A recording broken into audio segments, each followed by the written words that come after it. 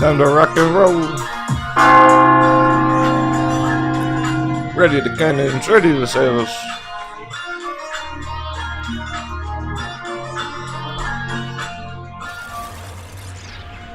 Good morning, ladies and gentlemen. Coming at you live, 6:30 a.m. West Coast USA. Happy Monday. That's gonna be an awesome day. Oh my goodness, the dollar's at absolutely critical levels. Let's dive right into the check. Our friends in here. Hope y'all have a nice weekend. Crypto crash. Holy fuck, crypto crash. This guy is spicy, my friend. Woo.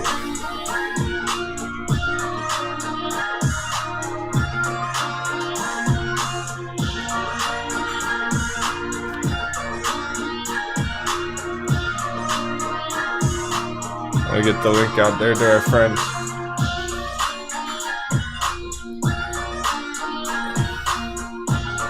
There's no way that many people just dropped off.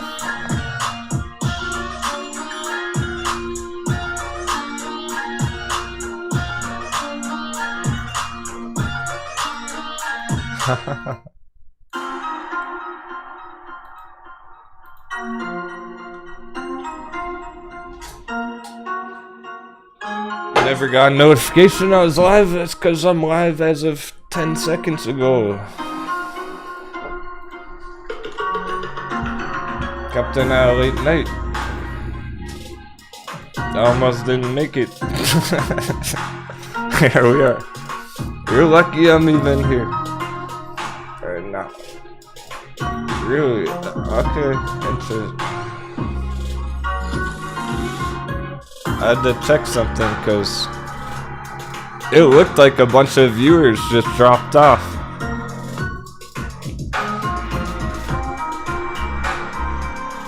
Why? Because I didn't start the show exactly on the bell?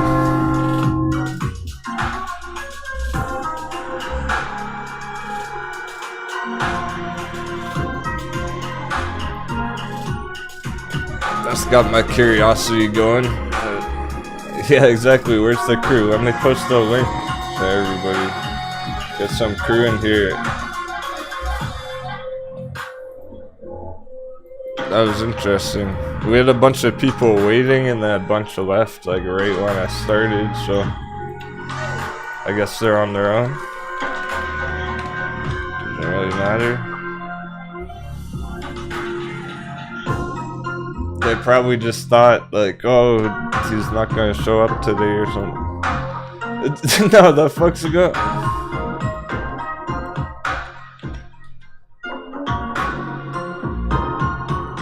Maybe it's just my number bugging out, because it said 9 people, now it says 32. Alright, whatever. Maybe it's just bugging out, guys. What's the link? Moving on. Bitcoin crash. Yeah, it's pretty wild right now. How low it is currently. We're gonna need some 7s in the chat. It is all about the dollar. Hopefully you got a chance to watch the weekend update video on Discord. That is critical right now. Yeah, I think it was just bugged out. Sorry guys. I'm so...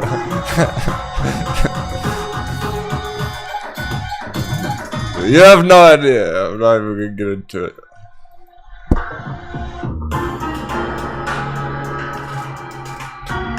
Captain, no sleep gang.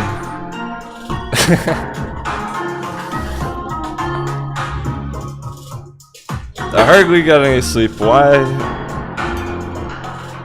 I don't know. Stuff's just been busy. I just like want to keep going and going and going. As on the markets, keep going and going. Get all the work done. Accomplish lots of great things. Let's accomplish some great things.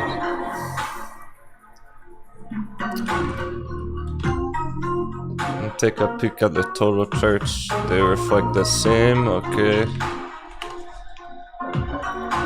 This is the effect Bitcoin has on everything. Okay. There's more. Oh wait, there's more. Grayscale Litecoin. Oh my goodness. The fuck? We gotta check that out.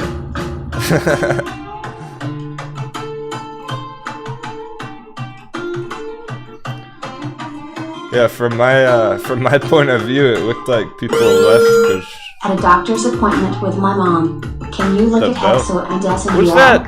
Quick and dirty, please. Keep an area. You're so sweet. Thanks so much.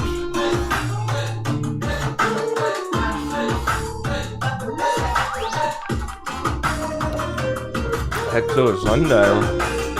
Yeah, you got some right here. I'm about to roll up.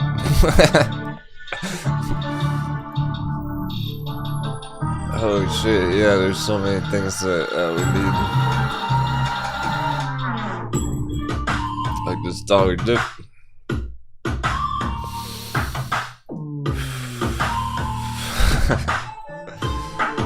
It's there.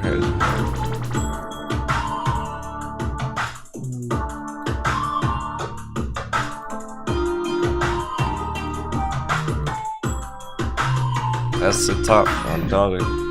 Exactly.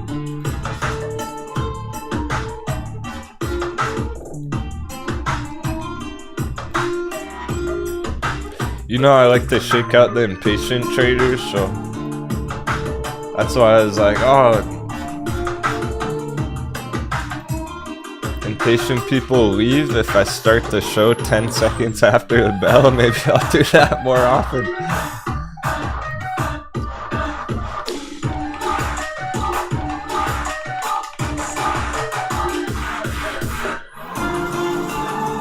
We can't really have anyone patient here because markets don't work like that. Sorry.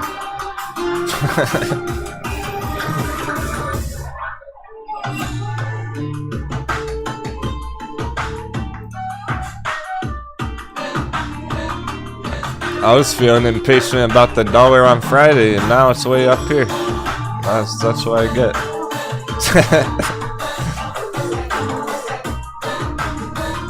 So I had to check this primarily before keeping at real charts before any of the other charts.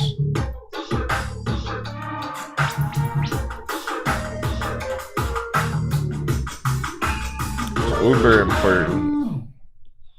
Uber important. We're gonna go to our simple chart on it.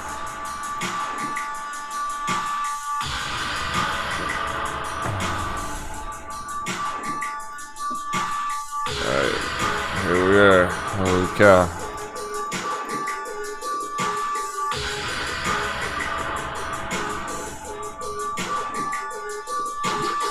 What's it gonna be, dollar? It hasn't changed yet.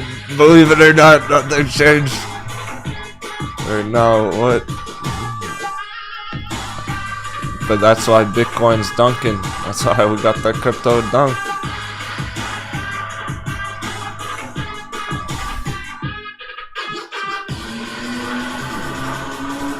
Okay, something else I gotta show you before we get to the Hexo sundial stocks.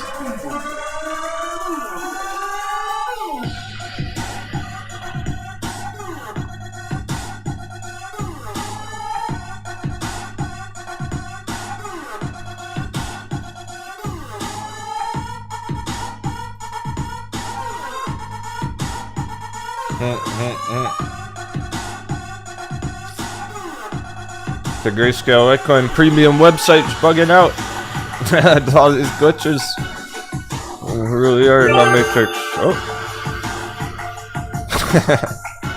I fixed the hot baby. I couldn't try that later.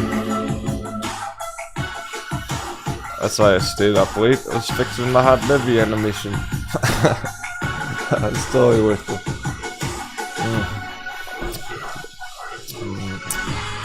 I wish we have it calculated on a few charts here. It's pretty absurd right now. What the fuck is going on? Grayscale Litecoin discounts disappear.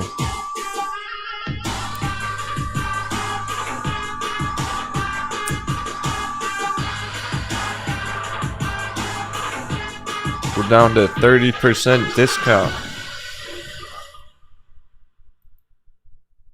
Yeah, probably lots of stock websites down this morning. Robinhood, Coinbase. Where's the discount go?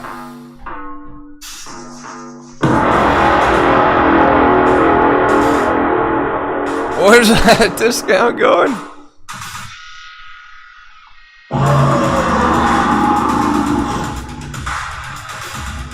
It's not 50%, 30%. We'll get back to that. As for patience, keeping it real. Hexo's an interesting one right now, how low it fucking is. It's like netting down here.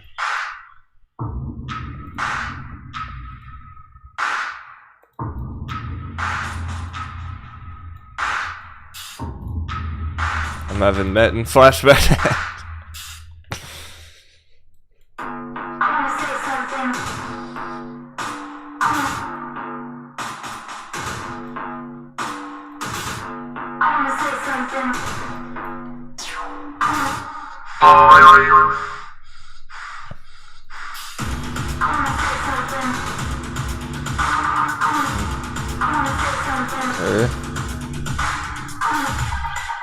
Sundial is the other. Sundial Hexo, good choices. I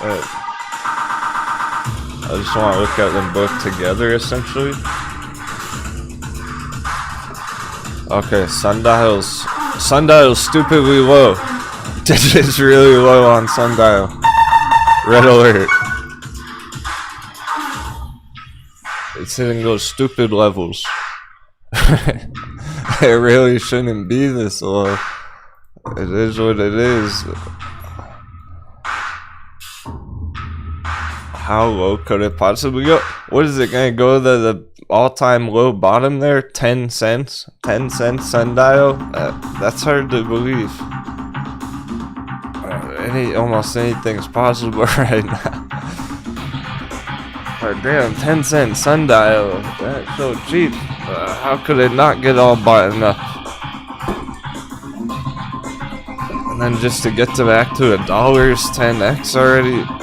That's getting down to those dirt cheap, stupid prices on sundial. So anything below there, anything back here.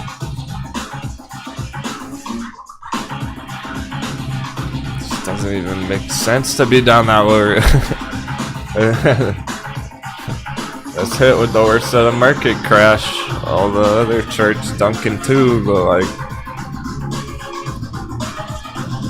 there's got to be a limit here, and that limit is somewhere in this V, somewhere right here. It's a pretty big range, it's a pretty wide range. But this would, oh man.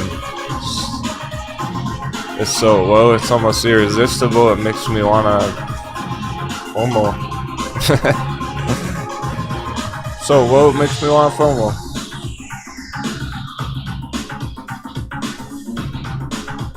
And Kexo also essentially, yeah.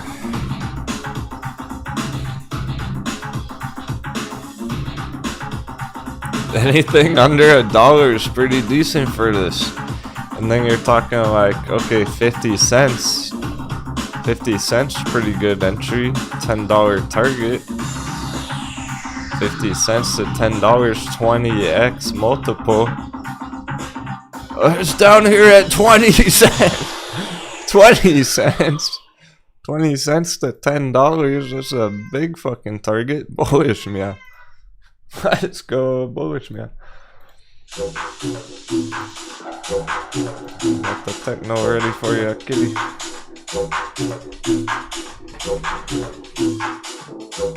Say hi to everyone.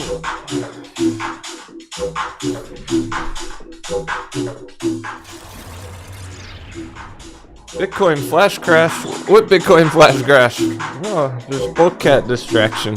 Bullcat, oh. I hope you'll forget all about that.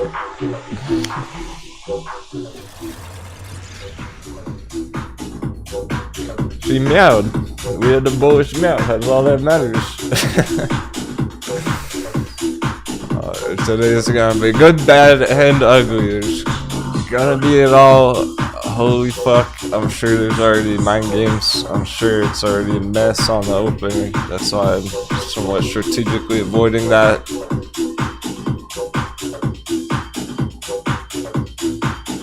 What the fuck? Holy shit!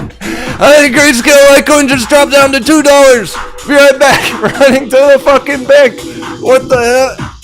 It did the thing. It dropped. Flash crash. Get it. Not financial advice. Go.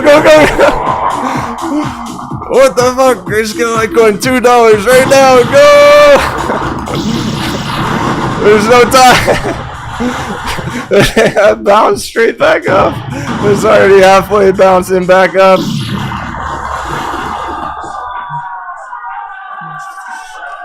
Holy cow. What an opportunity. All of a sudden the discount changed. Here's go Litecoin. Smash down $2. Holy fuck, fires. And why is it already bouncing? Because people have buy orders down there. Let's get them bought up instantly. Woo! Giant green candle. Holy shit, things are spicy. Wow. Did anyone get in on that? Did anyone catch that? Instant 40%. WTF, mate. Don't blink, get out of the shower.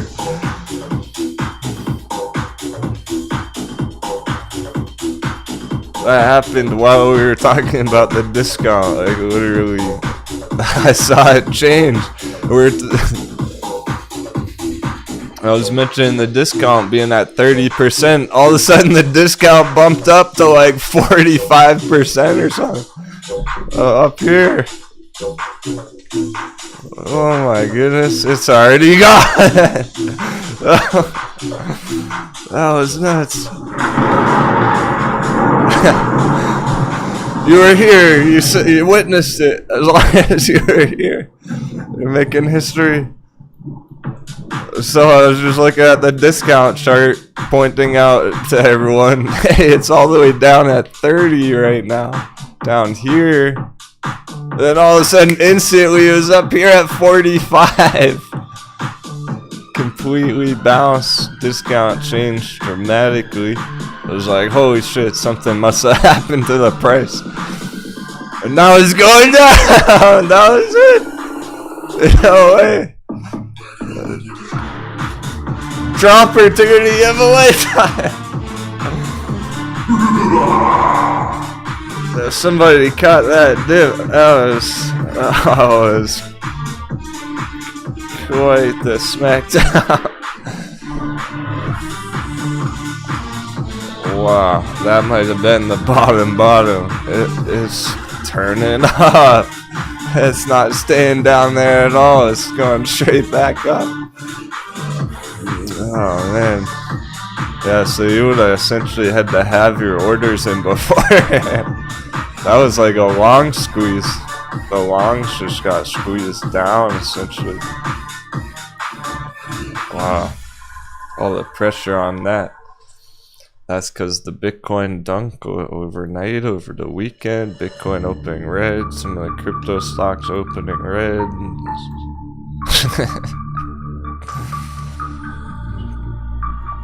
Oh shit, there's probably more.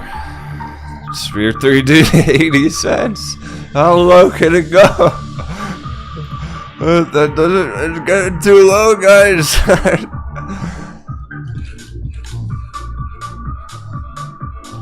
T-Cat's holding steady. Matin, where's Matin? Matin steady.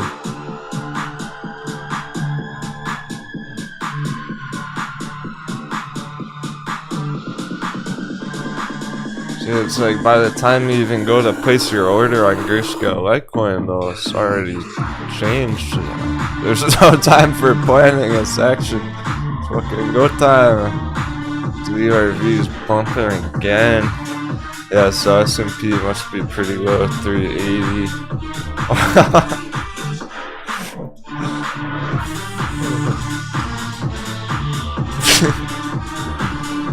Yeah, that's pretty insane. 777.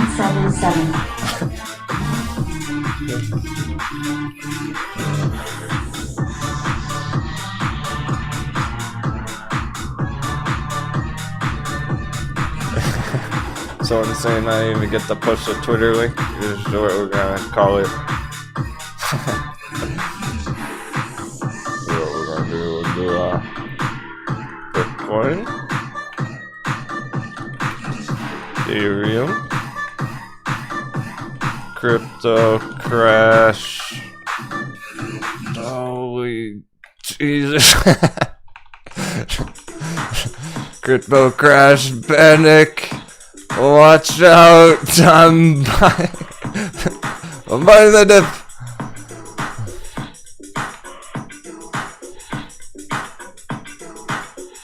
I should help some noobs.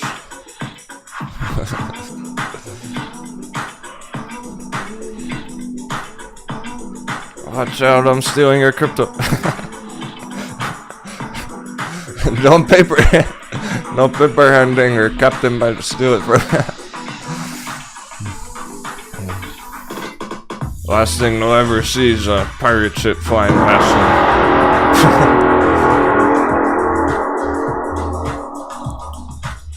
Ah, what was that? Where'd my shares go? Where'd all my crypto go? All I saw was a pirate flag.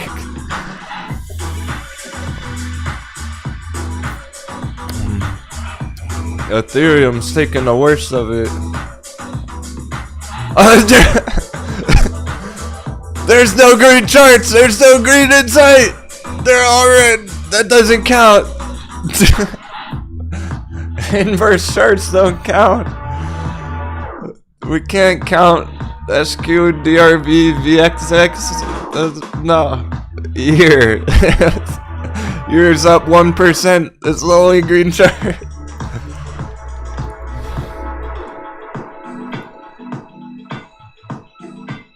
At least it looks healthy. Oh, Redbox. Okay. I don't think Redbox is on our watch list, but it was in the weekend update video. Okay. Okay. It's going for that full target. It looks like after all, somehow saw the FOMO on it, all the Moon Boy FOMO. If it's hitting that target, that means it's ready to sell off. This was our original section here.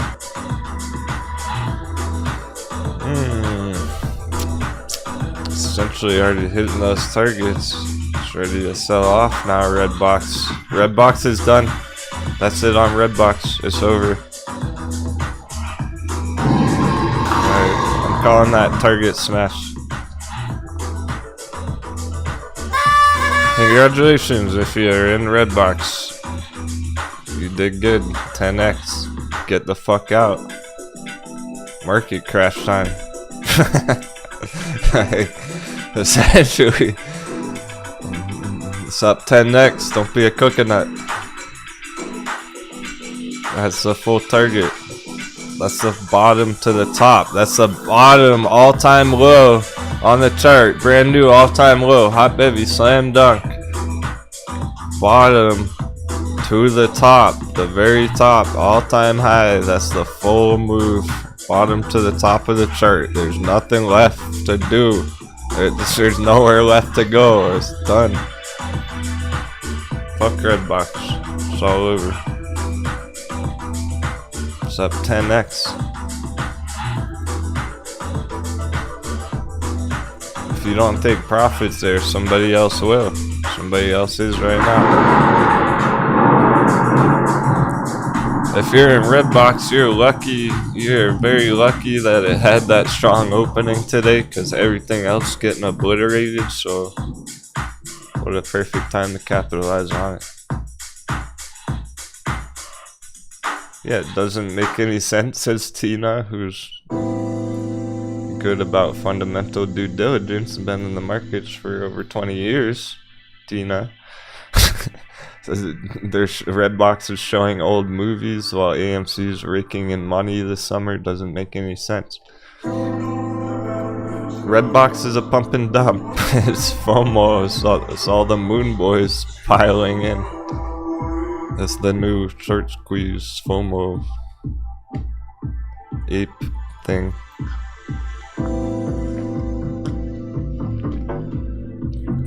That's why everyone's talking about it.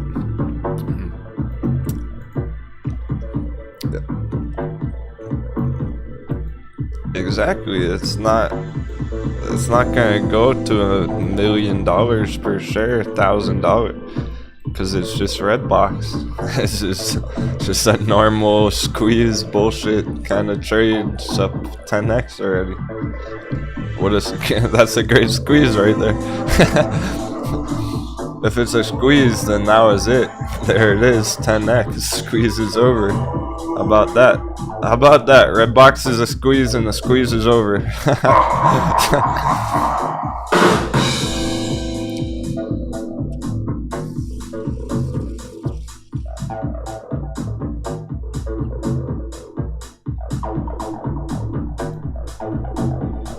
Lois, that doesn't seem right. Fidelity's not letting her get Grayscale Litecoin. Says they won't allow her to purchase penny stocks. David, that's happening to you too, David?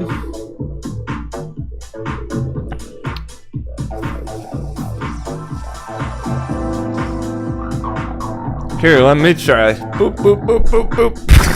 Bye, bye, bye, bye, bye, bye. Let me give it a shot.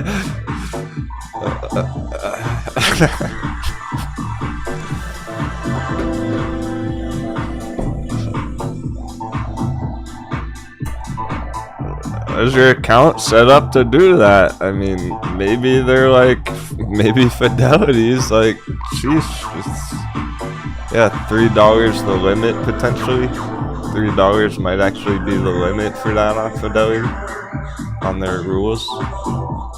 Corey.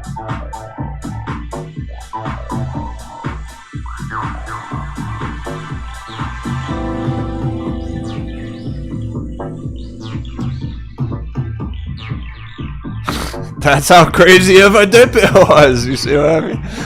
That's how insane of a dip that was on Grayscale Litecoin. It's like, holy shit.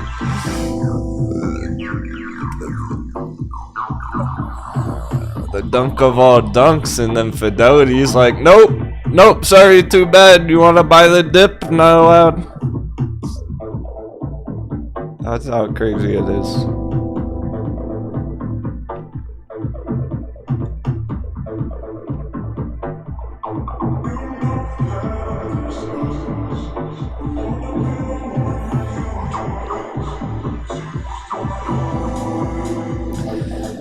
Okay, perhaps a limit order. If you're able to try a limit order instead, try different order types. Try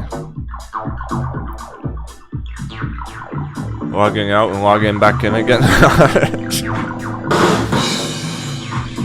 Oh, it works for minor issues. It's a pretty big problem if they're not gonna let you buy it because it's a too risky penny stock, whatever. In that case, you might be able to kind of upgrade your account to raise your risk limit, your risk tolerance on your account, but then you have to go through a special process to do so. Yeah, you might have to up your investing tolerance levels on your account. And then you probably could. So it sounds like people having that issue have not done that yet. They're still at the basic account level. And it's basically as far as that goes, it's basically just checking a box, hitting a button, agreeing to some terms of service. They just want to warn you.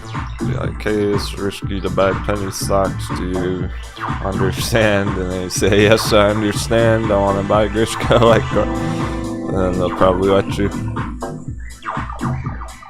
Nice, Robert got a few hundred at 250. LC had to call Fidelity and he was able to do it.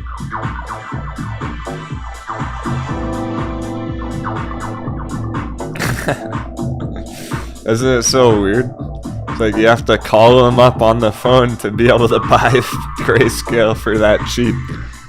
By the time you get through on the phone line, it's already gonna be bounced up. It'll already bounce back up here by the time they answer the phone. And they pick up the phone, it's like, oh yeah, never mind. Like, I wanted to buy the dip and now it's too late.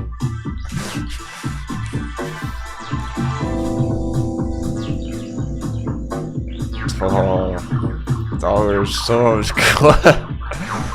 this is all coming down to the next 30 minutes. The pressure is immense.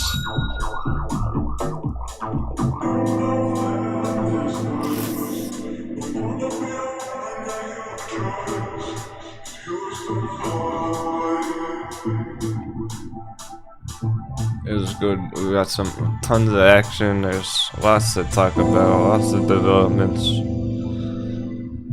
I was feeling kinda not so good this morning. Chat always helps me feel better. Thanks for all the hype, everyone. Great incredible conversation going on.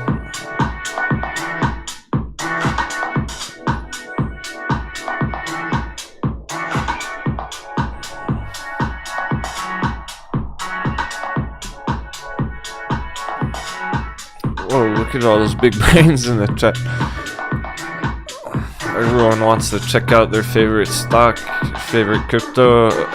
I agree, me too. There's so many things I want to check out right now. How are we gonna cover it all? We're not. Fasten your seatbelts, get comfy.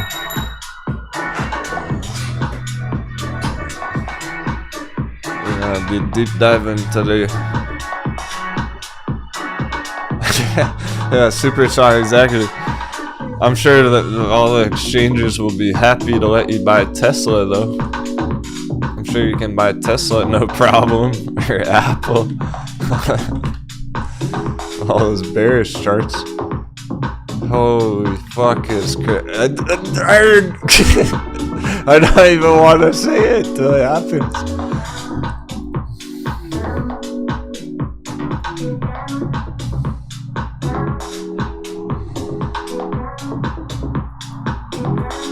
I think let's start with the inverse S&P charts there.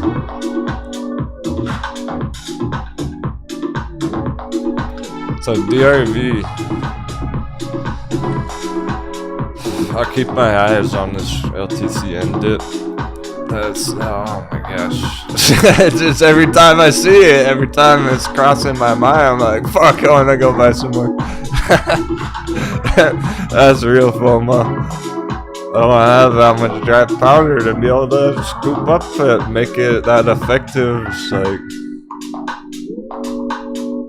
so if you do, and you're able to, I'm excited for you. This is what I was pondering over the weekend on it. We were talking about it on the voice chat party Saturday night. We're all brainstorming, like, could it really drop to 2? Like, what is the limit? Could it drop to $1? Is it possible to go to $1? Grayscale. That's pretty much impossible. $2 seemed pretty fucking unlikely, but here we are at $2. That seems pretty unlikely. It was possible, but unlikely. That essentially had to be the limit. Like, it's gonna drop below there. It's gonna drop below $2, go to 50 cents. Like, how low is it gonna go? What's the limit there? There's gotta be a limit here. It's not 0. don't think it's even possible to get to $1. That's just way too cheap. It doesn't make any sense. Litecoin's not that low. So $1's like not even on the table. Not even a question, really. $2 is shocking. $2 is shockingly low.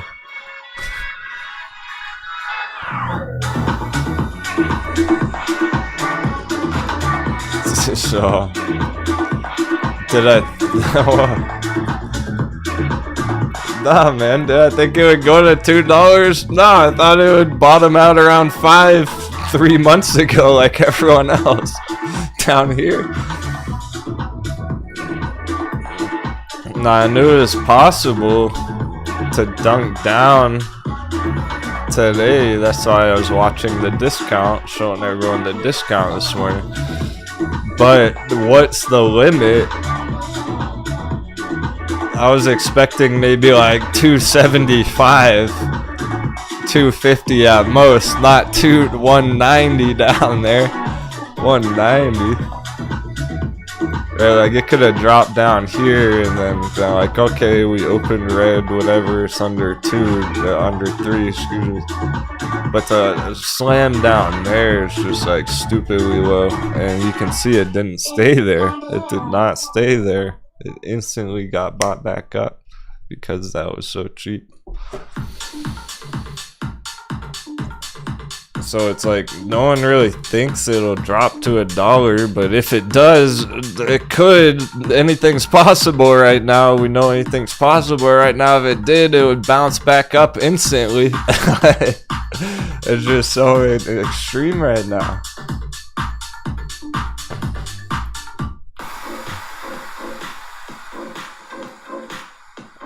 So honestly, like, nah, I didn't think it would drop to $2 ever. Like, just way back here when we were down at 10, when we were at 5, I didn't think it would actually go to 2. That seemed too cheap. $2 seems too cheap. Exactly. Exactly. So does 3 for that matter.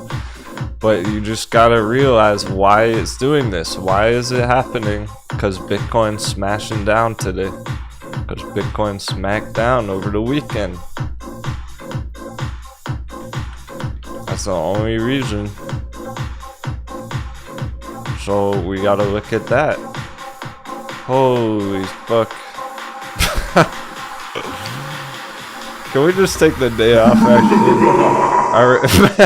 I'm starting to regret turning the camera on. What the fuck was I thinking? I must have been too sleepy though. I was so sleepy I almost just... Again. I wasn't feeling too good in the morning. It's like, we should just skip the show today. Fuck it. Just sleep in, take a day off. Now I'm feeling that way even more. Oh, that was a mistake to turn on the camera. What the fuck am I doing here right now? Picked up 500 more LTC, 3.45 on Fidelity. Want BTC to nice. 15K777. There you go. That's being a savage. Happy to hear that. Nice job. Sticking to the plan. I didn't talk to him about that directly, so that's good to hear. Powderhound's got a good crypto hold going on, and he knew it could go either way. That was the whole plan, his whole strategy with it all along. Depending, he got different altcoins, different levels. He has some Bitcoin from a few years ago. Powderhound got in Bitcoin on that giant magic triangle breakout years ago.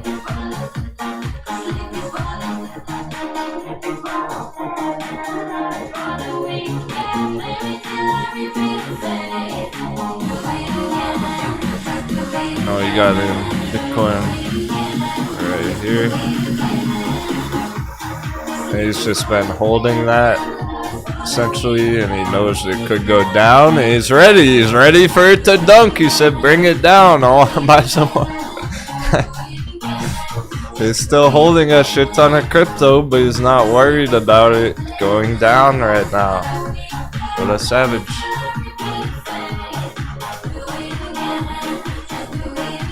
It's probably not a good idea to try and exit and then buy back in, and then you get fucked over.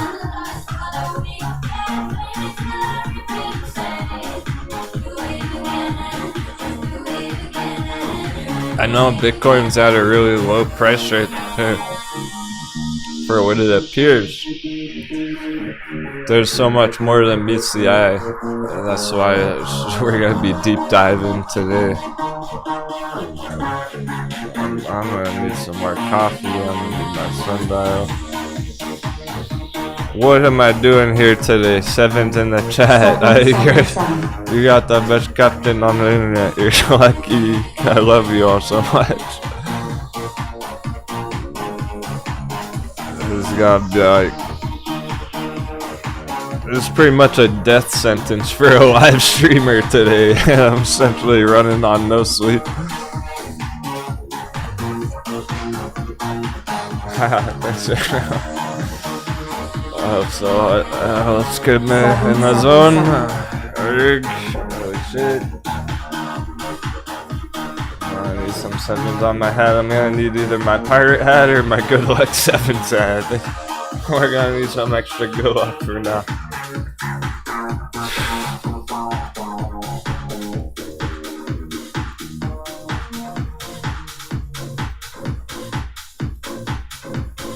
Why the fuck would anyone live stream the stock market today when every single chart in the world's red? Exactly. It's not about today. I know you're not gonna hit targets today. You're not gonna take any profits today. Like, it's not that kind of a day. This is inflection point. This is turning point day.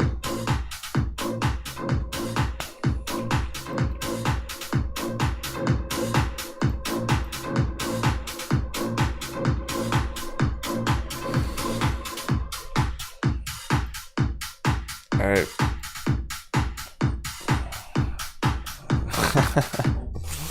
Every time I'm like, okay, I'll tell him about this, and then it's like, oh, but that's too much to it. It's gonna take me all day to explain that.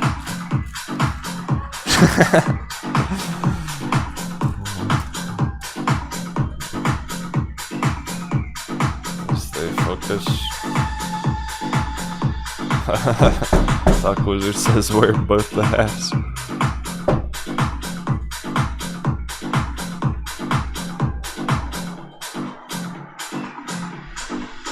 You're all doing awesome. Happy trading. Happy Monday. Stay calm, hold strong.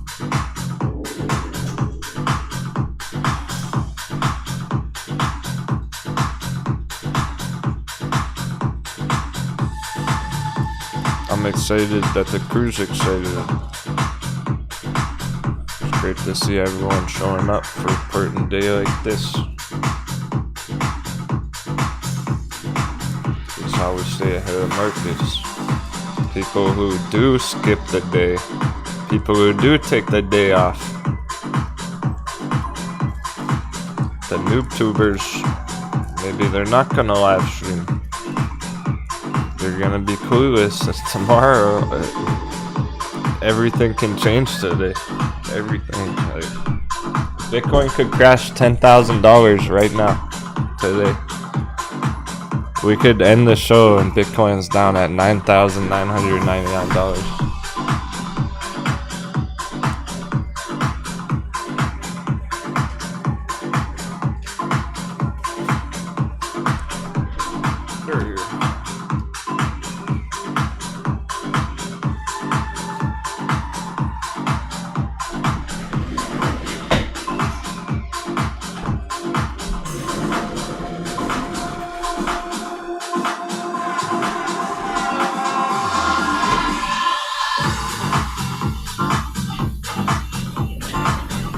Sun's so bright, you can't even see my blue lights. How did it get so sunny out there?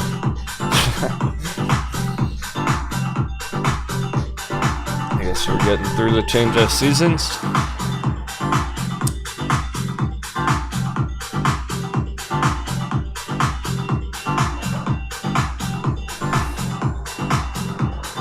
I'm at basically right now. This is gonna be a very long explanation of why it's a terrible idea to paper hand your crypto. Let's talk crypto.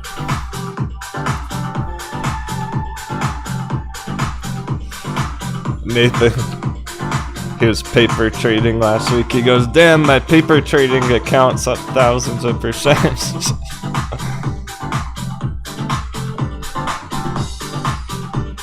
If only you had YOLO those Tesla puts a few months ago at the top when we were calling them the first time.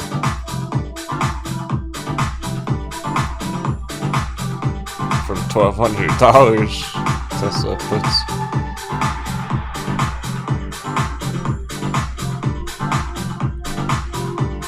I don't know why everyone's waiting till over here. Why is everyone waiting till Tesla's down 50%? Now everyone's trying to enter puts. It's beyond me. Should have got the puts at the top, guys. Months ago.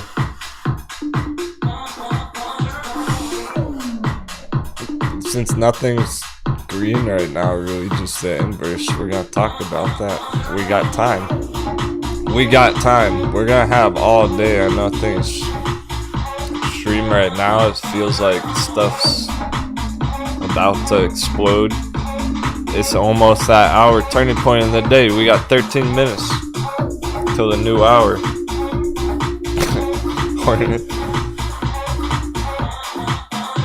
Yeah, we had our first chart off challenger over the weekend. That was fun. Saturday night, Mike for real challenge Captain to a chart off. He goes, I know I'm ready. I know I'm ready to challenge the Captain. I go, oh yeah, you're ready for a chart off? Let's go right now. Pull up your chart. So we did, right on the spot.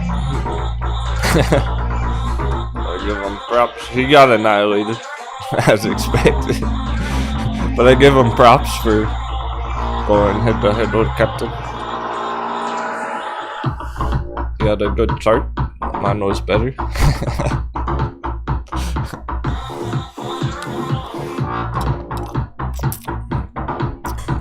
But to feel confident enough to do that in front of everyone was watching and cheering him on.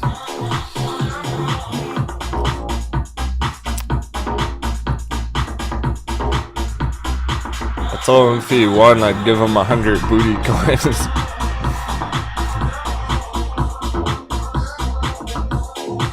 Yeah, exactly. You're still learning, so that's impressive for how long you've been in the markets, dude. Here we are on the dollar! This is it! Make it or break it! Holy shit. Is Bitcoin gonna crash? Is Bitcoin not gonna crash? It depends on this right here, right now, on dollar. That's what this chart means. Hey, old softy dog. Crew's gonna have to wait for the shoutouts. The charts demand full attention. Shoutouts later. Oh fuck it, we're gonna do them now while we're waiting for the dollar.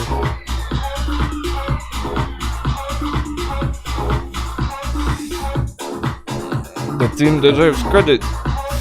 Get their gold attendance stars. Keeping 7 steps ahead of the market. David, Steven, Sedstock, Aaron Fish, Robert, Stuck Wizard, Tommy Lane, Loris Smith. Komodo, Jarhead, Elsie, Hornet, LaRue, Jarhead, Komodo, Peck, T-Flowers, Kelly, Freddy, Mike for real, David Stevens, Patrick Mallard, Tina,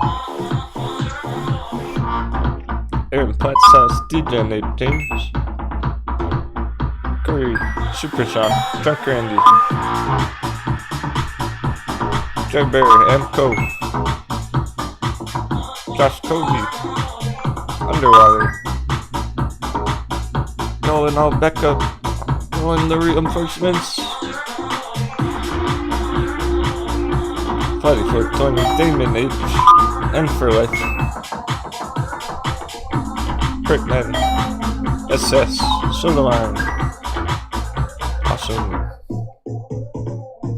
Good to see y'all, Angelina, Martin Flood, Tom Klotz, Ben Hopewell, Betalist. Savages all here, perfect. I know you all been watching lately. The past week or two is all the pressure, anticipation, right? That's what I was hearing on the voice chat party. Everyone's like, I can't wait to find out what happens next. It's like watching your favorite episodes of Breaking Bad or your favorite TV series. You're just dying to find out what happens in the next episode. Evil Tara.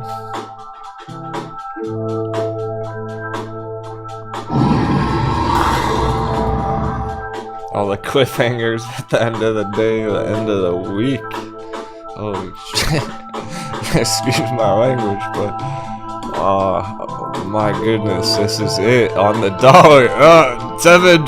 777. So we already ahead.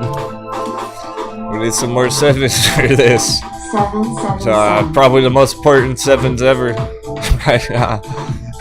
We might need the sevens more than ever for this one. Let's make sure Harambe is pleased. Let's make sure Harambe is watching over us today.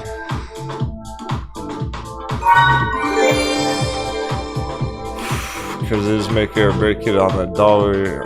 Why all the charts are red. Why crypto smashed down. Because the second dollar opened yesterday, dollar starts over the weekend. It's not exactly the stock market hours. Thanks everyone for the hype, for keeping it on track. Very good. Alright, we got this. We got this. We're gonna crush it. We're only gonna change if we absolutely necessarily have to. If we don't have to change the plan, we're sticking to the plan. We're gonna hit some targets, even though AMC is like $10.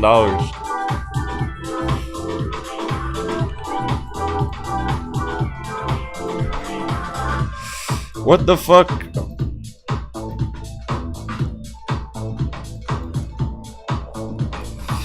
See, no one can ever say I hate AMC, that I have anything negative against AMC, because I'm probably the only one bullish on it right now at $11 going straight down. All the coconuts panic selling, paper handing, giving up on it. I'm probably the only one even bullish on it from here.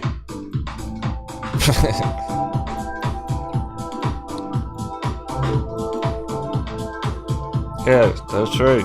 I'm staying bullish on it. We're going for that $25 target still. Look at these three bottoms, higher lows.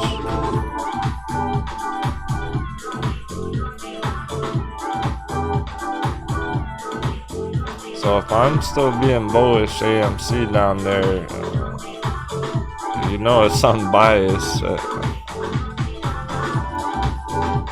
If I had a grudge against AMC, I would be like, oh, it's crashing, it's ugly. No, I'm still bullish on it, it still looks healthy, it's ready to bounce. Surprise, you know.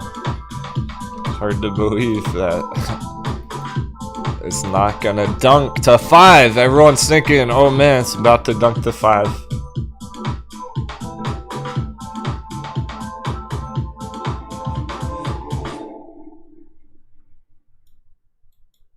Yeah, hit stock AMC.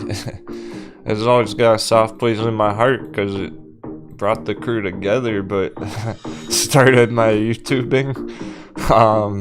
Is that really a good thing? Is that a blessing or a curse, man? It might be more of a curse, actually. With how much time I've put into it all. The weekend went by so fast. I was working on everything, talking to people all weekend long. It's I'm like working harder on my time off than I am when he can see me on camera.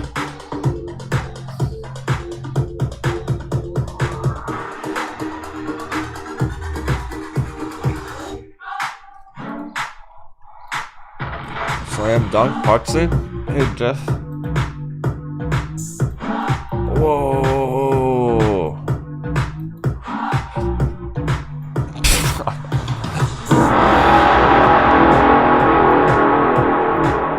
And Jerry Bear can't buy it.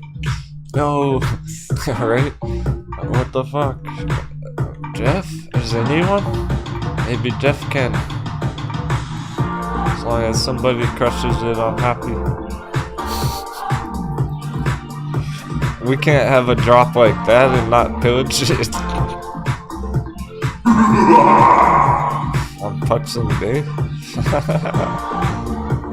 What? Oh my god, those percents are... Pucks in! Attack! If anyone level 2, what? This is... These dips are shocking to...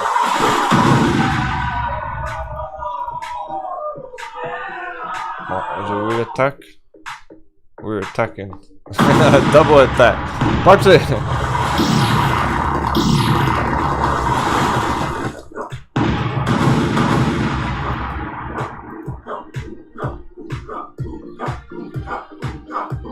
That's it down there. That's the...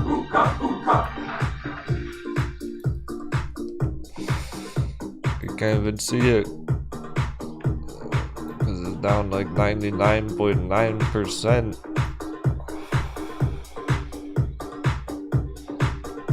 Here's the other one we caught last week. Bumped up 20x instantly. Well, Jeff was able to get in on those lows. There's a way. If there's a will, there's a way. Some people are trading this.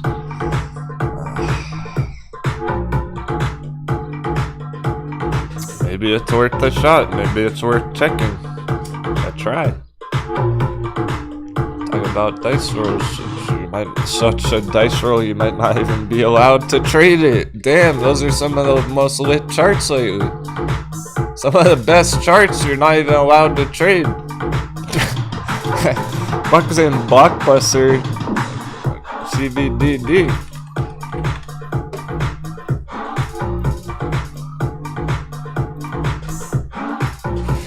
Blockbuster charts.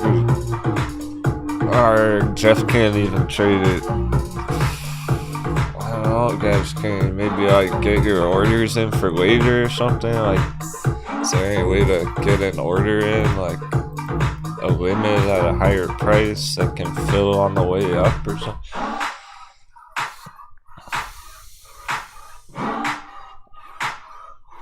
This one's very unusual.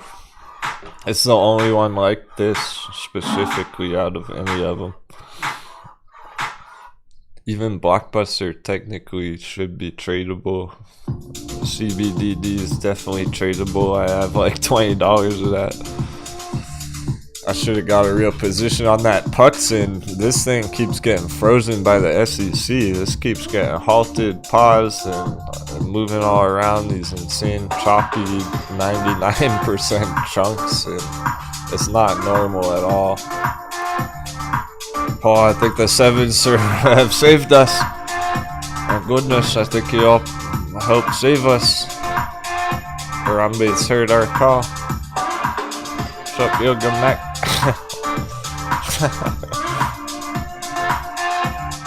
Riding those Tesla puts, sorry.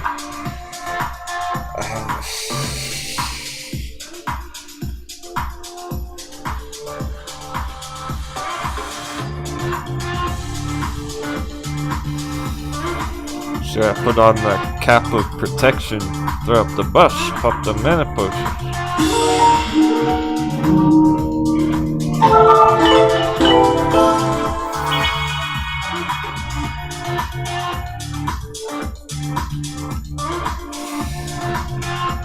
Because we're undeniably in the middle of the market crash still. It's so obvious now, right? Last week, not so much. 2 weeks ago, not so much. Everything was popping, lots of green. Even S&P was very green a couple of weeks ago. Now it's pretty clear we're right back in the market crash, isn't it? Days like this,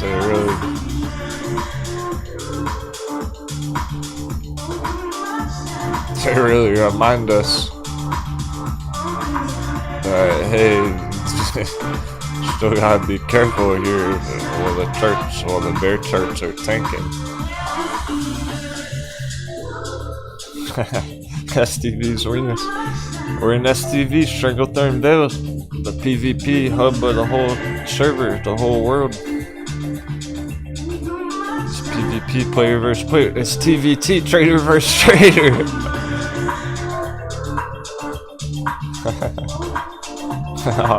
Say hi to Bull Kitty. She was here earlier. And I got I bought a Captain. Captain got a bottle of Captain stuff. If I need to have a shot. Thanks so much, bro. That's a prize treasure? That's the question right now on some of these things, for real. Grayscale Litecoins, that's the question I propose to everyone here right now. How low can it go?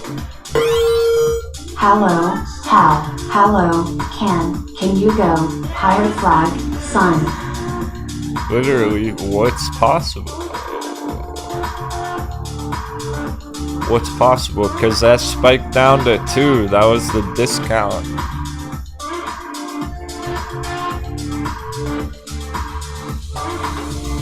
That was a spike on the premium discount.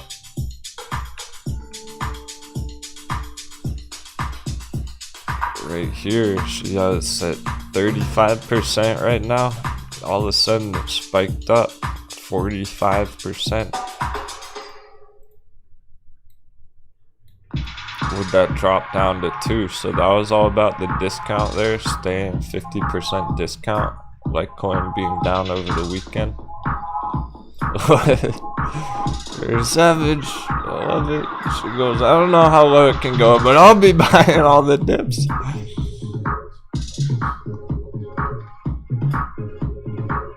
Let's try the new hot bevy.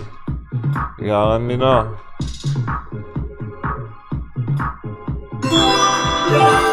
Hot beverage. How'd it look?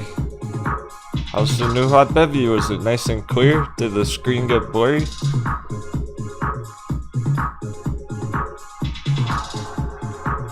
$10.60p? The old hot bevy made the screen blurry. I spent like 4 hours fixing it. Still blurry? No! What? There's no reason for that then. It must be all like confetti. Let me try again. So do it again. Alright, see if my camera gets blurry, the chat and stuff. Hot beverage.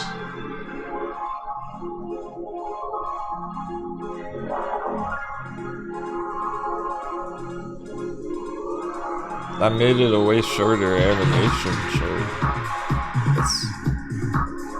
it's the same as all the others now. Oh, yeah, perfect. Not as bad, it's way better. Okay, sweet. Sounds noticeably better. Awesome, thanks. Robert said it lagged a bit. That's a big improvement, says Flighty420. That's an improvement, that's all that matters. I'll have to check then after.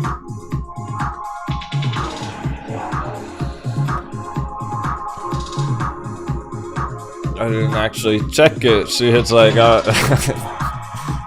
doing that kind of stuff last night, staying up late. I didn't even get around to checking it.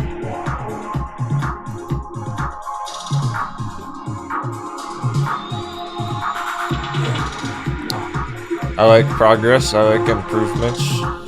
I'll take it.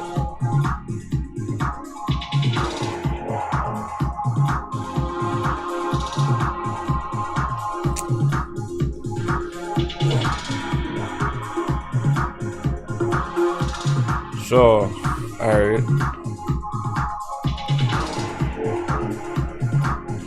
Nothing's really changed on the discount. It's just because Bitcoin Litecoin dunked over the weekend that this opened so low. Grayscale Litecoin. How low can it go? That's the question I proposed to everyone today. Seriously, in general, just the ultimate limit.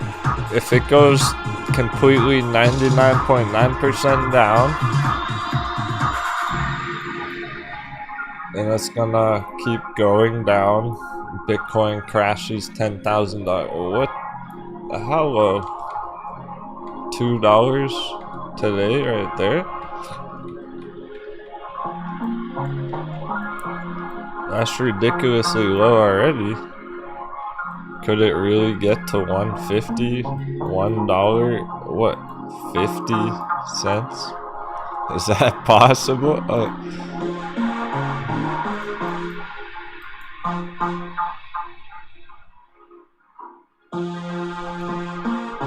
There's gotta be some limit here. 2 may be that limit. 2 seems anything below that is too cheap, where it just doesn't even make sense.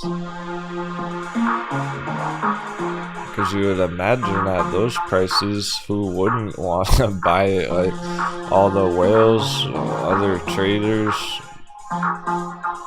other holders, putting in dirt cheap buy order.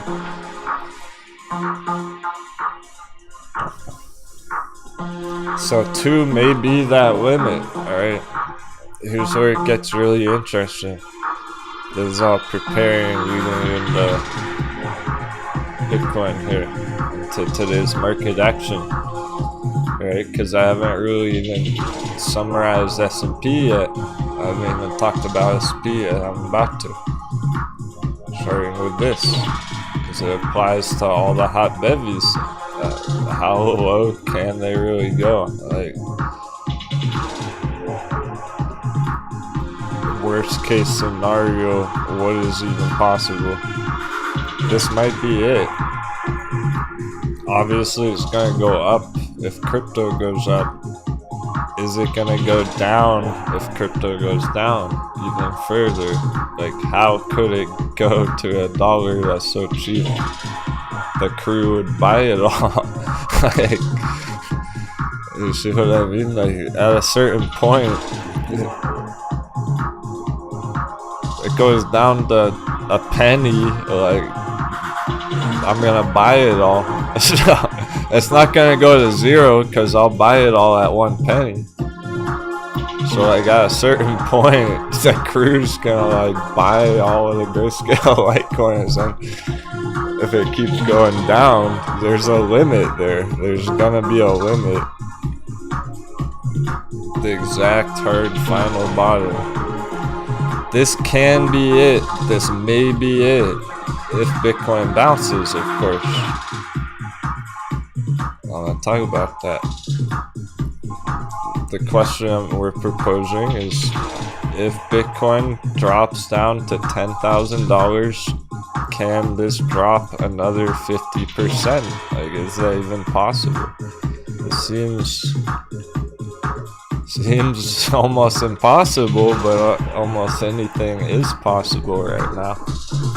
So we just gotta get through it. Either way, we're getting through it.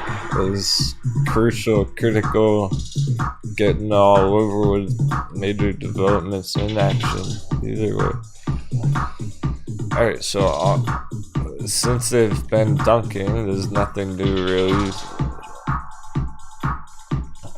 It's expected, but they're shockingly low. Even AMC can hit 999 right now, go like shockingly low today, and then bounce up. So Bitcoin's kind of shockingly low at first glance here.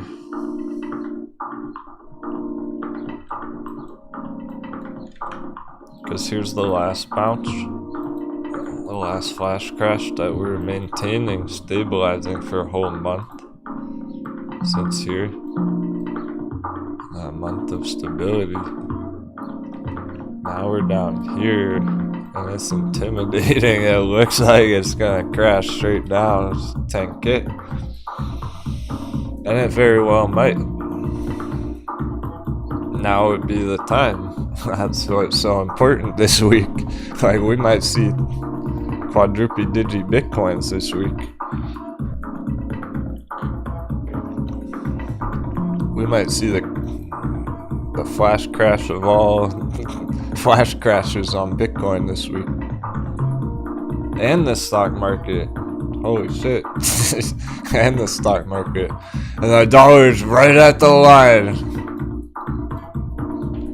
It's up to this right here. Right now. Not this very minute per se.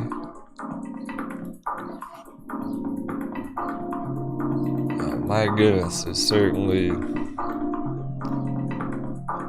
you can certainly feel that energy out there. You can certainly feel the energy that dollar wants to keep going, that the market wants to crash. Bitcoin's trying to slam dunk $10,000 flash crash. It's all building up to that. It's all building up to a serious crash right now. That's what may happen here this week.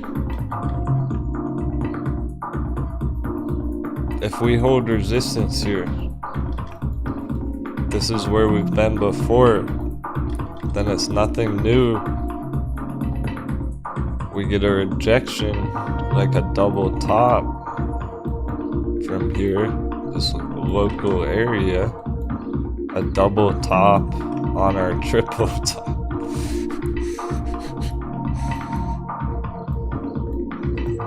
So we got 3 of them here on the long term. This is fairly short term, midterm here. Double topping. If that's the case, then we're gonna get an epic dollar dippy.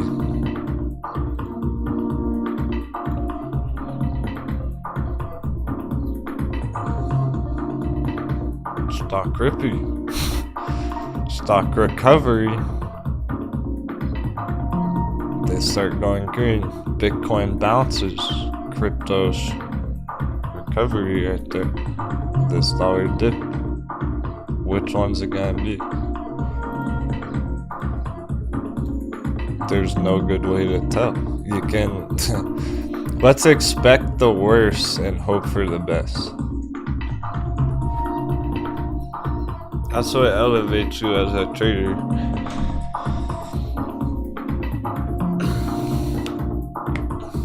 You can be a better trader strategizing more tactically than a lot of other traders right now by expecting the worst and hoping for the best on it right here. A lot of other traders are going to be jumping to conclusions. They're going to be making quick decisions based off the opening today. So they're going, oh, S&P's 3.5% red, market crash. We can still bounce. This is it though. This is the line in the sand. It's all or nothing S&P here for a coconut bounce. If it keeps going lower here, it gets stuck under here, it's doomed, and we're straight market crash. Then it is gonna be market crash.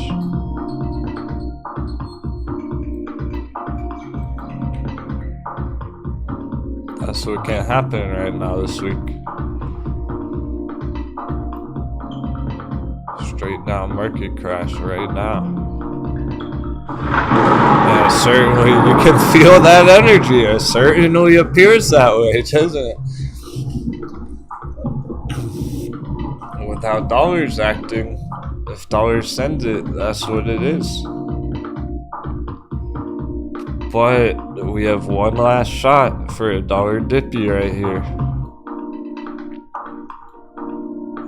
We can and very well may get a dollar dippy right here today. Dollar dippy all week, and oh my goodness, we're hitting huge targets. $25 AMC, Bitcoin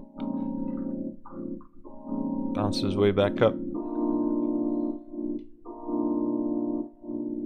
420 S&P.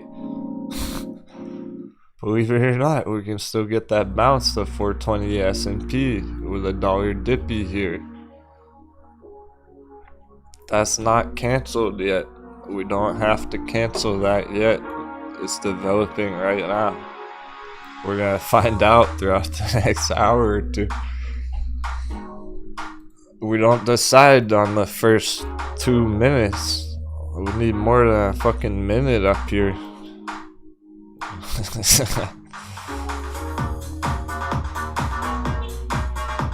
Let's not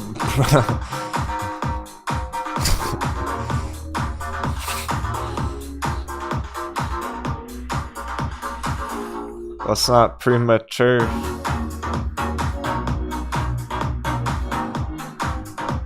Let's not prematurely bust.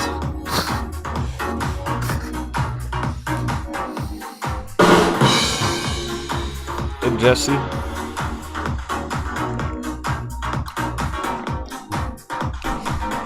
We're gonna need longer than a minute.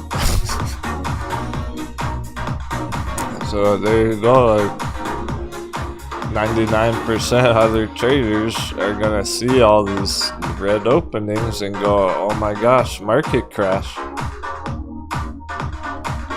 Premature speculation.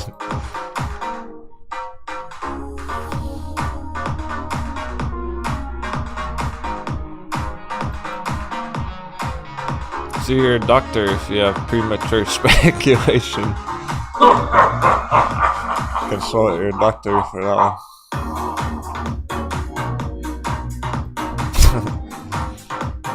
Well, at the charts though, that's where they're going. Set sail. Dollar dip, set sail. What if we do get the epic dollar dippy? Everything's gonna bounce fucking insane.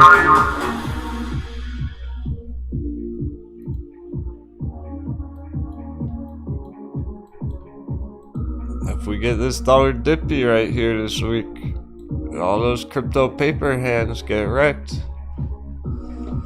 Cause they're seeing this.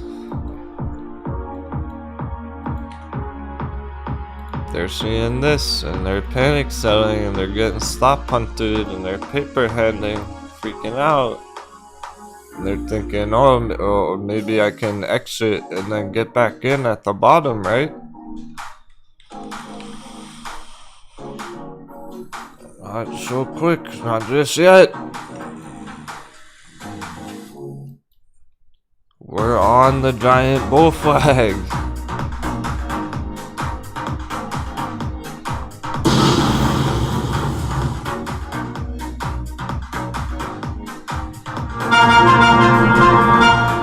That.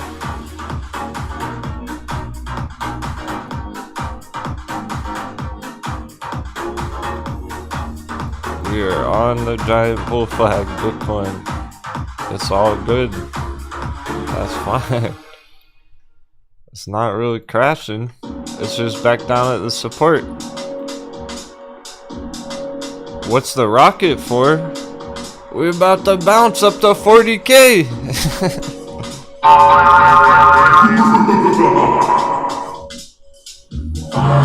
Bitcoin's about to bounce up to 40K and no one even knows it. Off the giant bull flag.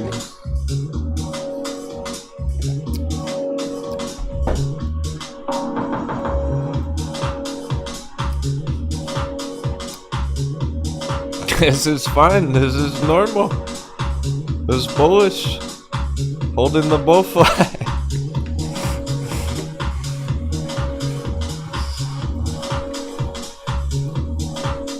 Watch this shit bounce to the moon.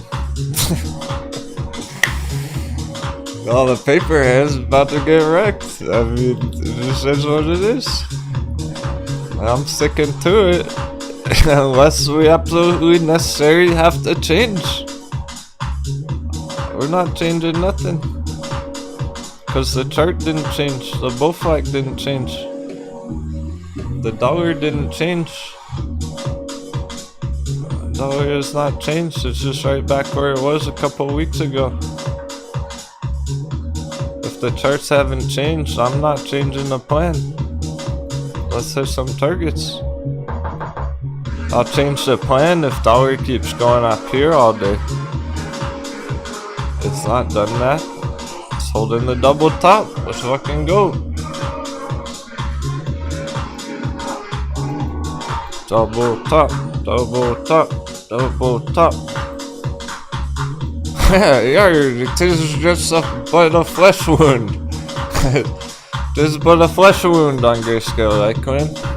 On Bitcoin.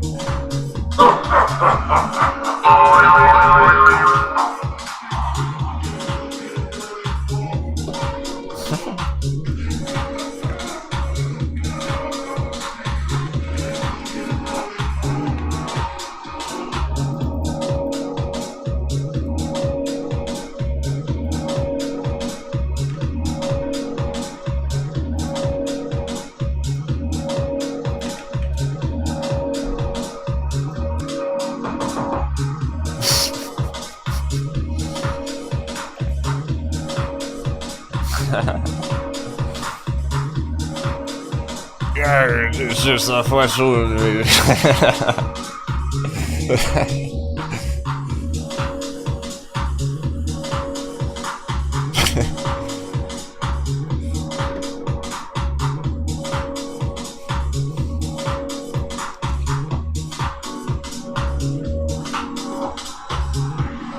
He just needed to get his hooks for arms and his pegs for legs.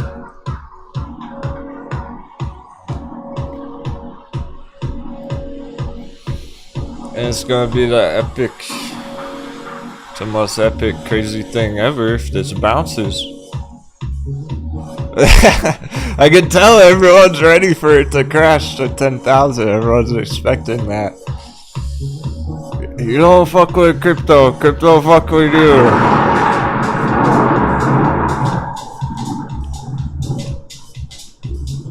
Happy trading. Immense pressure. It's gonna be good. Stay confident. Let's see how it plays out. Getting spicy. We have a quick coffee intermission.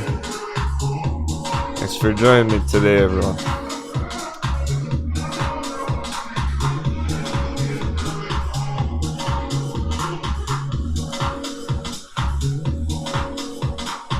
Cap got the map. Gonna be mind blowing if they all bounce today. Oh, we need more than a minute up here on dollar. Let's give it at least an hour.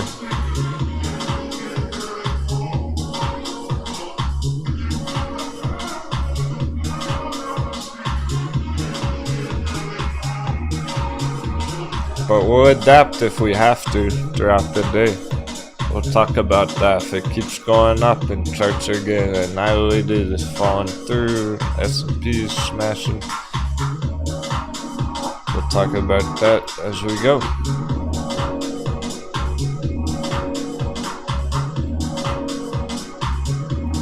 Should be pretty clear throughout the day. It should be pretty obvious over the next few hours.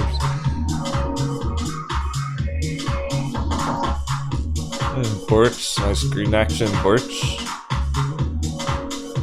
Interesting.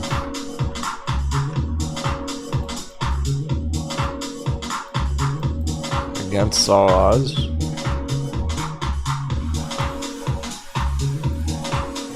Panning out to be a nice choice. Oh, a bunch of in that.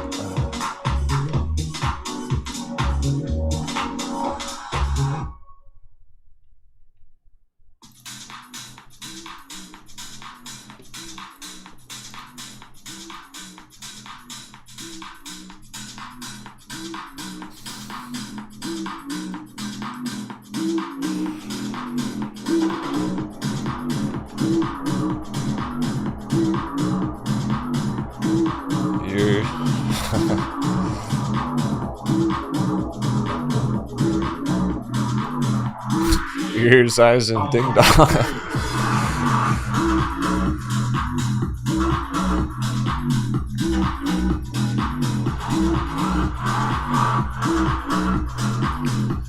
Alright, so Bitcoin's taking the brunt of it.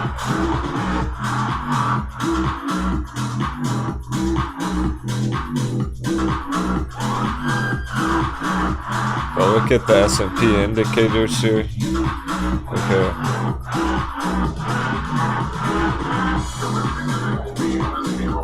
Yeah, bullish crossover. This is short term for today.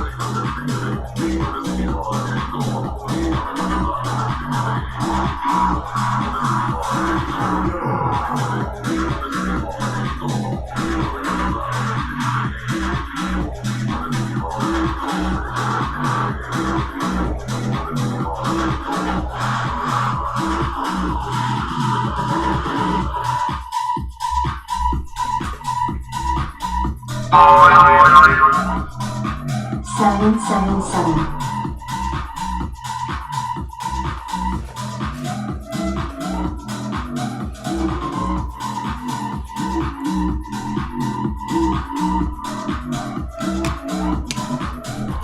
Nice job pillaging the grayscale Litecoin dip earlier. Whoever got in on that.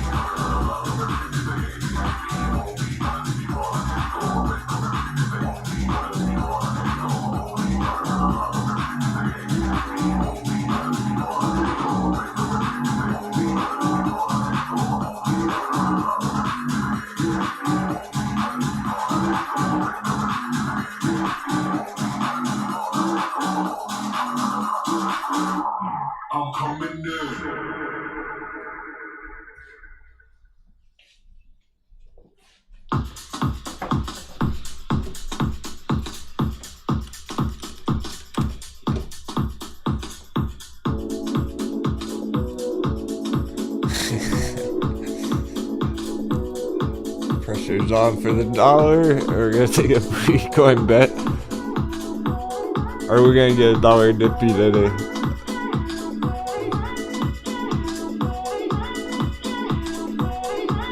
S&P.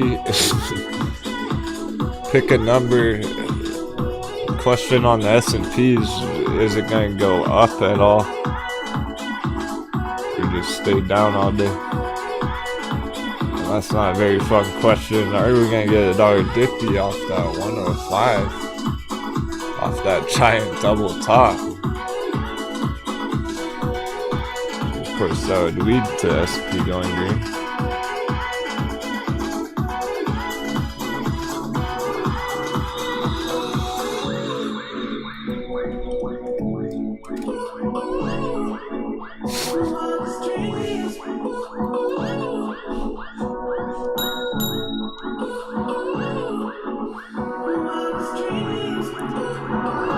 Sounds funny spelled out that way. Dixie Dippy? Are we gonna get Dixie Dippy? Yes or no?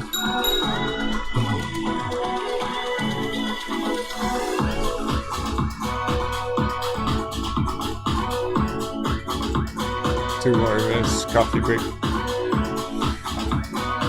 Bart's leading the way.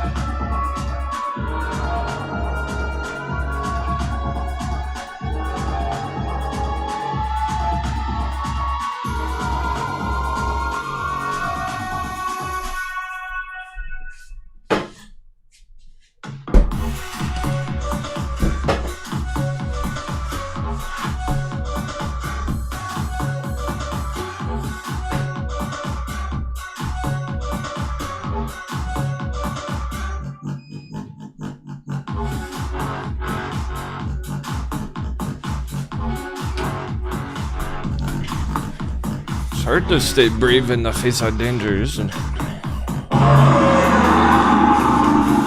I've been making a torch. I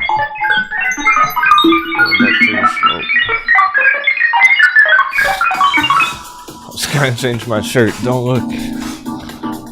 Alright, we'll put the fix this.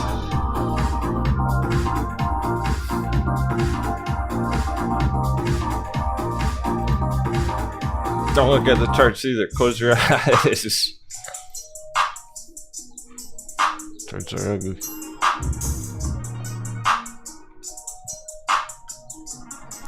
We got a booty coin bet open. Dollar Dippy, yes or no? Exclamation bet, yes. 10, no 10 for Dollar Dippy.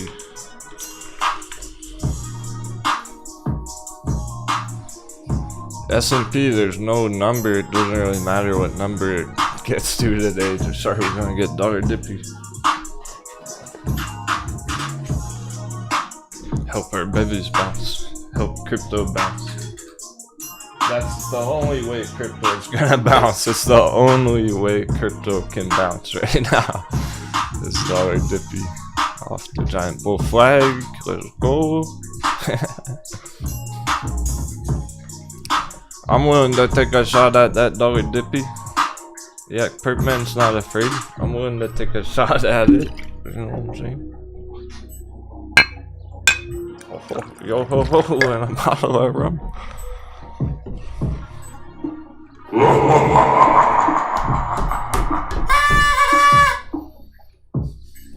Bring it. We'll play it either way.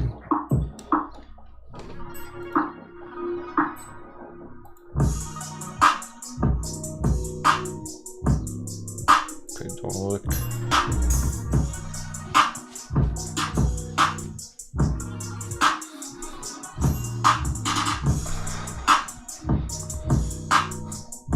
Market crash, shots up party.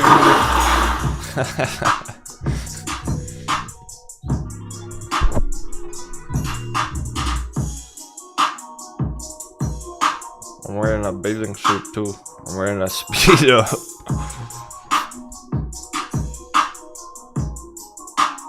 Can't tilt the camera down because I'm wearing a Speedo.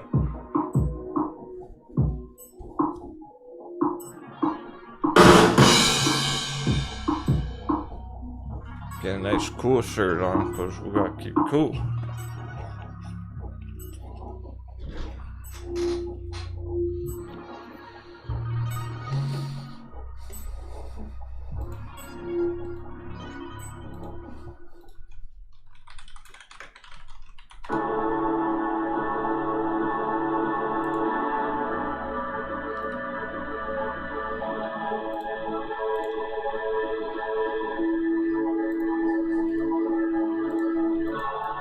Assembled a bounce castle.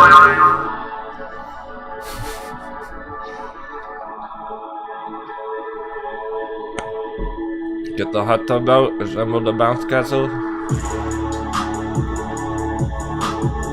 Market crash party.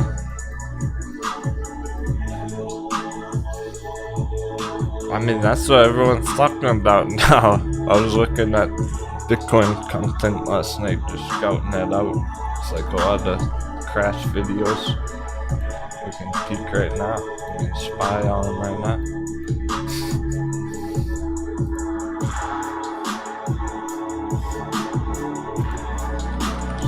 Bitcoin price.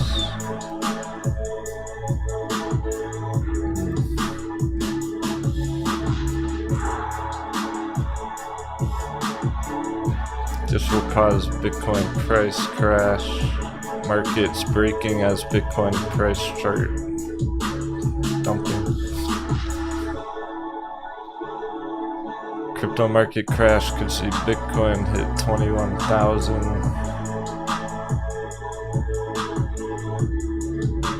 Everyone's going to be wiped out.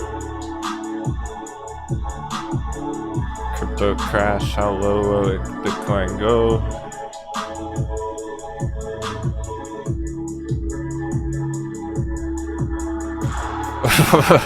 What is this? I just lost 200 million.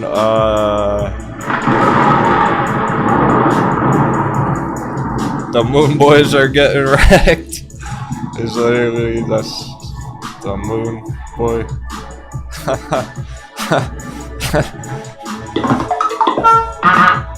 He has a large crypto portfolio. He might actually have. He probably actually did like lose that much on Luna or some shit, or just his whole portfolio is probably down that much or something. I guess his whole crypto portfolio is probably down 200 million, is what he's trying to say. Damn, I think he'll be alright if he has $1 billion worth of crypto though. The fuck? If he has hundreds of millions of dollars of crypto, I think he'll be alright.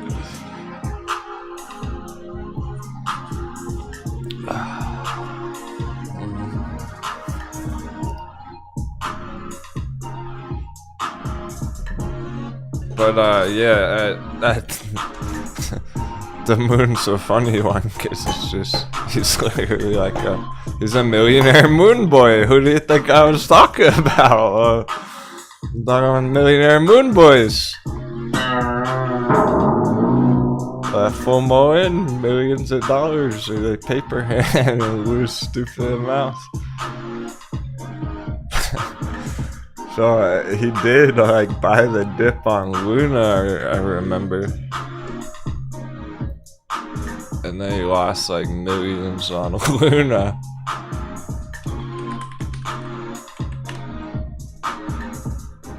That's just a bad idea. I was telling everyone don't fuck with that.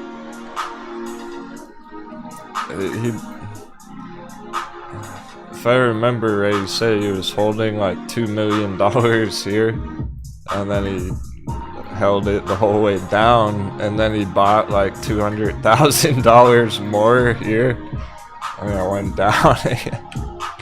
So he lost like over $2 million on Luna.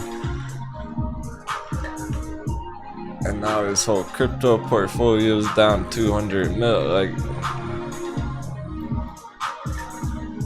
at that point, you wouldn't want to risk that much. If you had hundreds of mil in Bitcoin, you would want stop losses and stuff.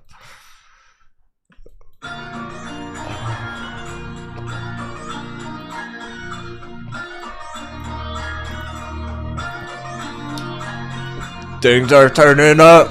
This is getting nutty, coconutty.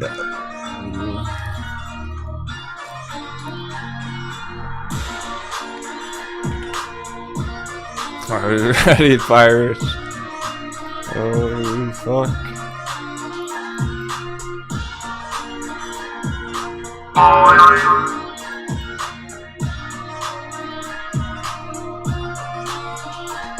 Oh, it's funny, I gave Bitcoin the rocket ship. Bitcoin blasts off. People are like, what the fuck? Why is he popping a rocket ship? Why is he launching a rocket ship with Bitcoin straight down? Oh, not for long. That's your seatbelts.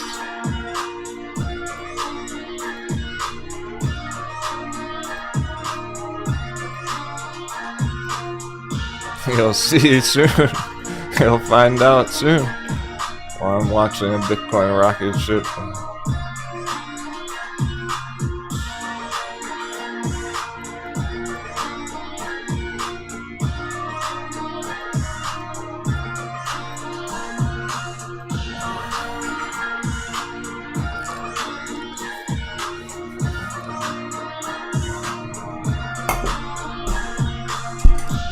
Ain't no Sasquatching on crypto. Pirate ship's not big enough for fit a bunch of Sasquatchers.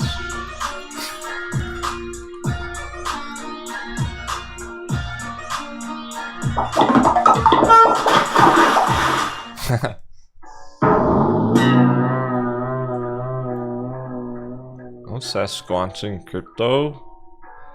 Every day 30k would bounce up 30k. That would be an epic bounce for your 30k, man.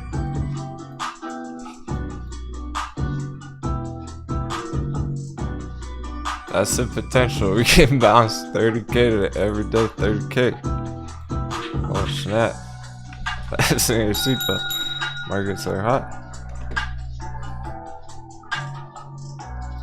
Sounds pretty good for all the savages who bought the dip on Grayscale Litecoin.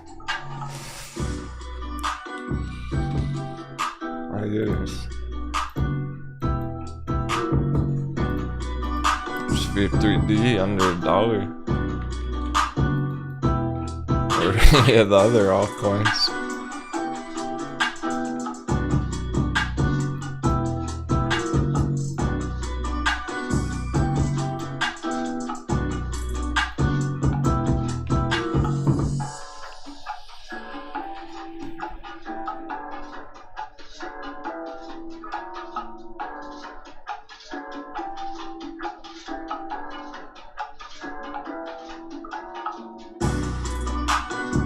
Imports 8%.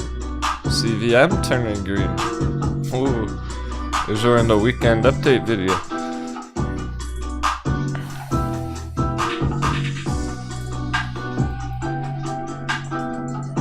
So reminder to go back and watch the weekend update video on Discord if you haven't seen it yet.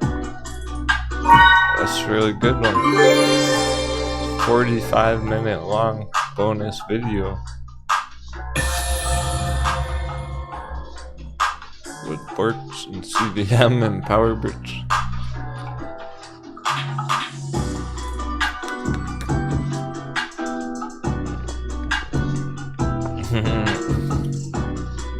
Yoga Mac, yeah, careful with Tesla puts. Long term, good to go. Long term, good to go. Tesla's actually still bullish right now, believe it or not.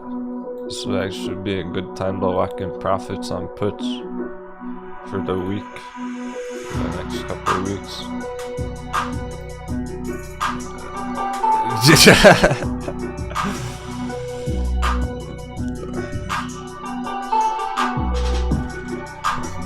Make your voices heard. Let's see what everyone thinks. Dollar dippy.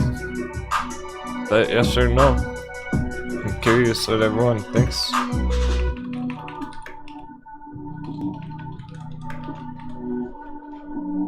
It's pretty even right now. It's 7 bets for yes, dollar dippy, 5 bets no. Dollar dippy means Tesla bounce right here, goes to $1,000. This is why it's noob. Because our noobs are gonna get lost in the sauce. Down here. I think, oh, Tesla's crashing, it's going down. Tesla was crashing back here. It's still bullish right now. It's gonna crash again after it hits $1,000. You know, Captain always keeps it real on Tesla, especially. Like, I've been calling Tesla bearish the whole time for 6 months until now, until right here, basically.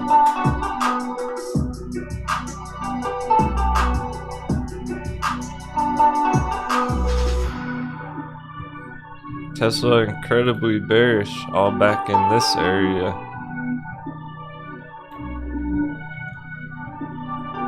Until right here. Then we're bullish right here. Up to 1,000, bearish at 1,000.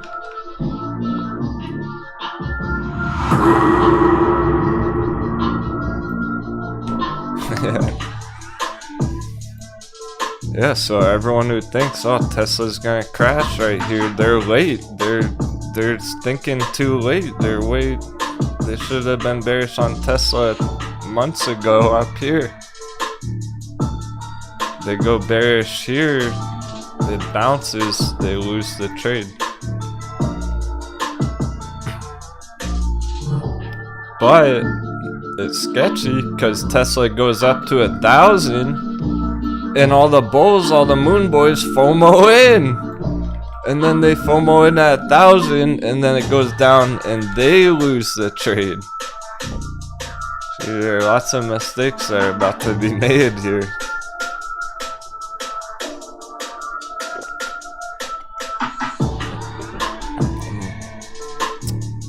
And so what it is, bullish above that green line essentially, the orange one more specifically.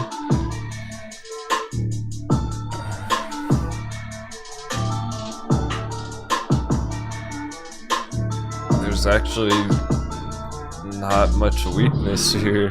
There's no sign of weakness right now. This is normal. Oh, that's normal.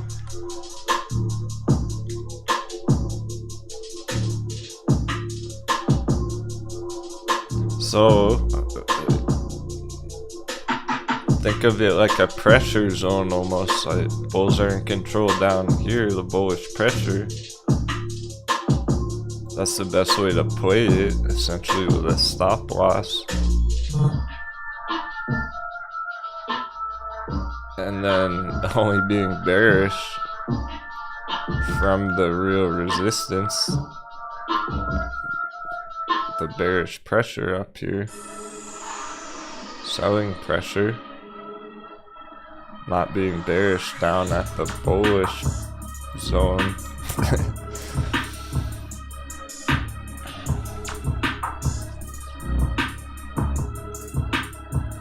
So bearish on Tesla, of course, market crash, ultimately slam dunk, way down here. It's kind of confusing here, the choppiness. But it's not that confusing, it's pretty straightforward.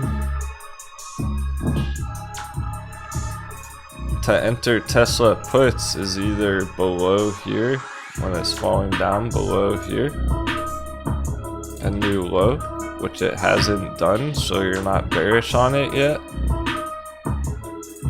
or entering puts up here, which it hasn't done, so you're not bearish on it yet. And coconut bounce still in action, as far as we can tell.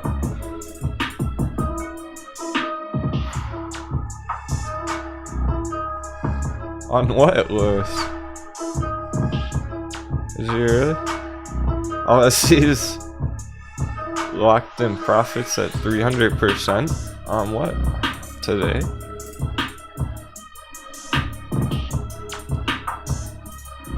Oh, on Redbox. Nice. Congratulations. Oh, hell yeah. There you go. So locked in 300% on Redbox calls. Nicely done. Yeah, I'm so glad you took profits on that. If you don't, somebody else kinda... Yeah, that's the target for real, is full 10x.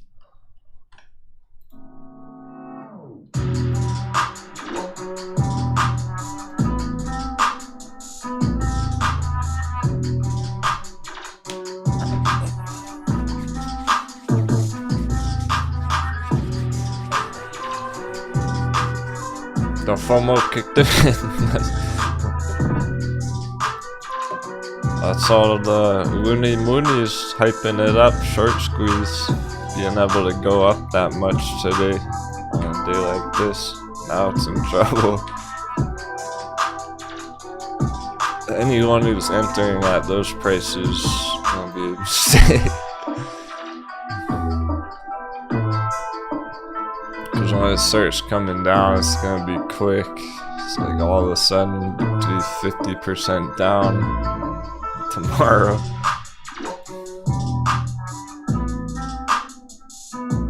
I should still have some leftover shares. Yeah, you crushed that one. the Moon Boys want to pay $20 for Redbox shares, let them have it.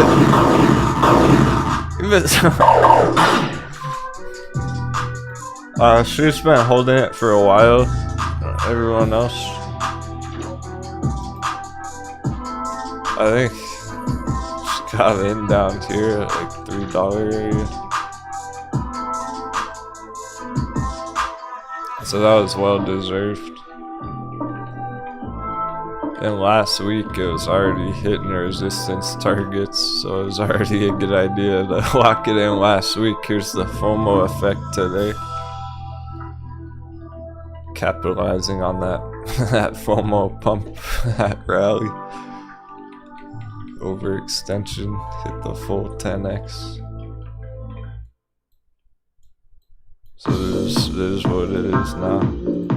Go way back down to this line.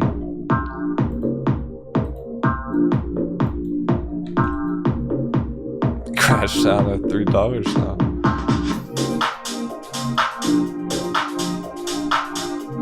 Hot baby. That trade's completely over. It's not worth touching, looking at it ever again. Unless you're going puts, maybe puts. Plus, maybe you can flip that into puts. That's probably not even worth it. You'd have to watch it closely up here. I mean, if somebody were to try and play it to the downside, if they get shot at this $20 area, it might hit like exactly 20 there, just over 20, and puts on it. You don't want to wait for some more signals. So you'd have to watch this one pretty closely. It's moving quick. Get puts on it. You could potentially take a shot at it. This area. And see how it goes. Because it may just sell off all day from here.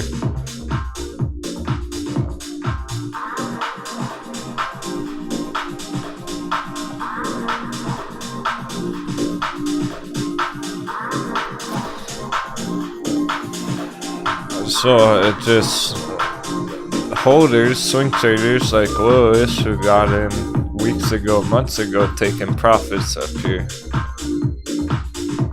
It's selling off. It might not be the exact minute to enter puts. Maybe later. Today's better. It's all developing right now. You have to watch it closely. Either way, this is the area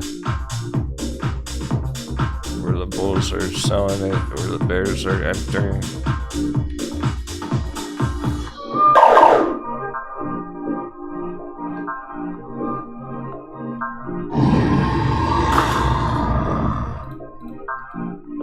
The bet's still pretty tied there.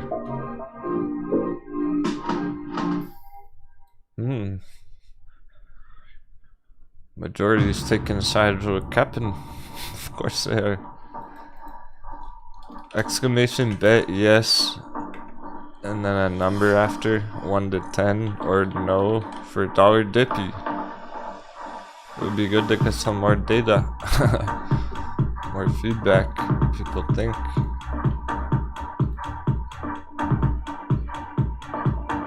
Are we gonna get dollar dippy from this gigantic double top? Everything bounces, goes green today. Bitcoin bounces, S&P bounces, dollar dippy, AMC bounces. Coordinate thinks so. If you think dollar's gonna keep going up, then no.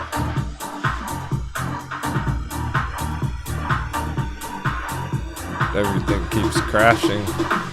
Red all day. Bitcoin drops under 20,000. We're straight into a market crash if you think that. It's either we're straight in the market crash or we're still gonna get coconut bounce. dollar dip, coconut bounce. Which one is it gonna be?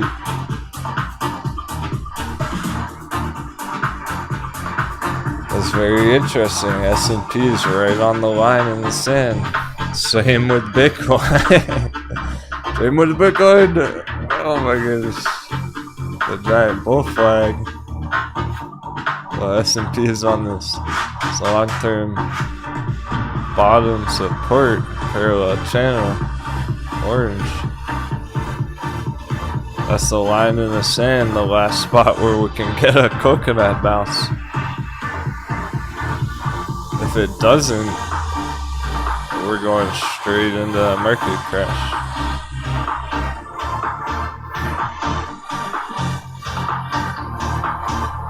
That's up to the dollar right now. That's up to dollar dippy or not. I'm feeling brave. I'm feeling confident. I think we will get dollar dippy. I want to know what everyone else thinks. It's almost a coin flip, but it's not. Because everything's holding support. Like S&P's holding that line. It's not invalidated that support level yet. That support trend line, neither is Bitcoin on the giant bull flag. If Bitcoin was under the giant bull flag, we would have a problem. Or a salute, or an epic entry. More like, we'd have a slam dunk. Bitcoin's not below there, so there's nothing concerning there actually. S&P is holding that line. 3777.7 SPX, what the fuck? 7's in the chat. 777. Did you see that? Of course, we're not even on the S&P. I have this written out as SPY, but this is our long-term SPX chart with different numbers. I just saw a bunch of sevens. Oh my goodness. 777. What are they? I saw it this morning. I was like, holy fuck, why am I even on camera? This is gonna be insane.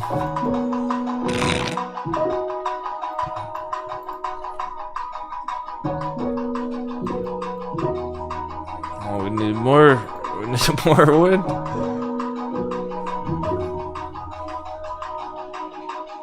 We don't even use this chart that much. It's right on the line at the magic number. Thanks so much, Yogan Mac. What's going on, dude? Pardon me, Captain. Can you check DVN? 1 minute TA. Yeah. Folded hands. Celebratory hands in the air. You got it. There's some diamond hands. Okay. We need a couple more until the screen's filled. One more.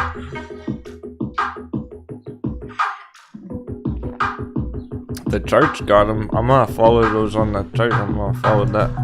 Oh, maybe some non-believers out there. I don't know. Maybe they think, oh no, we're not gonna hit those targets. They think Captain's lost his mind. Maybe that's what it takes right now.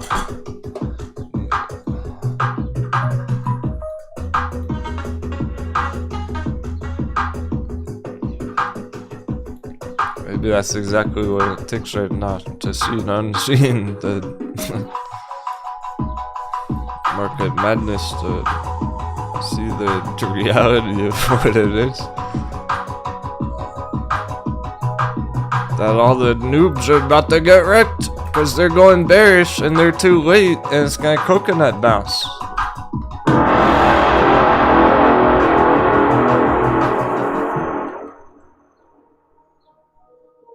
They're all going bearish right here. They should have went bearish up here when we had the bear hammer.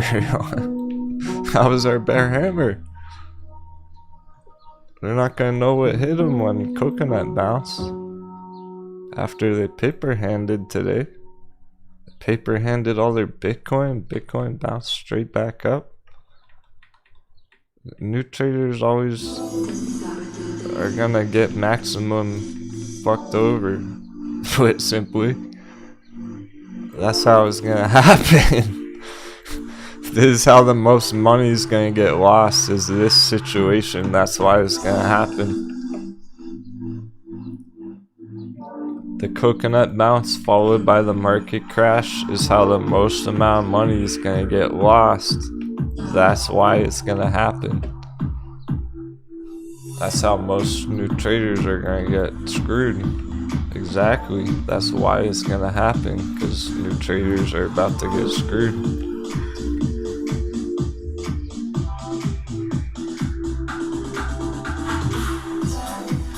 On Redbox, going down. Redbox puts.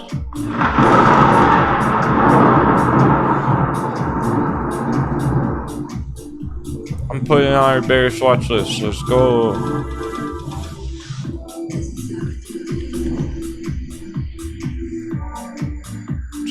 We'll go match chart. Redbox on bearish watch list. 80% crash targets for the bears. Sense a disturbance in the force.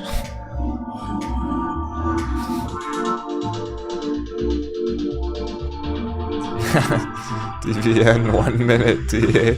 I'll give you more than that, bro. There's no need to rush at the moment. There's not any specific charts that we need to watch that closely. Like, we don't have to watch Bitcoin 1 minute chart here every second today. We can feel good it's holding a giant bull flag. We don't have to watch S&P that closely. We can feel good it's holding this parallel channel of support. We don't have to watch the dollar that closely. We need to give it some more time at this giant double top.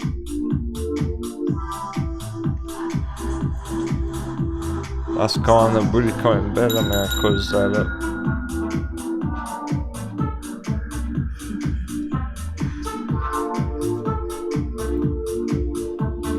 Yes or no for dollar dippy?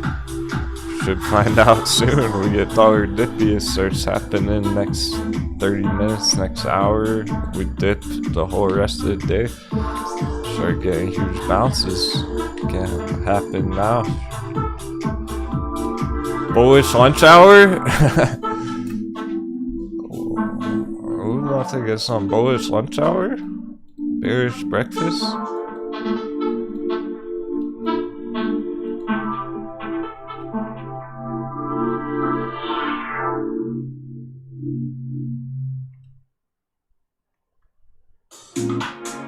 S&P could go over 400 today.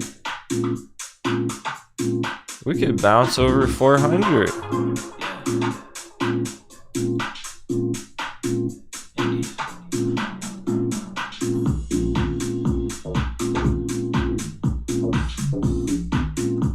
Cap's got the map. Those are some fucking targets. DVN. Oh man, this one. No wonder you ask quick and dirty, because it's moving so fast. It's already bouncing on that day. At this point, it's like, fuck it, day trade is just only for a day trade though.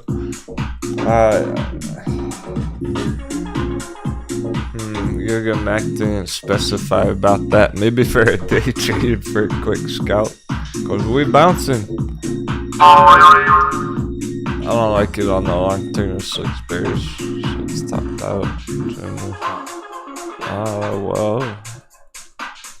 There's a lot going on here.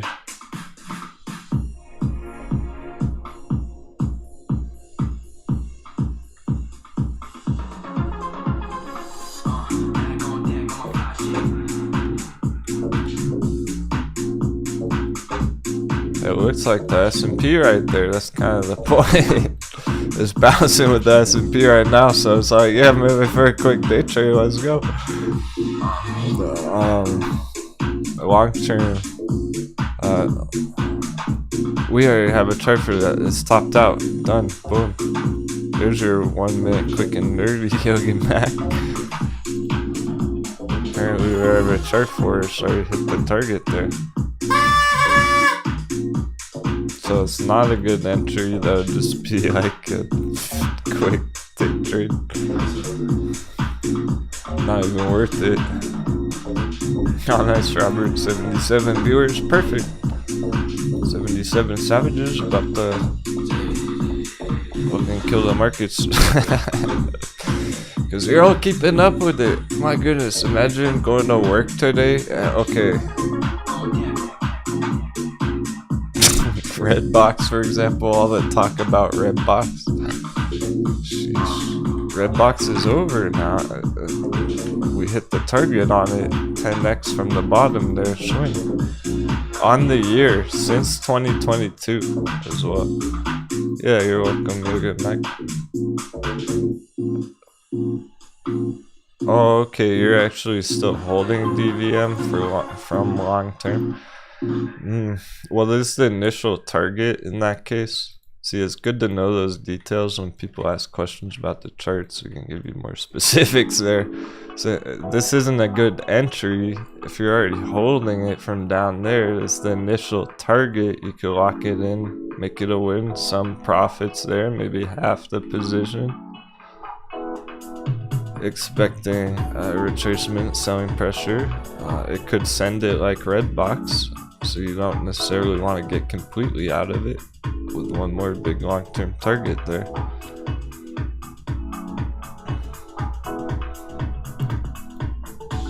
So imagine Redbox, all the hype going on about it, conversation right now, short squeeze, but we're at our target, the long-term, the all-time high.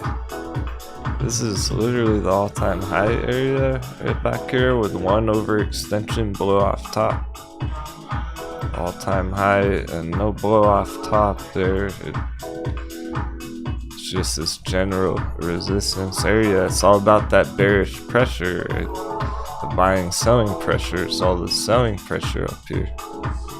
The top, that's where everyone's taking profits. They're up 10x on their Redbox. Like Lois, she said she locked in 300% on it. That's a good swing. So all the long holders locking in profits, Redbox up here, extreme selling pressure. Now imagine like new traders is why they're all in trouble right now, and it's very tricky, and it's like I want to show you those mistakes and those traps. I want to show you those traps. Why not FOMO in here? Because it opens up 30% green on the morning. People buy it, they hear about it for the first time, maybe they go, oh, Redbox new short squeeze, oh man, it's got all this short interest on it, whatever, and they buy it now without caring that much that it's already pumping because they think it's just gonna squeeze to the moon.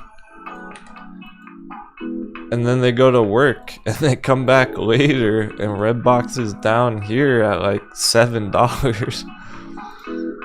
Redbox drops 50% while they're at work. And they come back and go, what happened? I thought Redbox was gonna short squeeze. Oh, the hedgies must have attacked, like those hedgy bastards, right? And it's not necessarily the hedgies or short ladder attacking it there. It's just all the long holders are taking profits.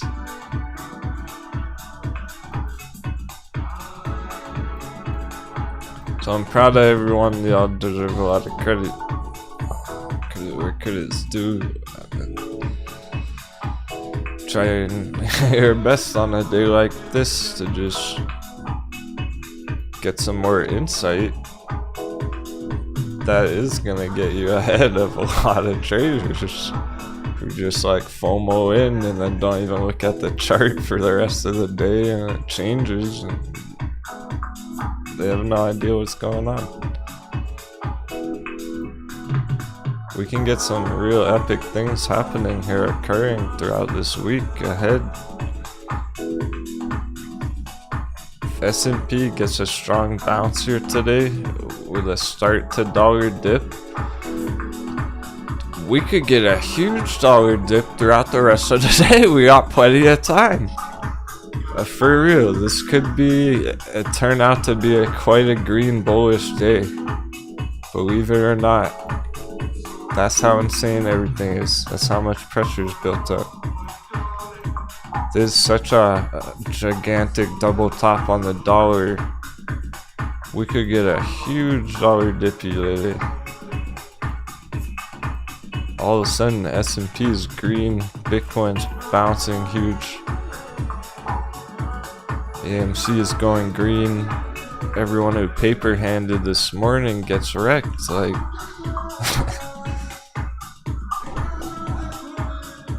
as I'm saying it, I'm seeing it happen. Like, where's it going? That's coming down from the line already. It's not going further than our double top. It's not going up. It's not made it that far yet, but it's not going up any further. We're holding the line.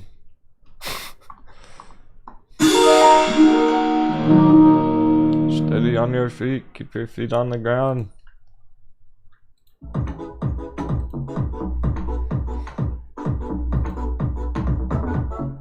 So I know, because I was seeing it in the chat this morning, just everyone was ready for hardcore market crash, but not so quick. Hold steady. We're still going for targets. That's what this means, all those epic short-term targets.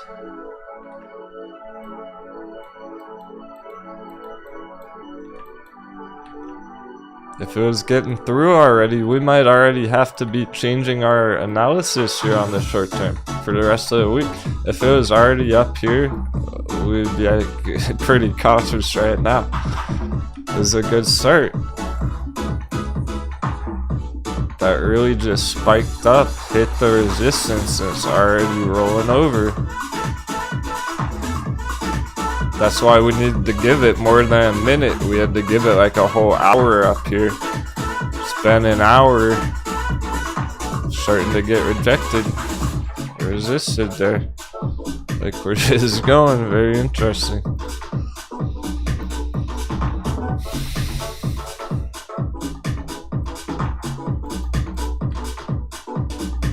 And it's also a bit of conflict there because I want the market crash to get over with. I'd prefer if we hit some juicy targets first. I like that Lewis's lock-in profits red box. I like that people crushed Power Bridge the other day. Epic win on Power Bridge. We get this dollar dippy, we can get some more Power Bridge action going on this week. It would be perfect if we got some more bangers like that. Green Pro. All time low, let's fucking go. We get dollar dippy, Green Pro can send it this week. We can still hit these juicy targets. Even though it doesn't really feel that way this morning. That's the trick. That's the mind game.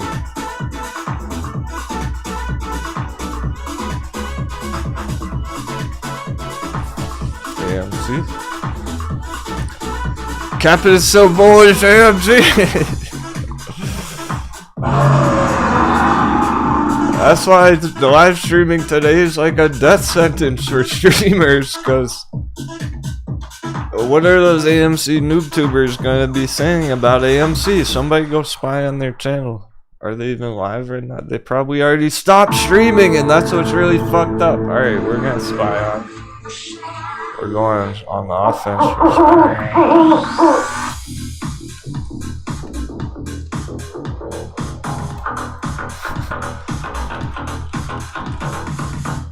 Is Dumb Money live?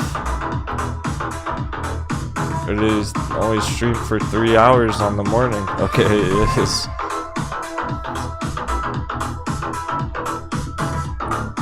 because they only stream for the first 3 hours of the market. They see all that red, and what are they gonna say? Like, oh shit, market crash, AMC's crashing. They're probably like bearish on AMC. I'm bullish as fuck on AMC right here, and GME. We're good to go. I'm not worried about it. This doesn't look concerning. There's no weakness here. They look quite strong actually. They're healthy. We're gonna hit those juicy targets. Potentially just this week. That's what it's all about. Like, I'd rather that. AMC could smash down. It's at risk of that, but bullish over 10. We've always been strong over 10. I know. Robert says, laughing my fucking ass off. Captain bullish on AMC sounds weird. Well, we have been over 10, right? Just like last time. We did it right back here. A bunch of the crew made 150% AMC GameStop back there. That was awesome. What's different now? Nothing. Same shit. It's the same target even. It's like exactly the same 150%. We did it right there 2 months ago. We're doing it now. It's just that it confuses people. All the choppiness has been taking longer, so I have to be like, hey, still bullish as fuck. Helping everyone keep calm, hold strong.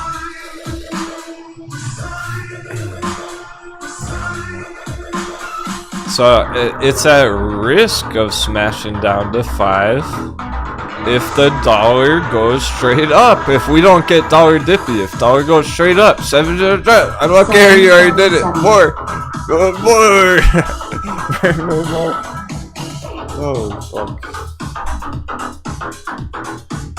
Today's already one of my favorite days ever. Even though I felt like shit this morning.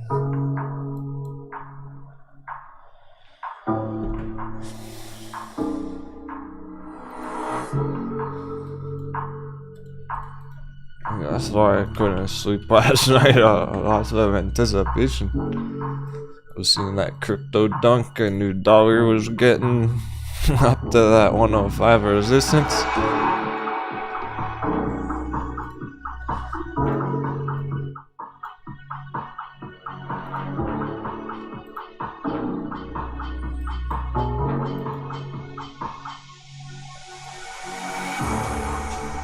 It's real make it or break it for this trading action right now, especially this week.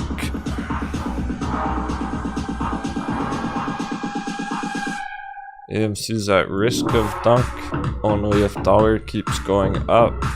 Good thing we're getting dollar dippy.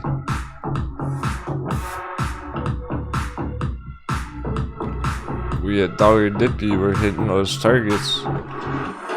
All we had to do was maintain. We didn't get what we wanted. We didn't get end of week bullishness last week. What we wanted, but we got what we needed.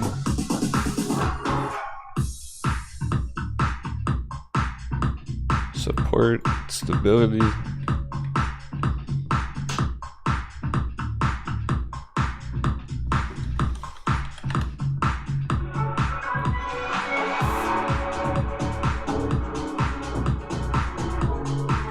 Bullish GME over 100. As long as it's over 100. So there's still good targets here. Even from this level, can go about 100% double. This week, GameStop can double this week from where it is right now. And it's hard to recognize that, and there's lots of panic. Everyone's talking market crash. No one's talking dollar dip. The sevens are working. Oh, this is glorious. Oh, this is starting to get more and more epic by the second.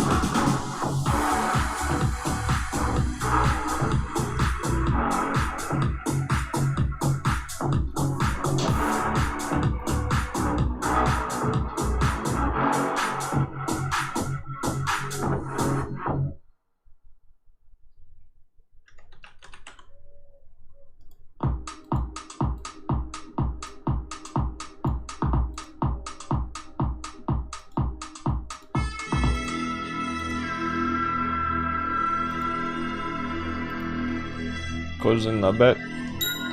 9 bets for dollar dip, 5 bets for no dollar dip. So it's almost twice as many people think we're gonna get it. Okay. Good results. Thanks for the feedback, everyone.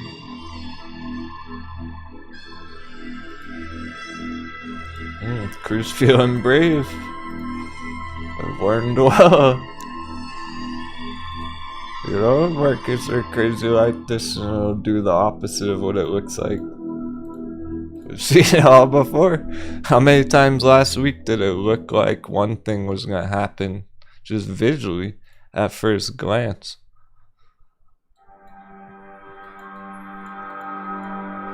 Where it looked like something was going to go up and then it went down, or it looked like something was going straight down and then bounce and go up.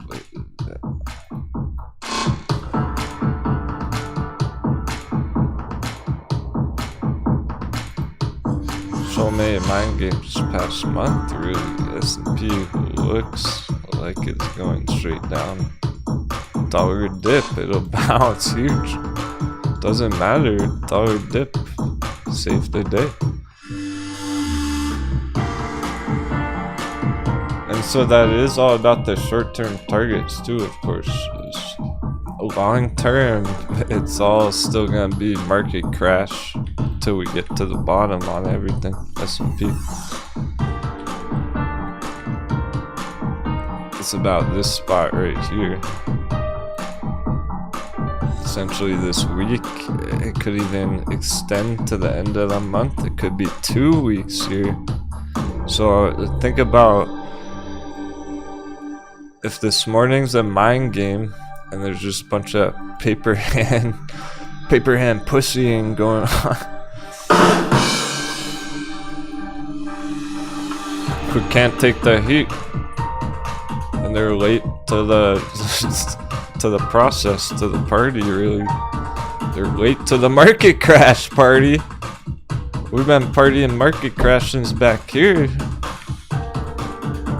Now they're starting to notice they go bearish, they make a mistake, it bounces.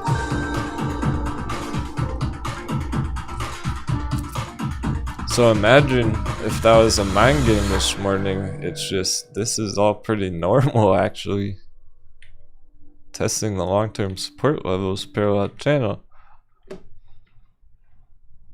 That's effectively the bottom of all of this right here. Just diagonally. It's not a horizontal flat line bottom.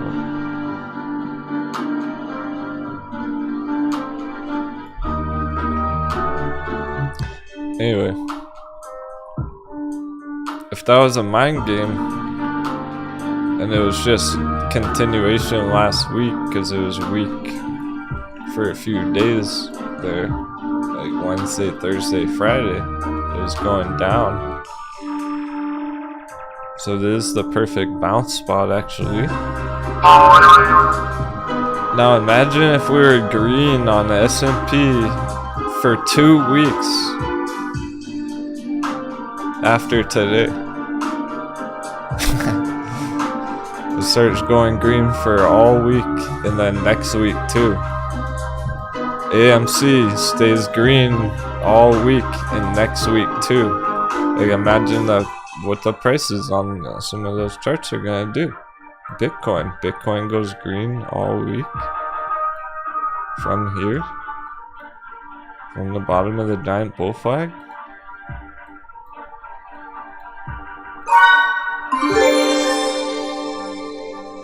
Just like Lucid. We'll have to check that one. I think Lucid's more in the middle right now.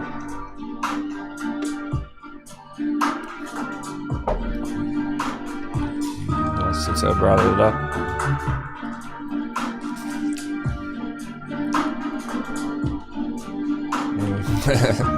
I had some things to say about DRV as well. Yeah, we sit right in the middle, giant bull flag.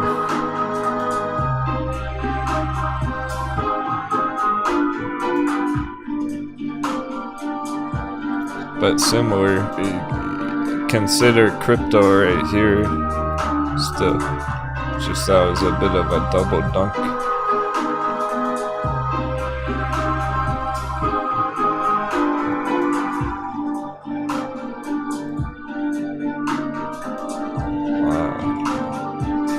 So here's Bitcoin at the bottom of a giant bull flag. Here's the last dunk, flash crash. Here we are now. Same kind of thing at the bottom of the giant bull flag, just a double. Whereas Lucid only has this singular one.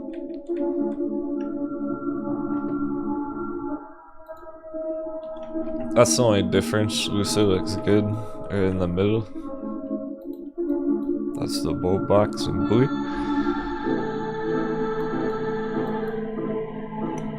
Giant bull flag in orange there. So how the other time is just noting the other times bouncing from the bottom of the giant bull flag. That's the perfect bounce spot on Bitcoin. Let's fucking go! Oh my goodness.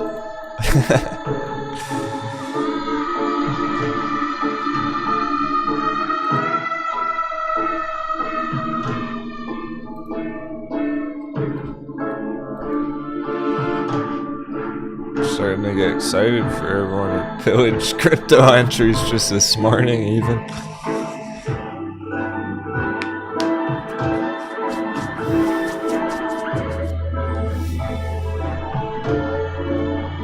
But it's looking more and more the last thing you would want to do is paper hand. The worst thing to do would be paper hand crypto right now, it looks like.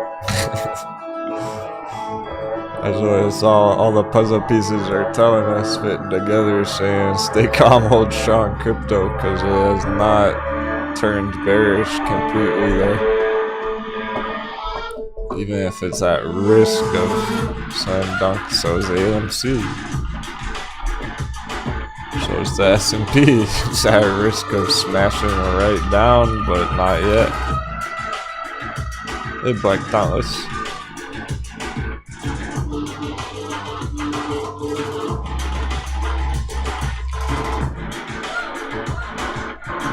DRV, bearish real estate, the inverse S&P charts, they're on the top of the watch list today.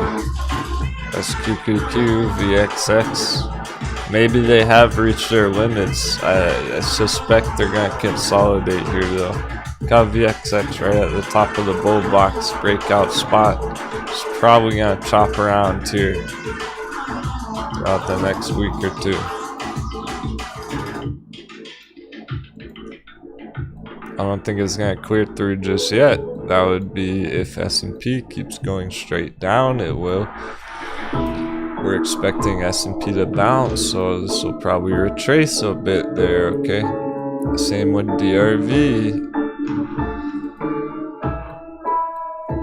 Even though it's way up here right now, getting a $50 breakout level. This is probably gonna turn into a bit of a fake out breakout here.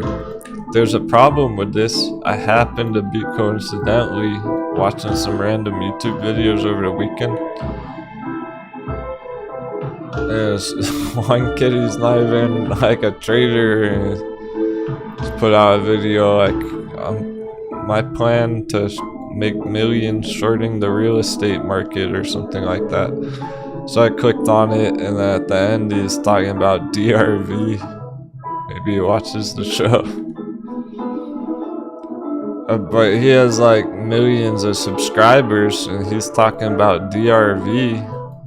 That's pumping DRV. All his viewers are FOMO and DRV, pushing that up higher than it should be actually.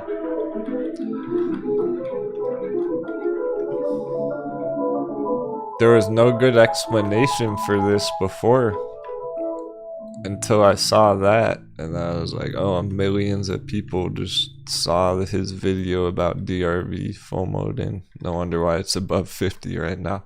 Otherwise it likely would have just held this range here.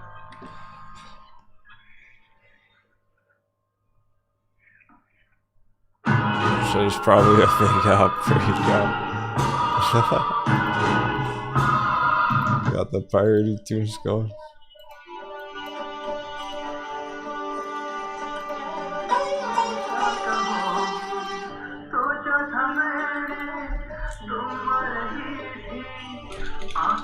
Bear said Puxin just won 20x. What?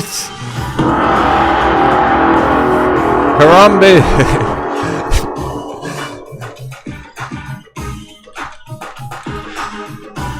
Holy fuck! What is that candle? People said they couldn't buy it. Did they like get in on that?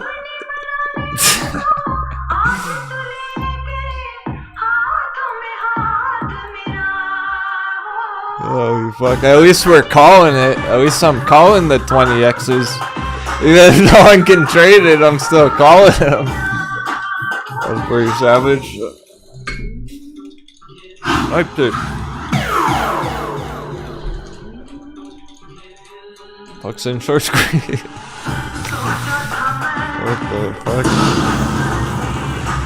All I know is a bunch of you tried to buy it earlier and everyone said they couldn't really. I don't think anyone was able to successfully yet.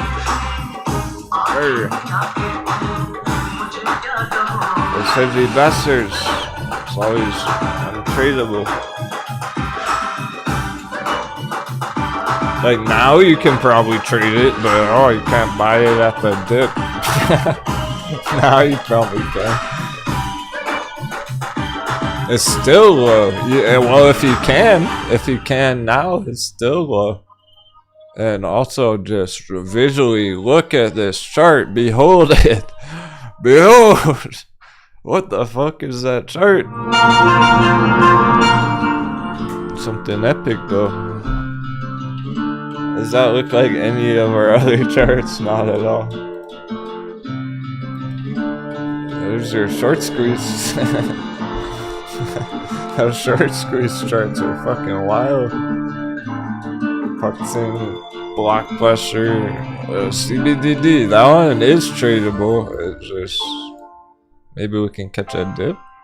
If that dips, I might have to get some of that.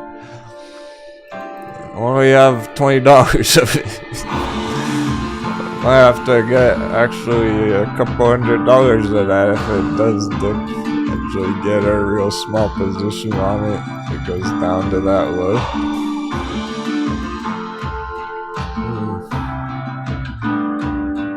Cause it's pretty shocking.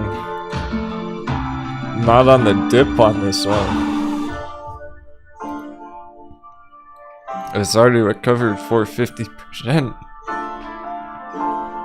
It's already bounced significantly, substantially from that 95% bevy.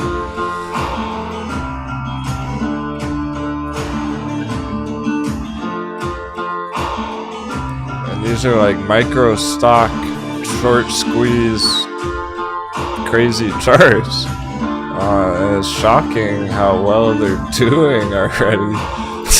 So if that thing dips back down, I might have to get in on that.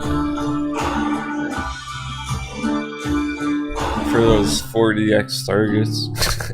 50x targets. It's interesting too, because on the long term, it's actually a bull run. It's the long term bull run. See that trend line? Just going up over the past 5 years, actually.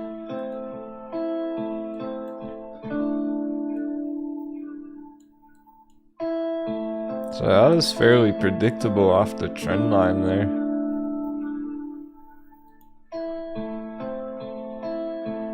Here's what it looks like on the linear chart, the real version. Its target's so big it doesn't really fit on the screen. Go like way the fuck out there. It's not here.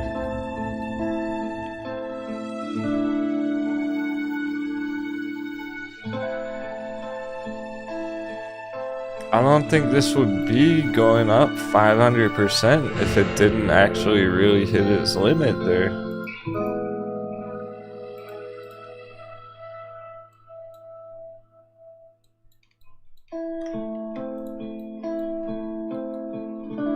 being down 95% from the top last year. If that wasn't its limit, then it wouldn't have gone up that much. I mean,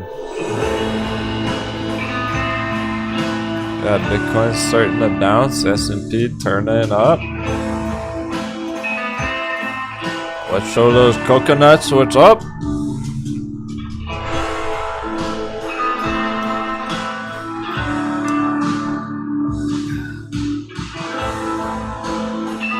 They're not even gonna know what hit them.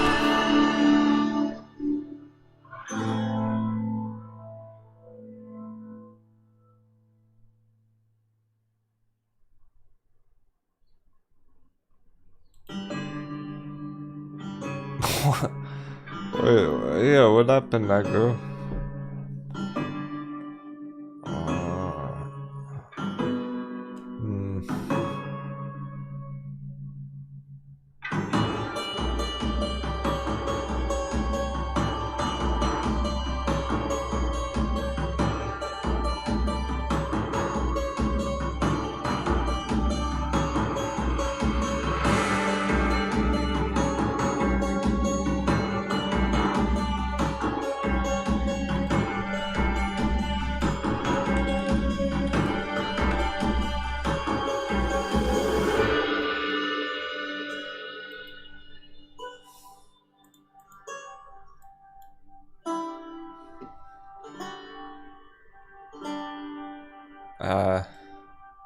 Shit.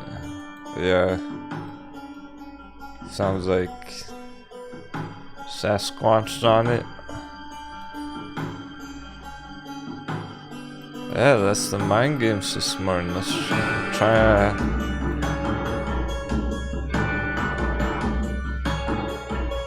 they open red like this, people think they're gonna go straight down and we bounce, breaks out.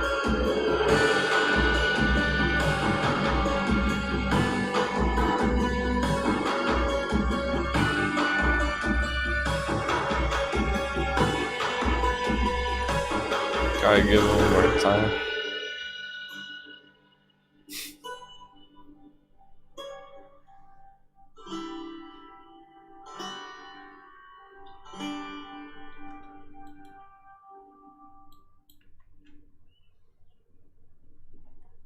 Well, dude, look at the people who Sasquatched on Borks right there. Right there. They're gonna do it again right here, too. Can't Sasquatch on them until they hit the targets. They come hold strong Borks, so it's 50 cents at least.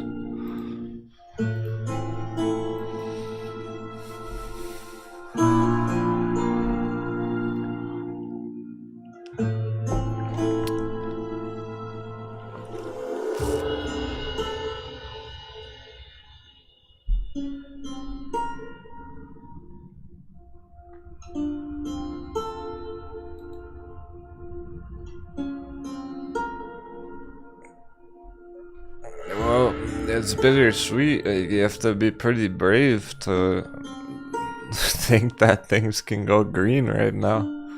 Against all odds, against all the other traders. That's kind of the point. TVT, trade versus trader, PvP, player versus player. 99% of the traders out there think S&P is gonna keep crashing this week. I'll take the opposite side. I'll be on that 1%, going for the bounce.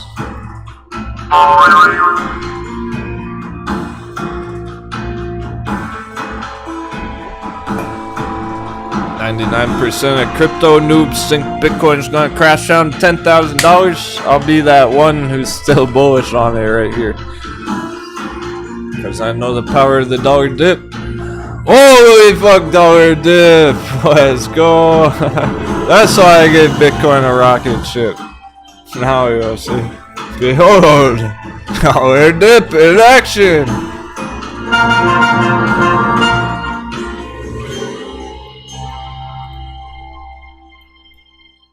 Now what?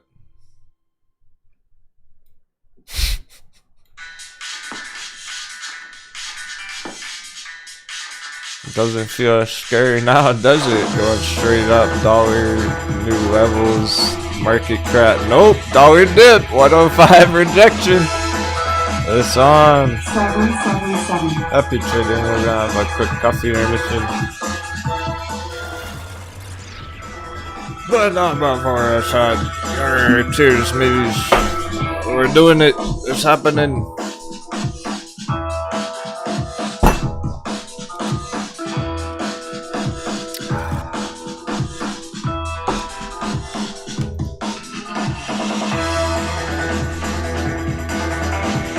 Stay the course, hold the line.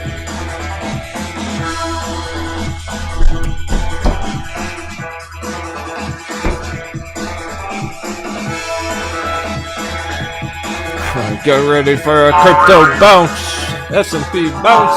AMC GME bounce.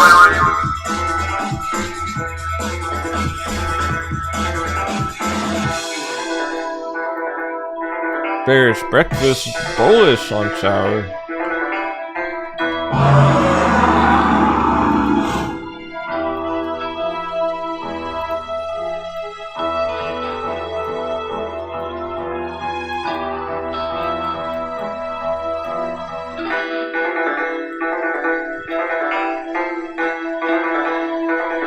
How savage is Captain for calling that shit?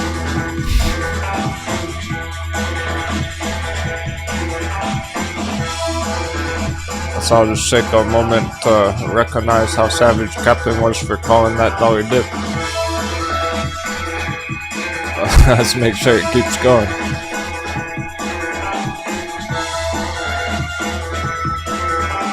CVM bounce time. Good for it, perfect for CVM. I'm gonna put up S&P. It's turning up the heat. Fasten your seatbelts.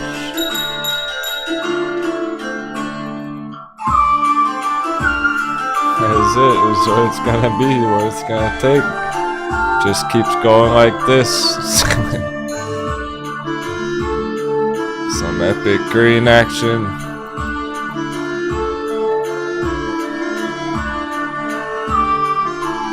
So far, so good.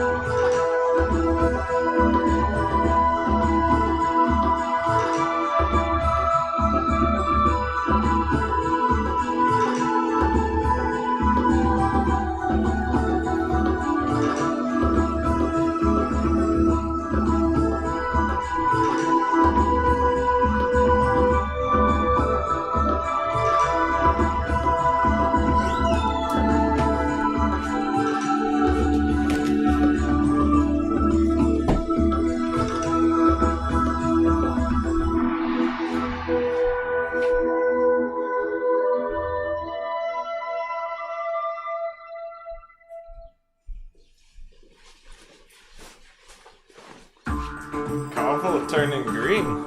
Cobble. We got a few more charts turning up the heat. By the end of the day, if all goes well, we should have a lot more green charts coming through.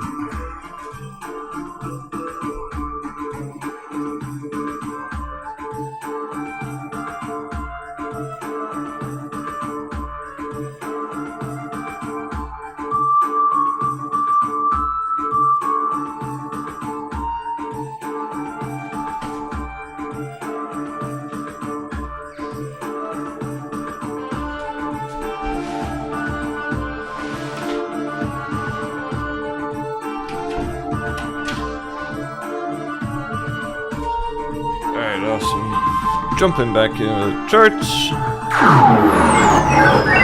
To the madness. Jumping back into the madness. Welcome back to this.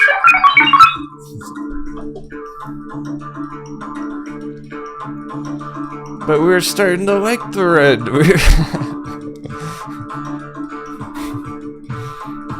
We've learned to like the red. Now we're going to go green.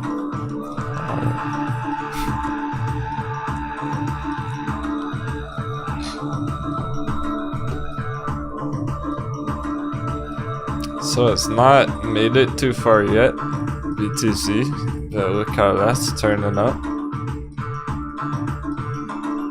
It's not just bouncing from anywhere, it's bouncing from a giant bull flag. That's already happening, it's starting to play out.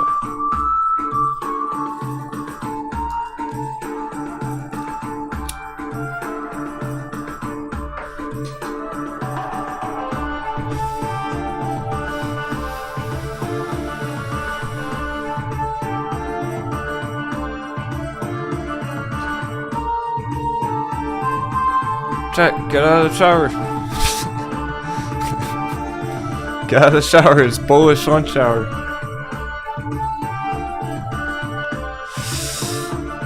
Let's get all the pirates on the battlefield.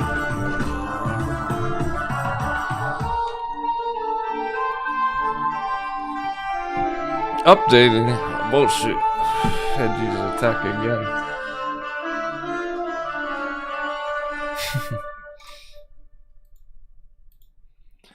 I added about 500 new characters to our pirate avatars for the weekend. Let's get our warriors on the battlefield.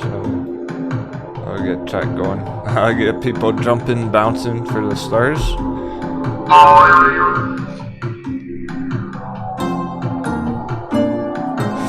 I wasn't even gonna do it today. Still fine tuning it. Yo, earned it. That's the reward when on the cruise, being a good crew, they get rewarded.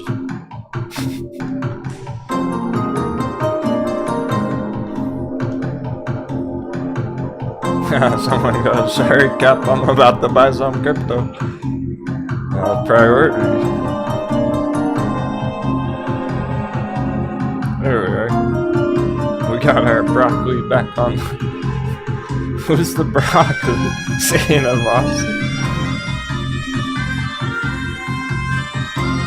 Good, I'm glad that characters stayed the same. Everyone's character is safe, it looks like.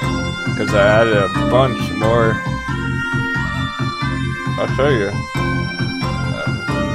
Found an easy way to show you too. Cause it's getting good. This is gonna be a fun day. It looks like chart's starting to go green. XL fleet green against all odds. How's XL fleet green if we're not gonna bounce? If XL's green, we're gonna bounce. Hot bevies.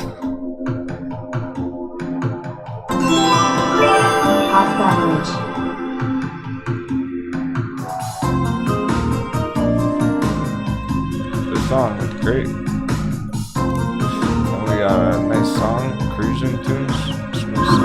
Oh, alright, I'm gonna show you.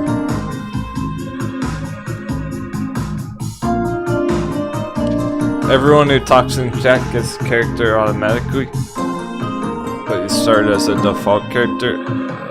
That's not the link. I'll get you the link.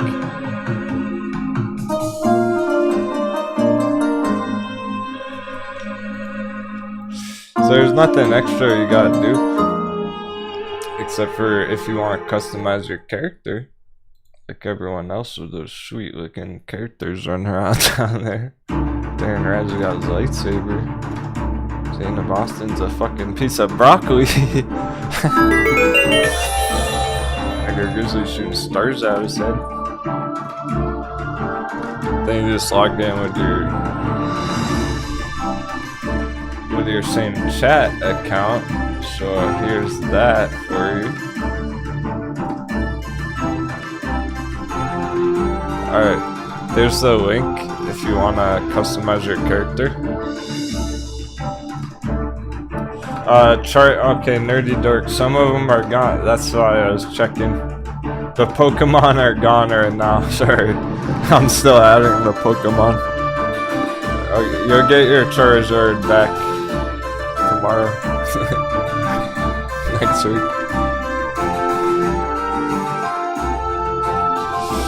S&P hitting another green candle. Getting through. We're getting through already. Wow. What's happening?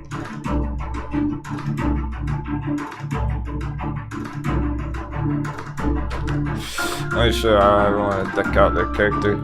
So anyway, that's the link. I think you can even bookmark it if you want to. I think it's the same every time. But you have to be running around on your character. So you talk in the chat, you spawn on your character, and then you sign in with your chat account. I'm gonna do that and show you on this.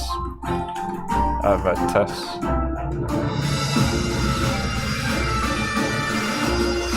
So everyone can do it. Let's have some fun. This is turning up. This is great. This morning, this morning could have changed everything.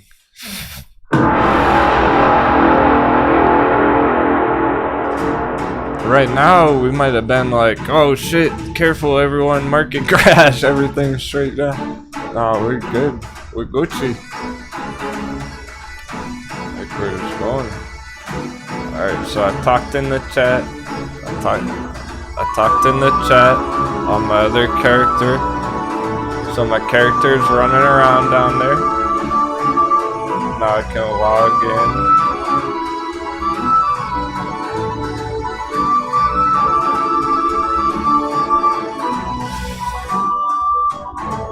So I click that link, I'm doing the login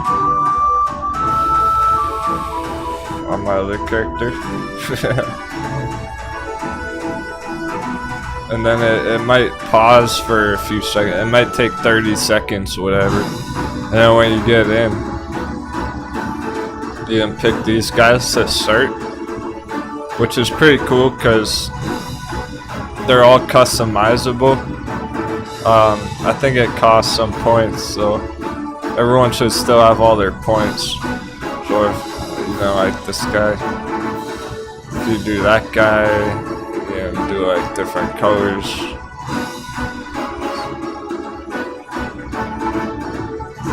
Like the yellow one, not see my guy at the corner there. So each of the characters essentially has different items here. If you click on this top left thing.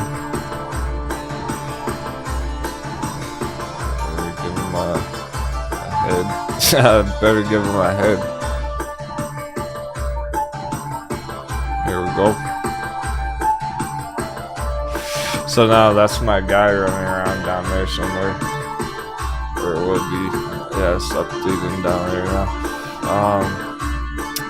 There's some pretty cool ones. I added a shit ton. Look at all these characters. Let's go.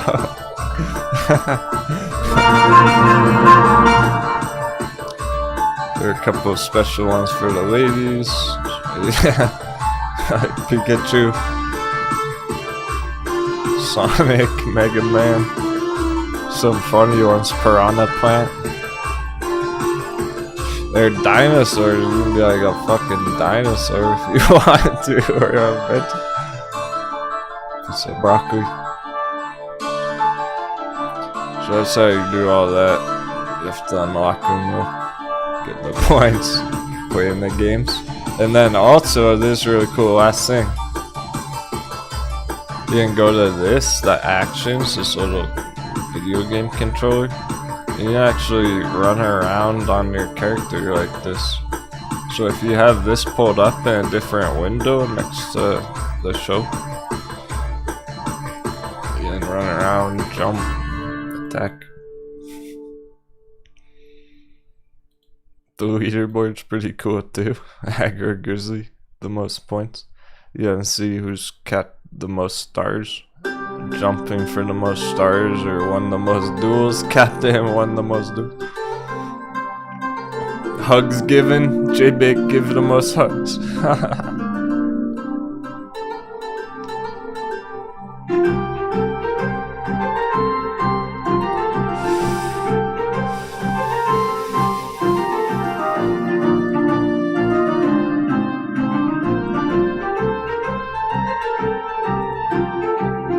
So it's pretty neat because there's nothing special you have to do. You just log in with the same account you're already chatting with. Make your character look neat.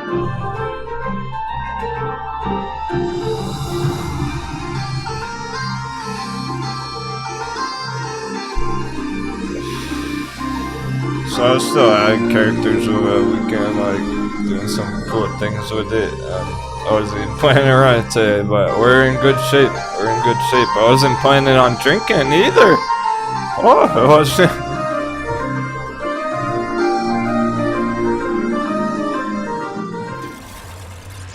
I can't say I was exactly planning on drinking either. But things change. Be flexible. The best part is we don't have to change our short-term thesis on the fucking charts. Let's go. We don't have to change our plan for these targets for the rest of the week right now. That's why I'm changing my hype level. I was ready for today to be bad. Trying to warn people last week, like, everything might smash down, Bitcoin included. Not yet. Oh, not yet. So far, so good, dollar. My goodness. We get that dollar dippy, it's solid. We're gonna get this huge coconut bounce. How S&P is holding the line.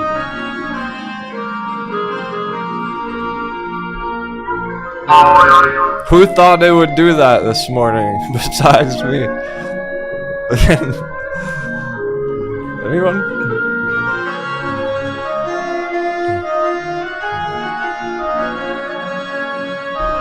Probably not. Like hedges, maybe. The Federal Reserve maybe knew that. I mean, it's a tough call, but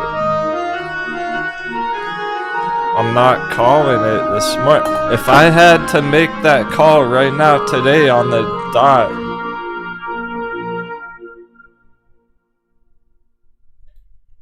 I wouldn't be confident about it. Maybe I would call it wrong.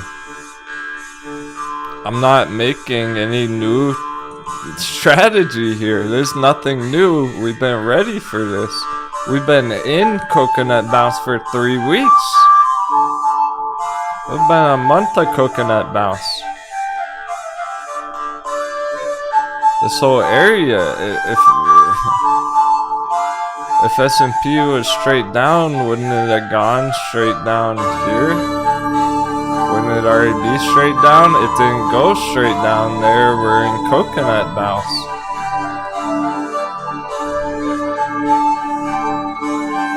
No, that really didn't look good, Stock Wizard. Things did not look good for the S&P or Bitcoin this morning.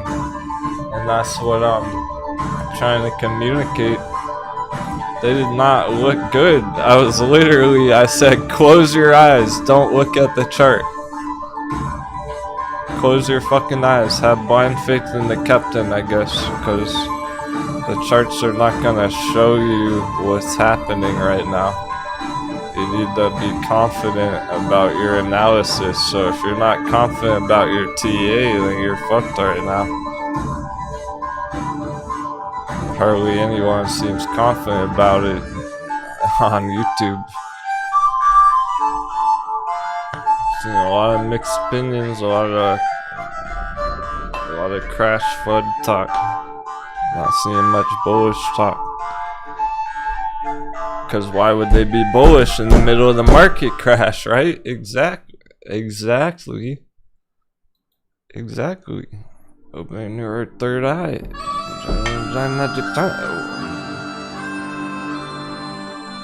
It's hard to be brave in the face of danger. We're in the middle of the market crash. Everyone now is starting to realize that they're too late. They're timing it wrong.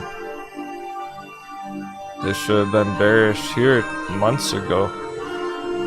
3 months ago. They were all bullish fucking moon boys up here 3 months ago. They should have been bearish then. Now they're bearish here. They should be bullish here now. Bearish up there. Is those pressure levels. It's weird how frequently we need to use those phrases. Bullish and bearish. Said it like a million times today, but that's. I mean, I'm just the observer. I've always considered myself simply an observer of the markets. You know, I'm a participant, but in the world in general, just observing everything going on, piecing together the different puzzle pieces.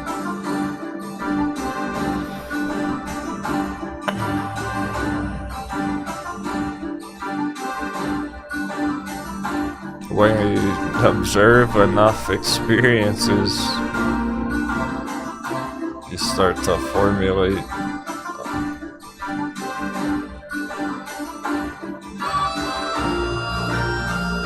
statistics. What are the chances of smashing down? What are the chances of coconut? It's not 50-50. Not with his taller double top.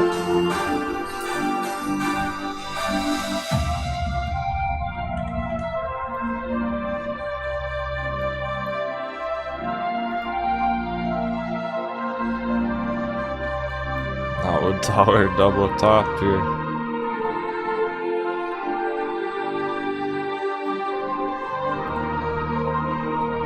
That gives us way better than 50-50 odds.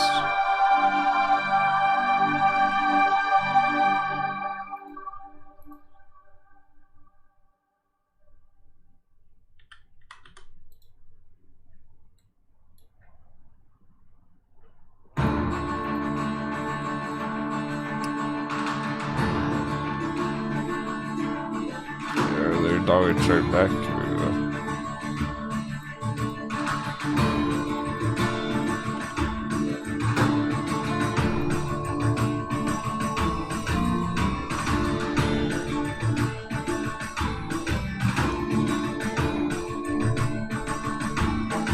The odds are in our favor. I'm rooting for a dollar dip. Makes so much sense why it would.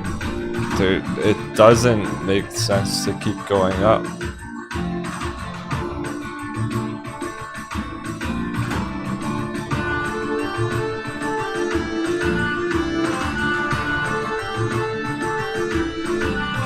Yeah, retrospective. I think it's just tuning in. Make sure you catch up with the weekend update video. So dollar's still bearish even though it's up at 105? Yeah, it's hard to believe right now, exactly. That's what's tripping people out. Tripping people up too.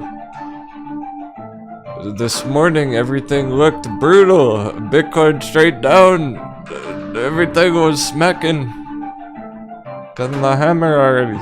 Right when we started the day, so everyone was feeling like, oh shit, we're gonna market crash straight down. Bitcoin dropped 10K. They come hold strong. We're holding the bull flag. We're bouncing bull flag.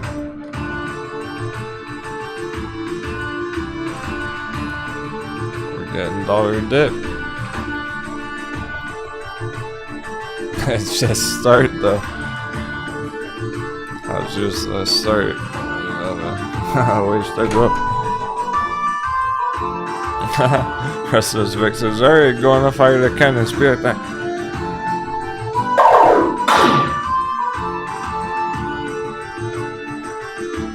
Yeah, Kelly's reading a lot of articles about Bitcoin, $8,000.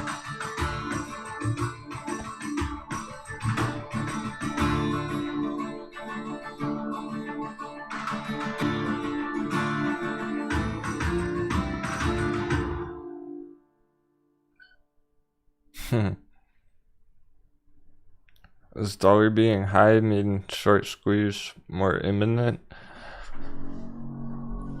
If they're maintaining their levels like Bork's here, Bork's is maintaining perfectly right here in the middle of the bull box. So as soon as dollar dips, Bork's is gonna send it and get that breakout. So it kind of does make those squeezes more imminent in a way. If they're maintaining like this bullish, we're not gonna get like a Bitcoin squeeze up to 100K from down here, because it depends where it's at. That would just be a bounce. That would be a huge bounce, but not really a squeeze.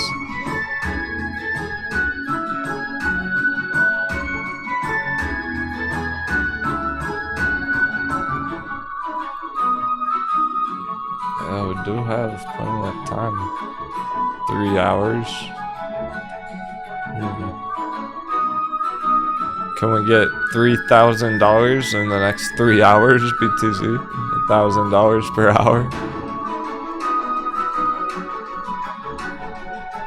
That would be quite revealing.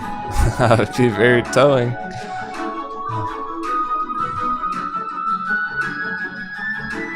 Because really all the concern about it, all the FUD right now is that it's going to keep going down from here, straight down to 10K.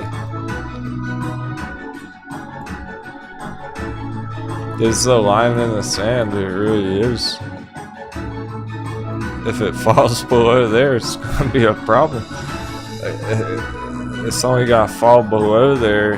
The dollar keeps going up here. That's the only way it's gonna turn bearish Bitcoin there. So it's all up to this right here, critical area. If we get that dollar dip, Bitcoin bounces up nicely, end of day, it's all good.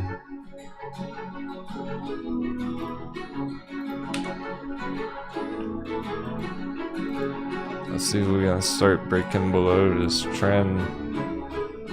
I'm gonna put a bullish support trend line there. See if we can break below it at some point.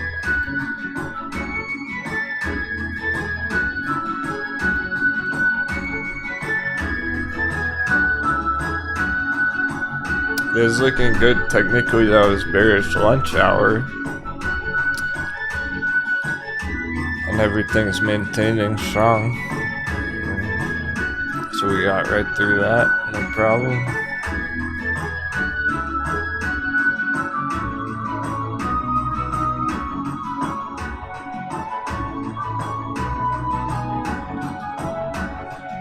See, as for the S&P, there's confusion about the 420 level and all that, because it's like, oh, we're a long ways away from 420. So it must be bad down here. Must be red down here. It's still healthy around 400 in general.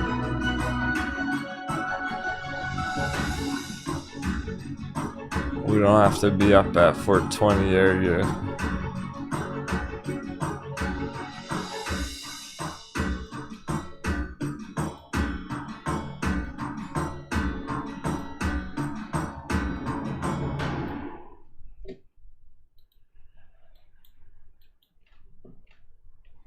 Yeah, so now you've shattered the matrix, realizing how insanely important the dollar value really is in our markets. It's wild, right?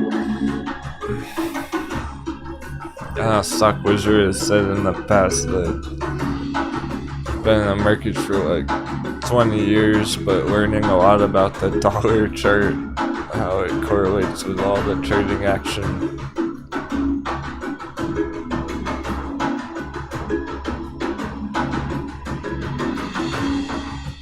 Essentially every chart we've pulled up today has been a case where there's a pivot. There's a pivot where they're at support levels and they can bounce and hit nice targets this week. Or even end a month. But it's very clear if this continues upwards, they're in trouble. They're gonna fall below their last line in the sand. Like this continues upwards, Bitcoin can fall below the line in the sand.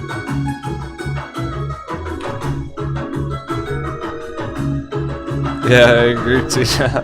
It's pretty messed up how crucial it is right now on that.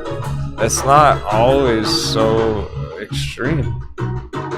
There are times, okay, last year,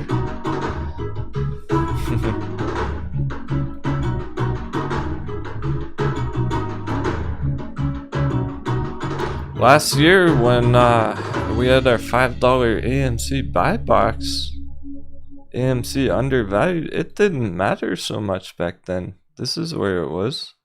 January, February, March. Didn't even matter. AMC was trending up pretty good throughout those months.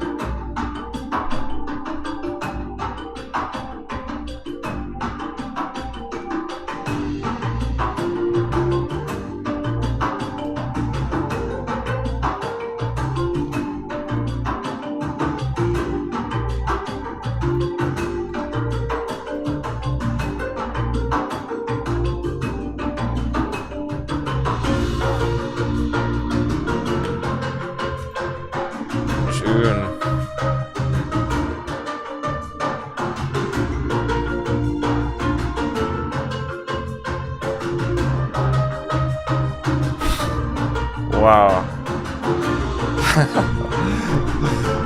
Okay.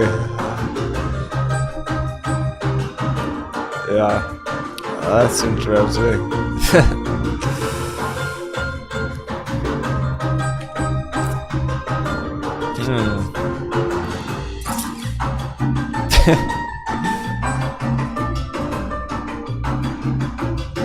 So basically we're loading up AMC here. Okay. AMC hit the targets here. AMC hit the top here on this dollar dip. That was it. That little dollar dip. That's one AMC moon. So it had an effect there, you could say, but like didn't matter nearly as much as where we are today on it.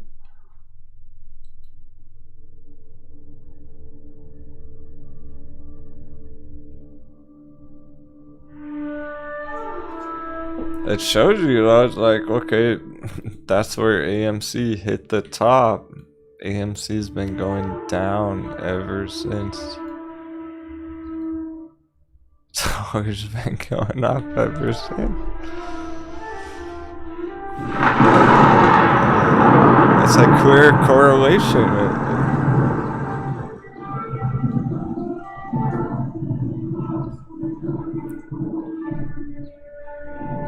clear correlation. Here's the best part about it. Since that's the case, what does that tell you? What do you know then? AMC trades inversely the dollar crash. AMC bull run.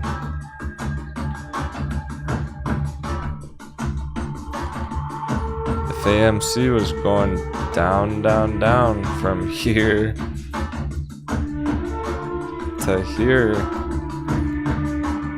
AMC is getting close to the bottom. Dollar crash, AMC goes up, hits those long-term targets, trippy digits. So I do expect AMC to hit $100 one day, long term. I'm not convinced it's ready just yet up here. I expect more choppiness. This probably isn't even the last big chop we're gonna have there.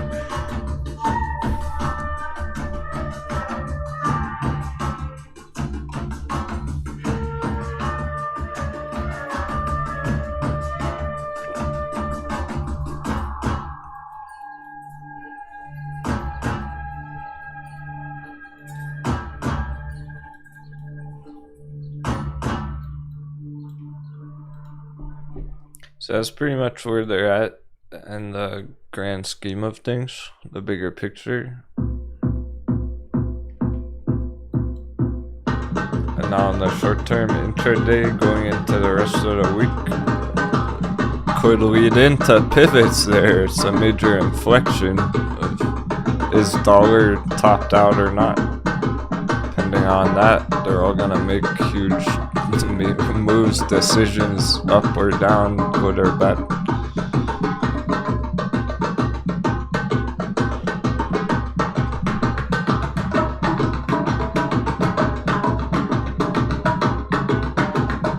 It better not take all day, or else I'm calling up the SEC.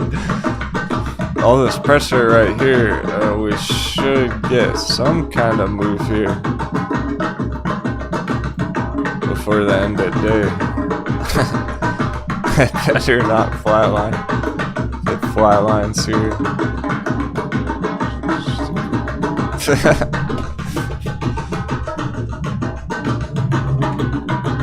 With how long everything takes lately, I would not be surprised. Literally flatline like that. Finish the day right there. It's like, oh, I guess we don't know tomorrow. But we should get, for better or for worse. We still might have to change our analysis. We still might have to embrace the crash. We still might have to embrace the red here. We're not done there yet. We just started to get a good dollar dippy off that hard 105 resistance. Tina, she goes, my body's ready. Shout out to the ladies. Yeah, we got magic numbers on S&P.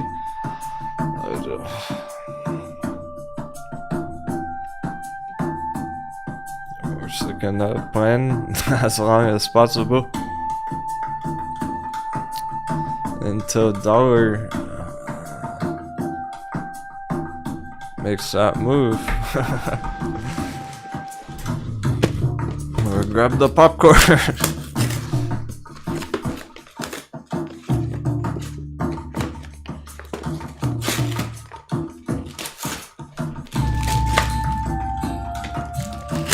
Market participants, but right now we gotta be observants.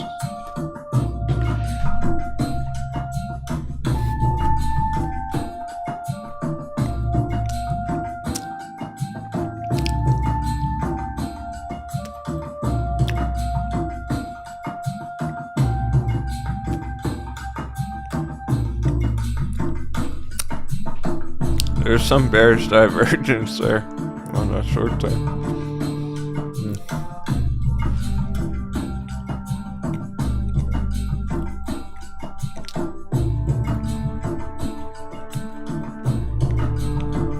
Bearish divergence on dollar there.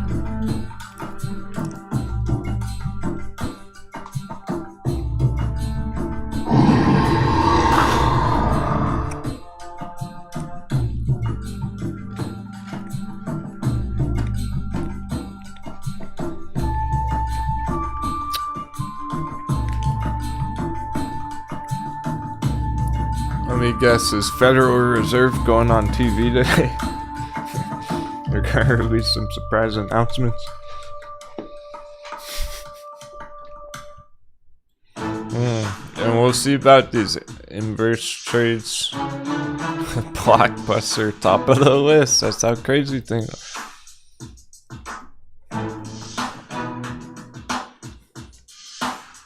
The micro cap, the Wall Street bet. Insane short squeeze stocks. Really odd. And we'll see about the bearish real estate, the inverse S&P charts. If DRV starts going down, that's a clear sign. VXX, yeah, it's up 10%, but it's at the top of the breakout level, and I'm not convinced it's gonna clear the breakout there.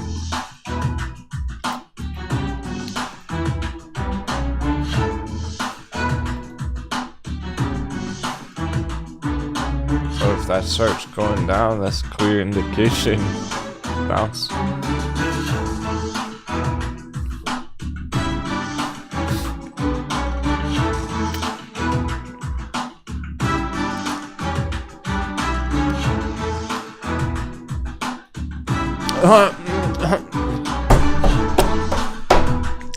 Lois, you got in the red box puts? Oh, don't get me too excited. She goes red box puts printing. The sly, all discreet up there. Not trying to brag, but her red box puts are printing.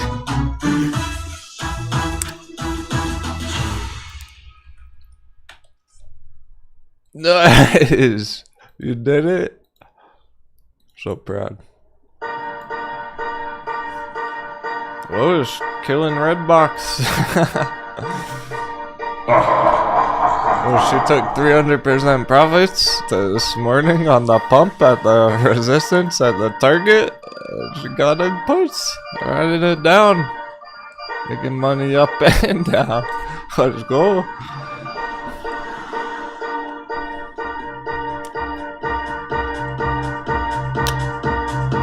She was worth that shot. No, it was totally worth that shot. You just had to watch it a bit there. I wasn't gonna watch it that closely all morning. So far, so good.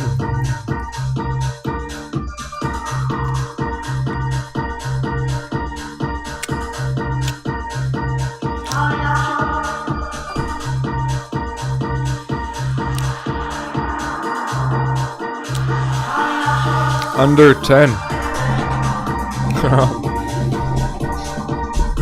Profits under 10.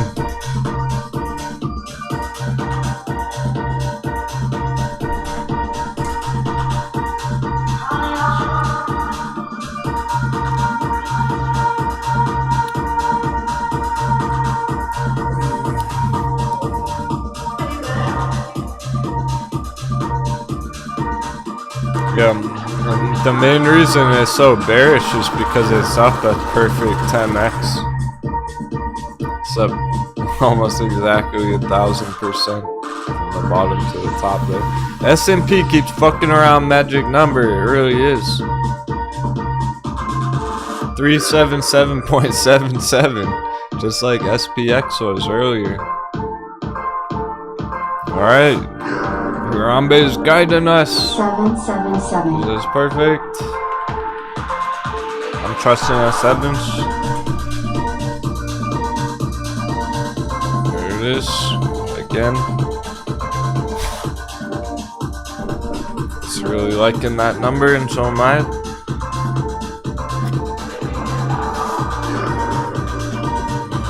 That means we're heading in the right direction. That was just some bullshit 5-minute candle action here. That was nothing to worry about right here.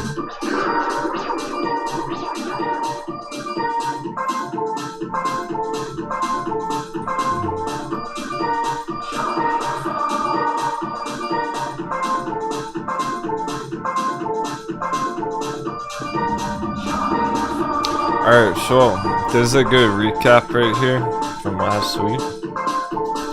Here's Friday, ending ugly, not ending strong.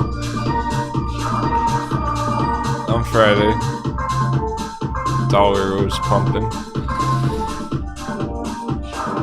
So this was already our 400 stop hunt. 400 back up here. This was already the 400 stop hunt area. So this drop down today, this is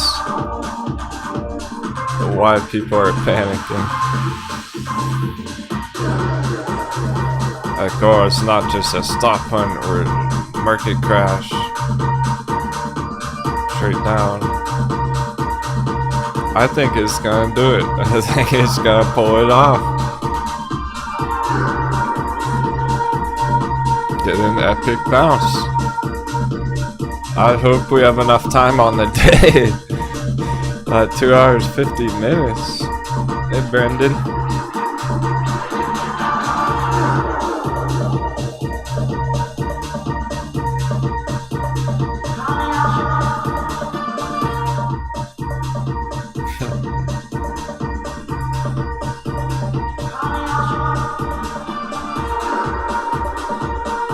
Magic number, SPX. Mouses. Something big's cooking up.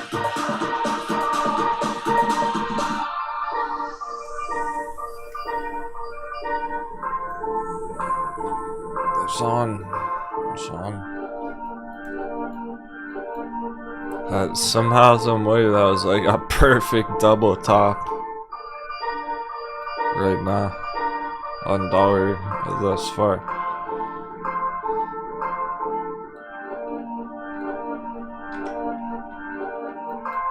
We just hold that or Gucci. Goes further up from there, we might have a problem.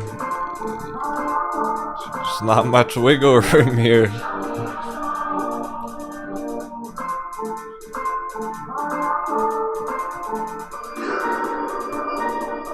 Either we're instantly in the market crash right now for the rest of the day, the week, the month, or we're gonna hit some good targets this month. Some 100% bounces.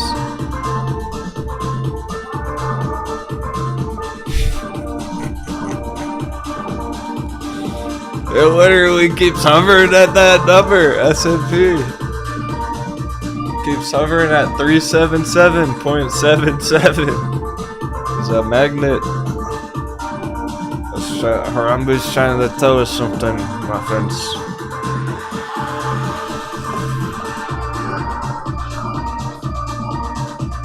Well, we're gonna give it all we got today. Today is the day. Give it all our confidence. Give it some hope, even. Give it some hope that we do get that dollar dip. Since it's not there yet, since it hasn't painted out yet, we'll give it all everything we can. Because today could be make or break for a lot of charts.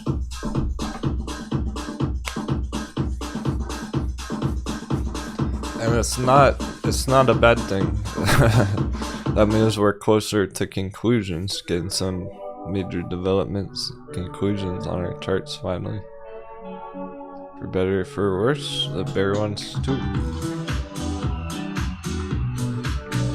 Like, thinking about it, if we're going straight into market crash already, no coconut bounce, that means Tesla is gonna slam dunk soon. It's not gonna take that long for Tesla to go down to a good entry. Or Ethereum, oh my goodness. Okay. This is why there's a lot of crypto panic, because some of the most popular altcoins are the ones getting fucking wrecked. And I don't even usually like using that word, but some of the more popular, Ethereum 1200 is getting annihilated.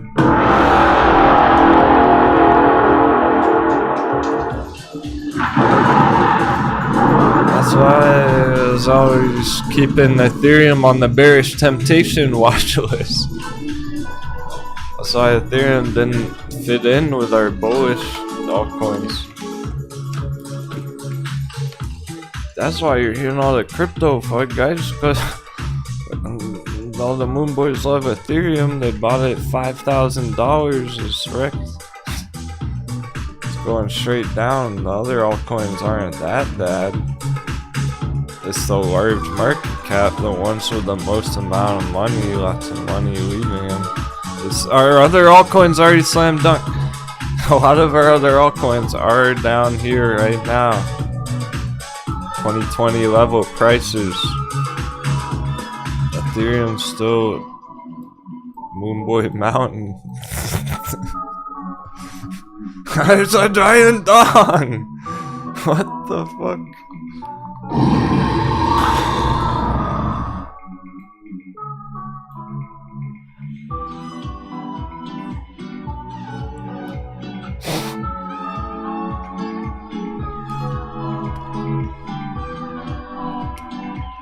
They're getting donged to the face.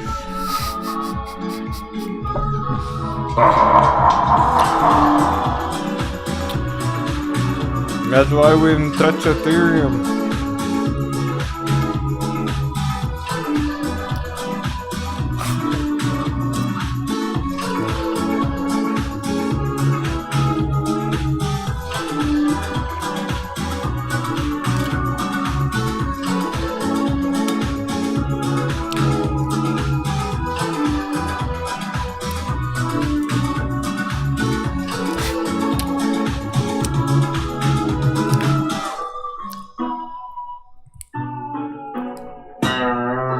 They're getting dong smacked out there.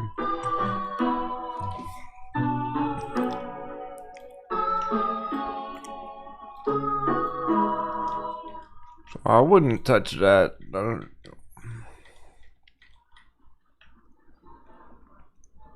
Maybe down here, maybe $100 Ethereum sounds pretty good.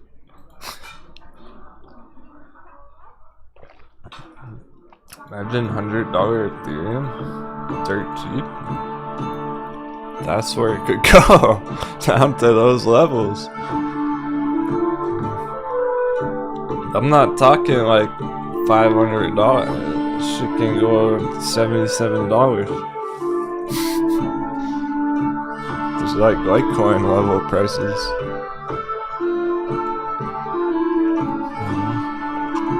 Well, let's say 100. Let's say 100 on this blue line. That's the line in the sand, Ethereum. The catch. Here's the catch. That's pretty insane, right? Here's the catch. Litecoin's basically already here. Litecoin's already down at this line, essentially. Because it's close enough.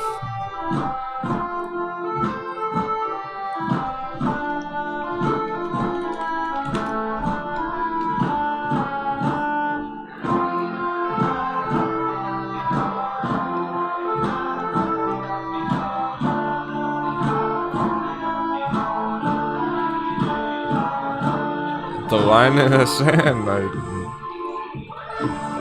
that hard bottom is essentially that line. Litecoin's almost, it's already there. It's basically there on the this blue line.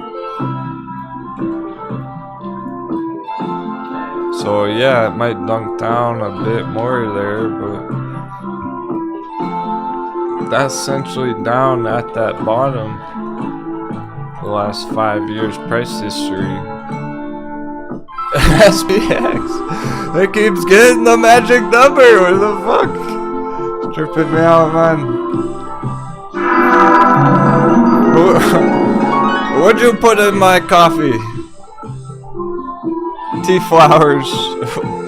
You spiked the captain's cup.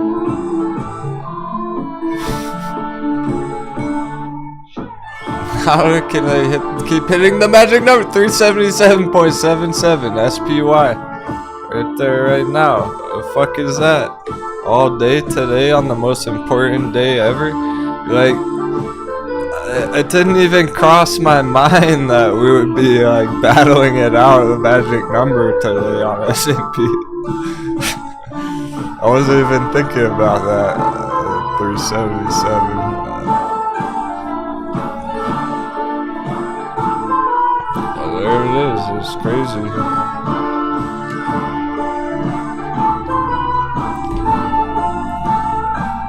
On a day like this, just today of all days, to be at that level. And that's on both of them. It's not just SPY, it's also SPX.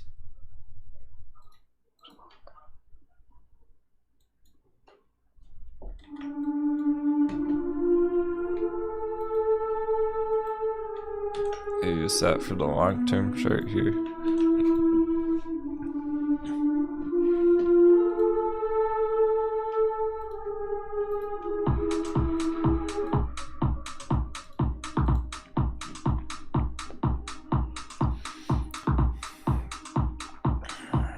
So all is good there. All is on track there. I'm trusting that. It might take all day. Might take until the very last 10 minutes of the day, power hour, to get this dollar dip.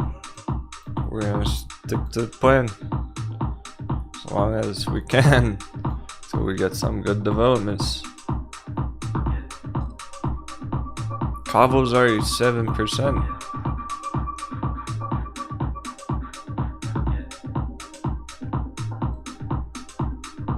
We're getting more green charts already. Kavo.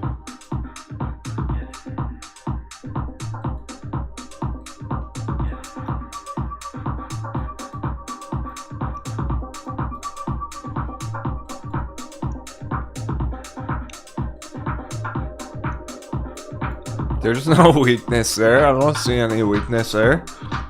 Kavo's hot.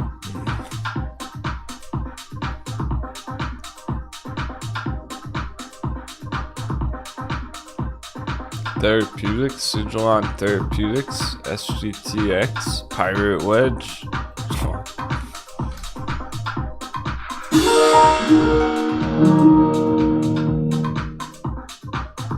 And CVM Borch, of course.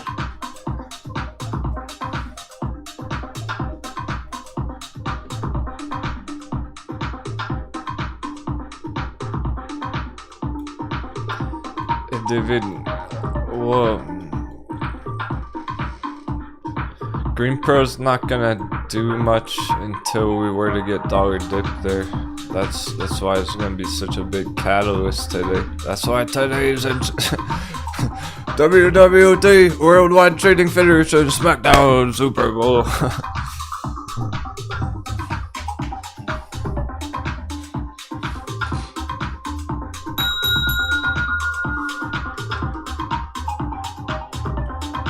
Cause some real epic shit can happen here. We get dollar dippy.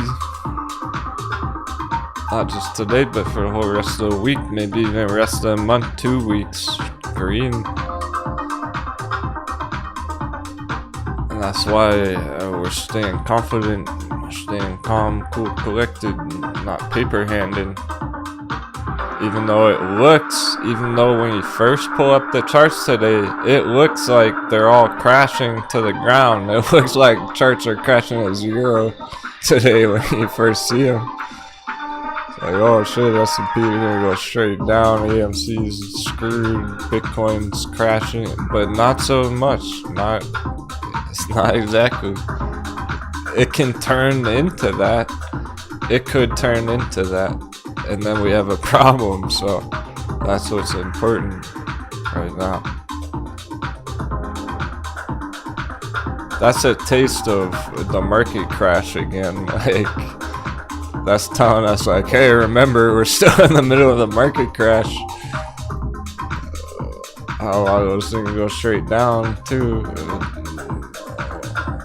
they're bearish. So there's a huge risk of everything going straight down all week long, all month long right now. Dollar keeps going up, but we're at that major double top. We're holding the double top, holding the line. Holy fuck, is it precisely at the line? And pressures. This is the most pressure on the dollar chart we've ever seen. We get a dollar dippy here. I don't think it'll be a small dip. It's not just gonna be a insignificant dip. It's gonna be La Bamba engaging. We can get a huge dollar dip here throughout the whole week, 2 weeks.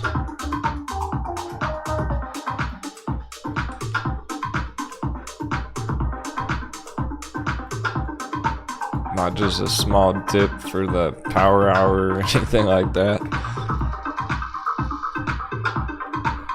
No, essentially this corner right here, this tight corner right here is make it or break it for the next 2 weeks. You're gonna Hornet getting hit.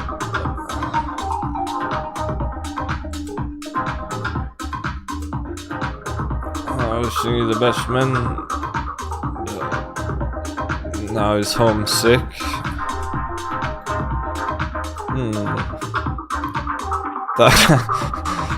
I hope your health's okay, but that could maybe be like a blessing in disguise, getting time off from work to to stay active on the charts right now.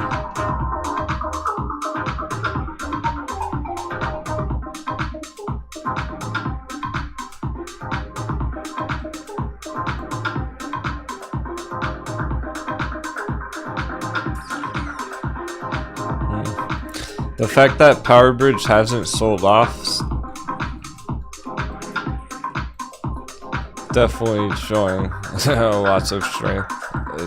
It's clear that Power Bridge wants to go for the long-term targets. It hasn't sent it yet, so it's still can sell off a lot here. Just wanted to point that out again.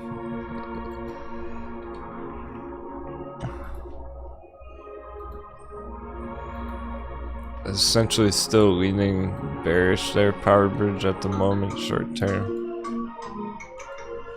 Still going for that retracement.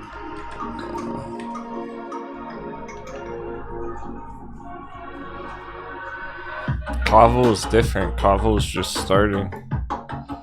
I think that's the only reason Power Bridge is so green today. Is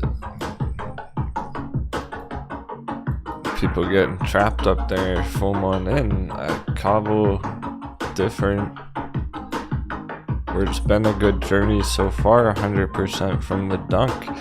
That's crazy that, dude, now that I think about it, Kaval's already gone 100% since that dunk. I mean, that wasn't long ago.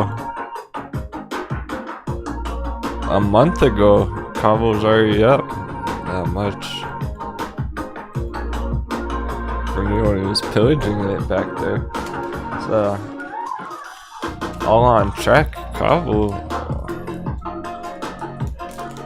And that's why it's green, sending it for the longer term targets.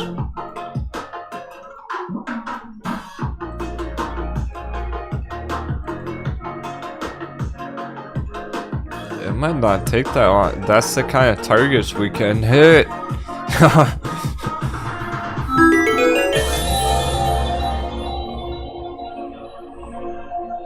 That's what's really insane right now in Epic too. If we do get S&P bounce, coconut bounce, yeah, on these charts, the mainstream, the retail charts, if we do get dollar dippy, Kavo can hit this week or next week.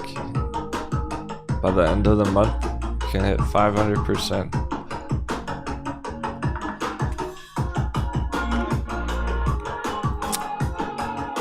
Just like this last move here, it only took 1 week, 2 weeks here. That means we can be hitting this target Kavo this week, next week, if everything goes smoothly there. And all of a sudden, Kavo's 500% in the last month. 500% in a month and a half.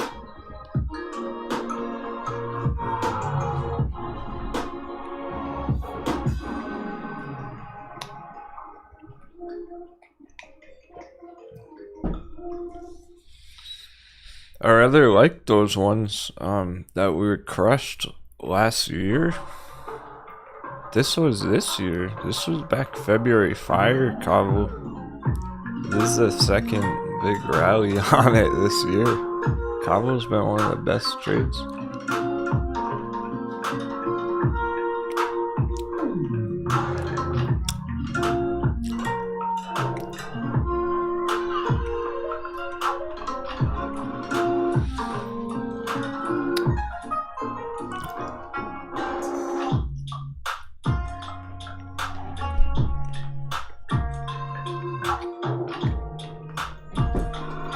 From here is, you know, a couple 100%. It's already a bit late on that dunk, but showing lots of power on a day like today.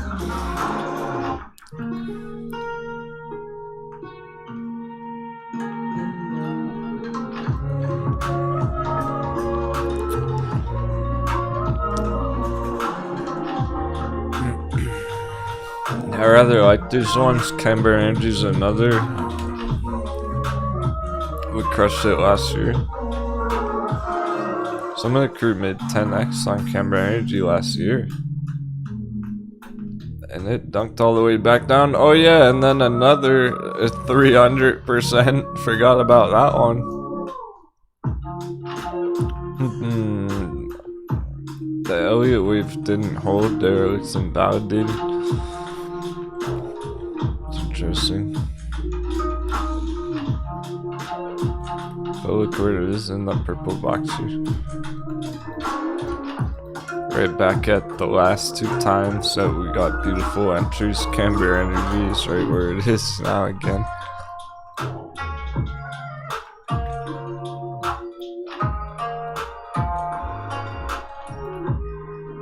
So the first time it was under the yellow line, we got 10x on it.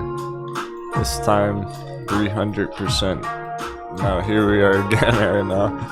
Camber Energy. So liking the looks of those ones.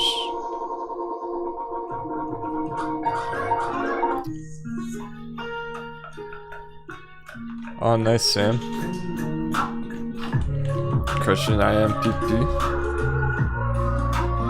Yeah, that one is healthy right now. I think it's gonna take some more time.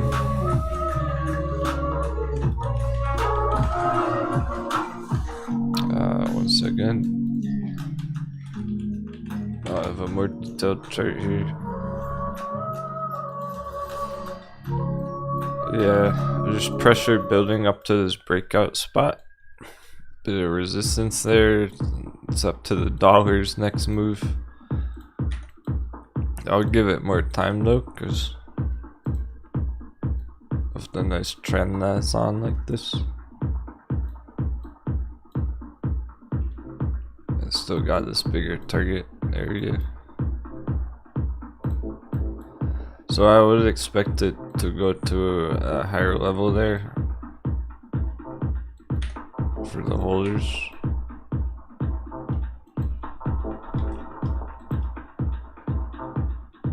And that's just the initial target, truly. Can go a lot bigger long term after that. That's just the initial area where you'd lock it in, make going. This very well could make a full recovery to all-time high. So a great job anyone who scooped it up at the bottom there. And I had forgotten about this chart, but I know we were charting it at the bottom because people were talking about it on Discord. And I was like, everyone's talking about it. I'll make a chart for it. And that turned out I had a chart for it with a hot bevy down here.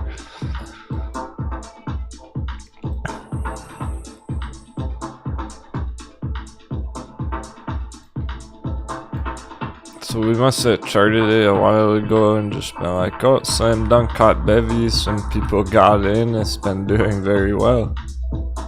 That's all good to keep holding. We got that next target up to like 125, 150 area. That's the initial couple 100% to lock it in, make a win. And then after that, the long term.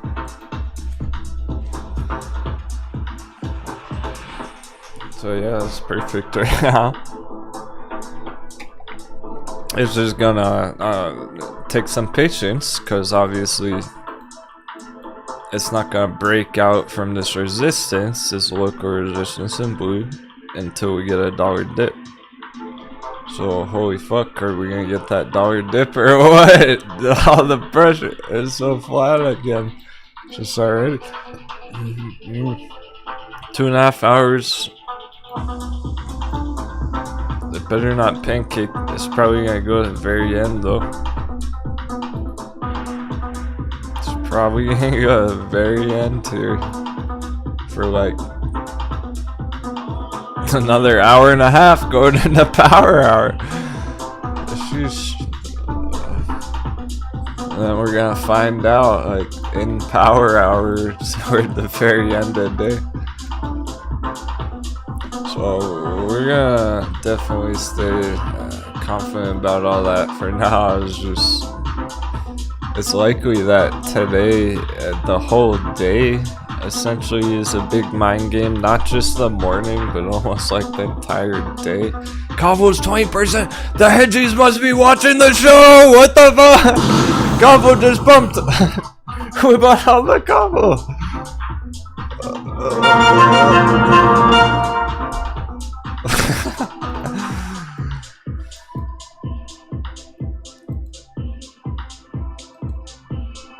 Cavo just broke out. Got another 10% candle. Top of the list.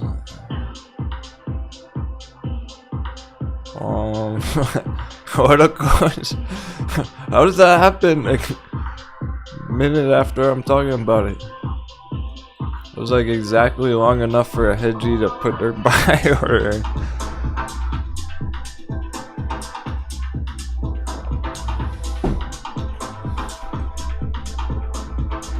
It wasn't exactly doing that when I was talking about it, and I go, oh, Cavo's looks perfect, and then boom, 10 more percent. It's up 20% in the middle of a market crash, breaking out. Cavo short squeeze today, my goodness.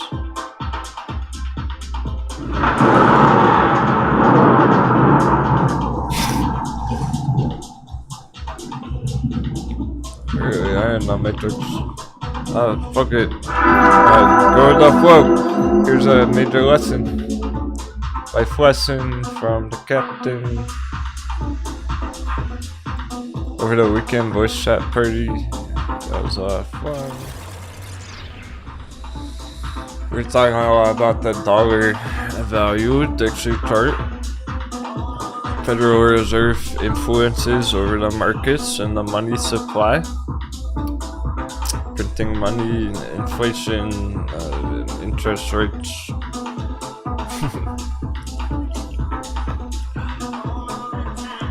Some of it just doesn't make sense right now. It's almost like the more you think about it, the less sense it's gonna make. just gotta go with the flow. If you always seek the answers, you'll never find the answers that you seek.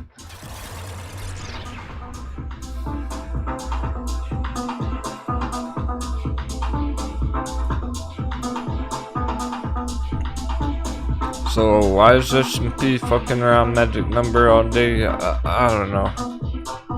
We're not gonna find out. It just is what it is. How is everything perfectly at the critical levels all day? I don't know. There's no good answer.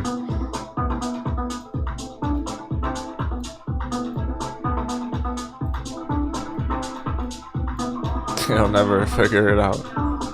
Just go with it. Why is Cabo short squeezing? No idea. No idea. It just is. Cause the chart's lit. Cabo short squeezing cause the chart's lit. There's not much more to it than that. They're just ready to send it. Questioning it, finding the answers, not even gonna get us anywhere. Let's just enjoy the ride and get the targets instead.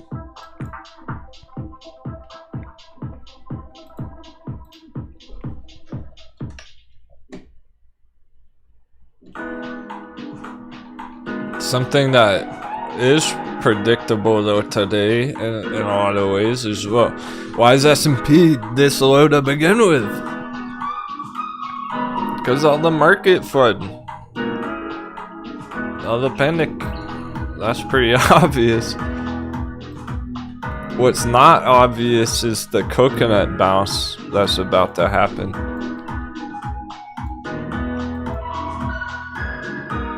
And it's not really there yet. It's starting to go that way. It's not there yet. We don't have that dollar dip yet. So we can't be like, oh sweet, it happened. It for sure happened. Not till we get more charts turning green and everything. So that's really hard to visualize there.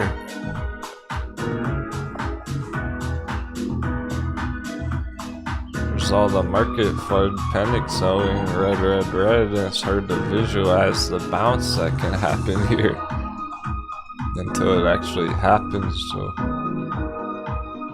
all we're sticking to it is looking beautiful. If this all goes how I suspect it's gonna go, it's gonna be fucking epic, guys. Cavo can hit that target. Anyone holding Cavo might be pulling out hundreds of percents this week.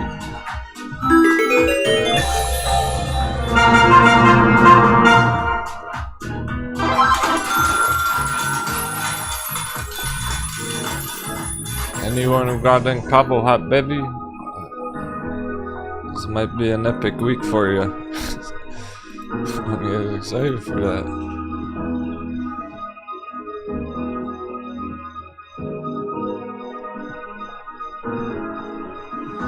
Oh yeah, Mullen might follow it too. Mullen might. It's been long enough.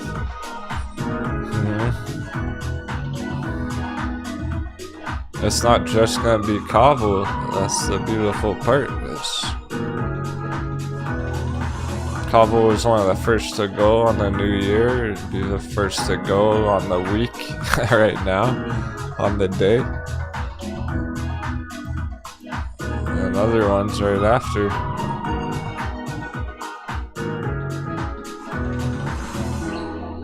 The cool part, the best part so far is we have not had to change the plan. Let's go. So we're overdue for a trading break. Happy trading, yo. What a day. We got 2 hours, 17 minutes. Thanks for joining me today. It's been a lot of fun already. Because we're doing it. As ugly as the charts look, I have not seen anything concerning.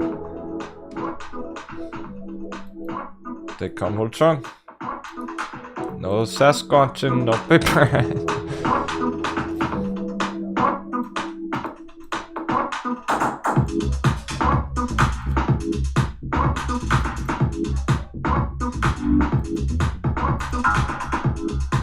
Whoa, Tommy Lane Puxon went over $1. If only the crew could have pillaged that. I'm seeing that at 30 cents or 3 cents. Either way, oh yeah, it hit it. It definitely hit it. It's not there right now.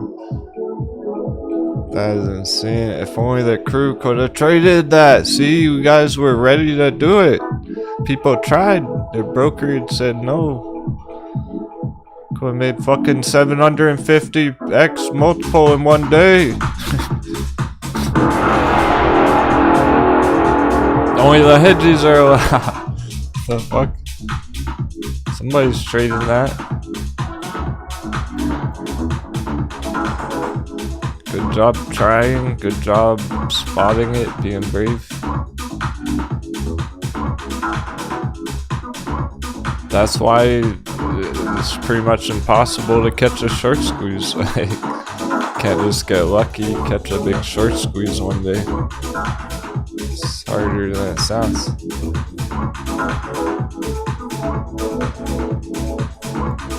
Cavo is easy. Orcs is easy. Cavo is a piece of cake.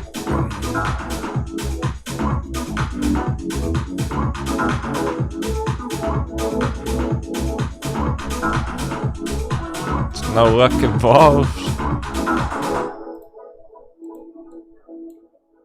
They're just turning up the heat.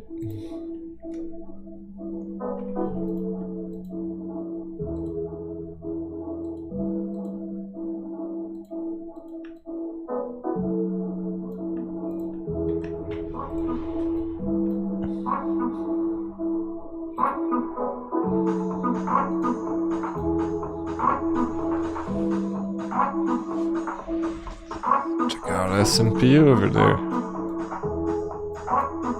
Magic number helped us feel confident right there on the red candles.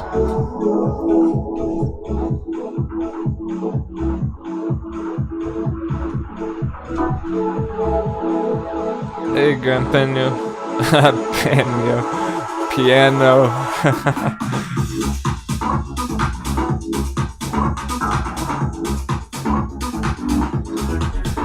No, we all gave up on mullen. We paper-handed. Yeah. We're still bullish on mullen.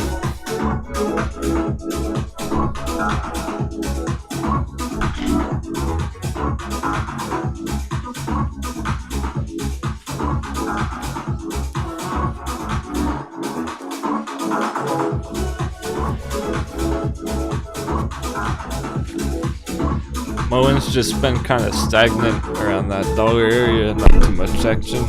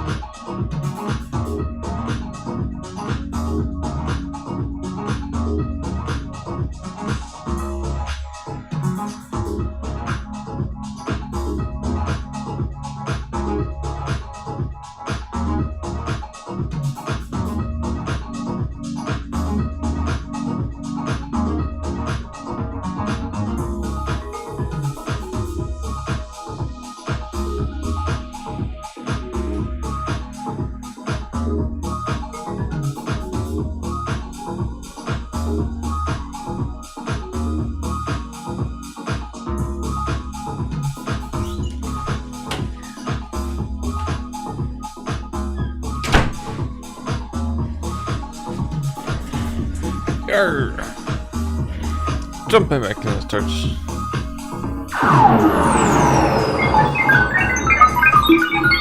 Run back through. We need more damage. Spellcasters. Mages, sorcerers. We need more dots. Cast the hexes. Curses. Damage over time.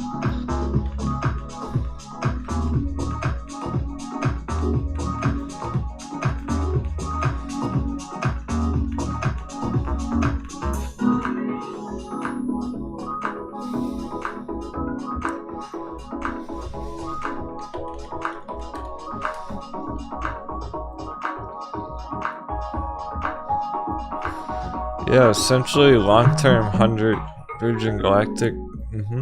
But when you're talking all-time highs like that, so 100 would be beyond anything Virgin Galactic's had before, ship price. So it's gonna have to be speculative. So it's like, obviously it would take a major dollar crash for that. Oh, dollar dip! 777! Oh shit! Here we go. It's not taking all day. What's this? Are we breaking down from the trend line already?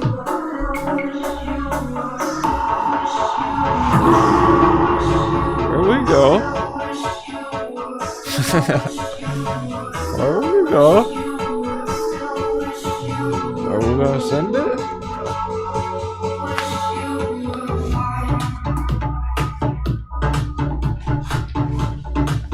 We're officially completely through real bearish lunch now. Second breakfast, second lunch.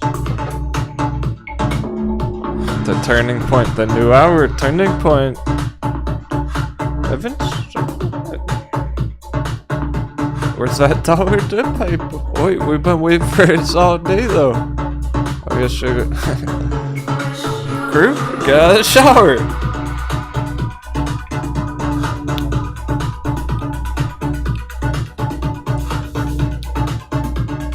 Crew, get out of the shower. Send us the chat. Are we gonna send it or not? That is the day.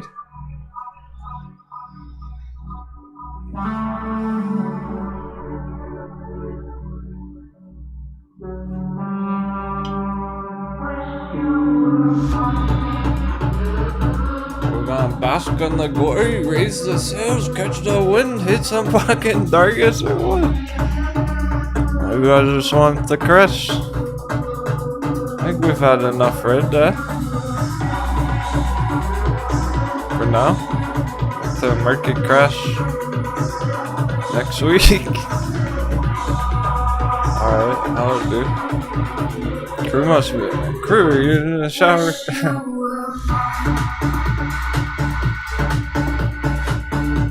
Better keep the hype going.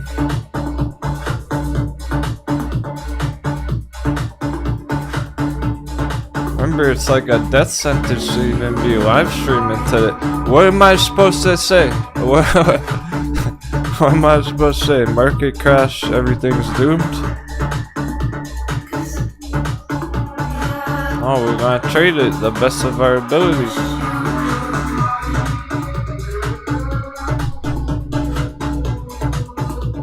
Yeah, maybe the crew needs a shower. Maybe the crew needs a shower. Treasure shower.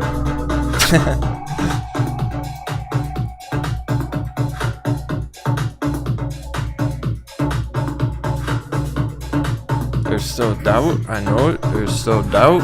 The doubt's about to get blown away.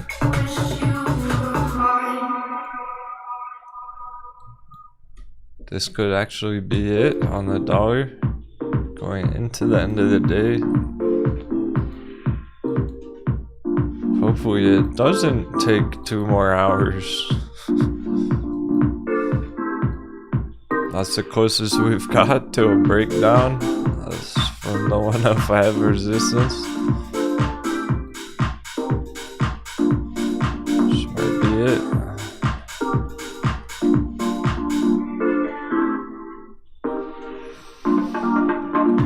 S&P looks good, it looks ready to pop.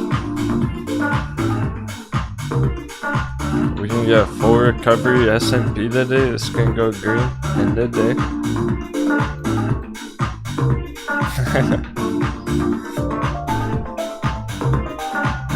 Oh, the hype's coming back. Here we go, the hype's coming back. Hype in that chat.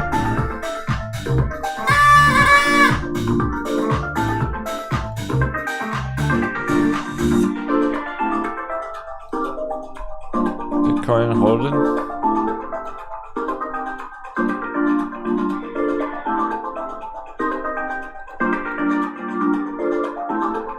There might not be too much green today. By the end of the day, we'll see how many things can turn green. It's all heading into the rest of the week.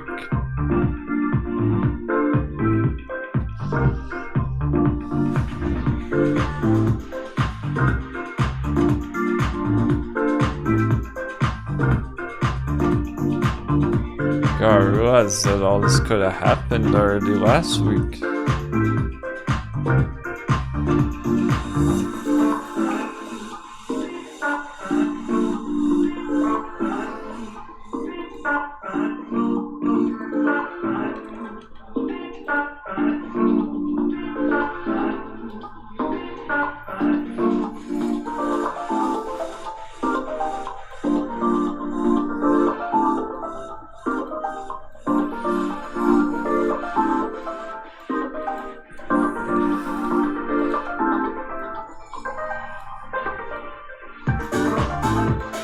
AMC could have already sent it up to $20-25 here.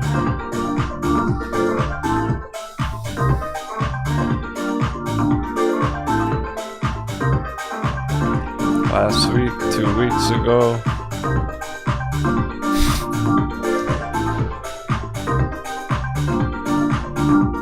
We're essentially overdue for this.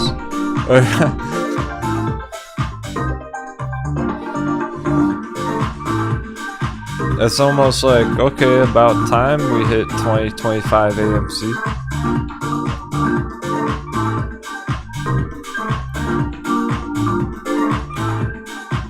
GME.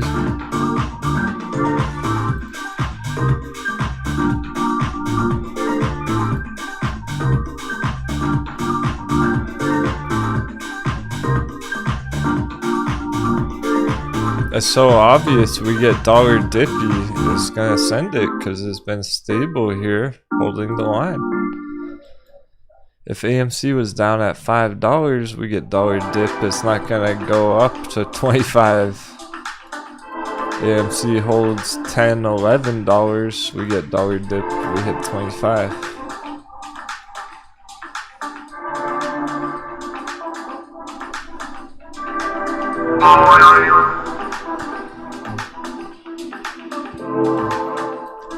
So that really could have sealed the deal this morning.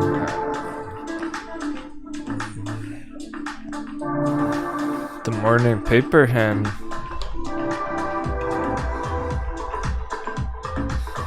All the last paper hands getting out, thinking it's gonna crash, and then it does the opposite of what it appears on the chart. Just throw your common sense out the window, throw your common sense off the plank. Basically, everyone thinks it's gonna go down, it's gonna go up.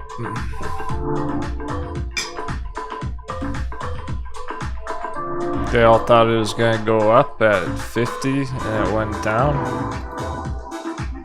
Up here at 50 at the top, they all thought it was gonna go up. Go down. Down here at 10, they all think it's gonna go down. Goes up.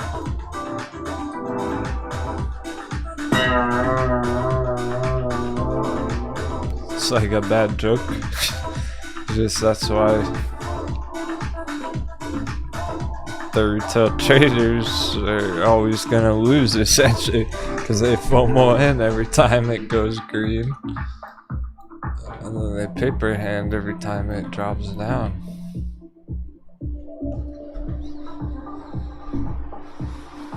they're not being brave at the bottom with the buying pressure, the bull boxes.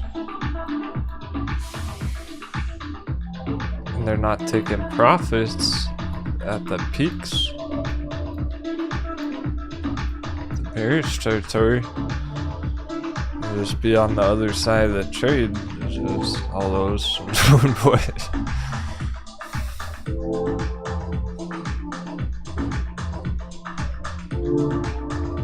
So there's a lot of FUD right now. There's a lot of concern of it crashing. There's probably lots of people Sasquatching on it, giving up on it. It's probably the worst time to give up on it. It's about to bounce to 25. We would only be changing our analysis here about the 25 target if it was under this yellow trend line. If it was under there, it would be a problem. Which is essentially under 10. And that's what I've really always said about it, is AMC drops under 10 again, it's doomed. If it drops under 10, it's gonna dunk to 5. It can't drop under 10 anymore. But it hasn't done that, so there's nothing to be worried about there. I would be feeling pretty bullish, like pretty confident if I was holding a bunch of AMC right now. I'm not. But if I was like all in AMC, I would be feeling pretty good about it right there right now. Like I see it's about to hit a good target, it's holding steady. But obviously gotta take the Doge up, not yet. Pressure, immense pressure, time's ticking. Hour, 50 minutes.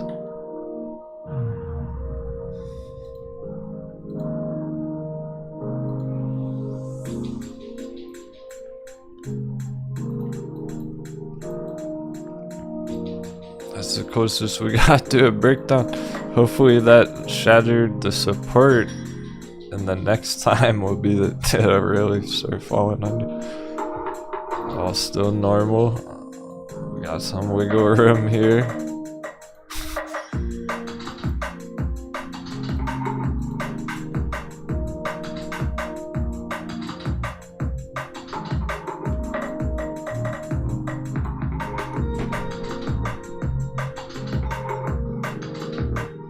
Just time's ticking on the day again, of course.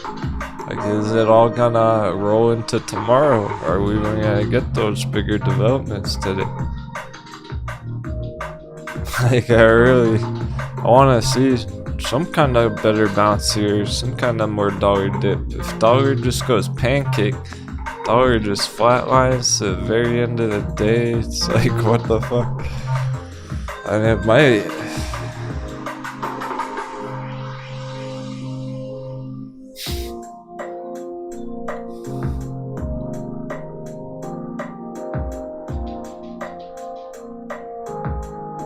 Yeah, Frederick. I know you're kind of prone to that. Honestly, Frederick and Aggro Grizzly, be careful, dudes. About the short-term fuckery right now.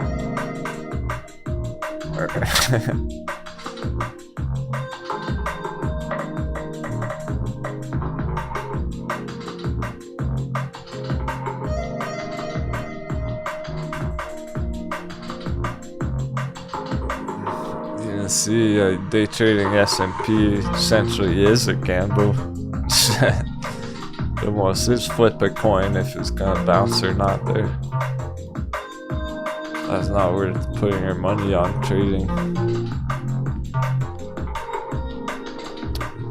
Wanna go for the bigger picture. Bigger picture being dollar top, double top. Is this it? What? Is this the top or not?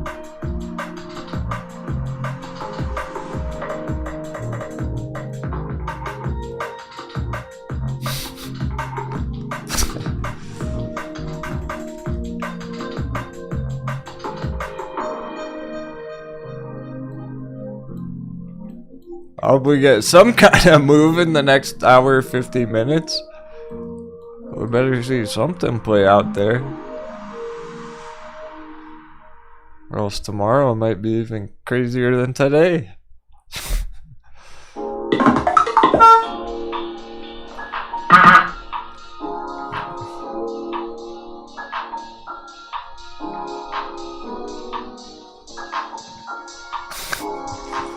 It could be like this the whole week, just...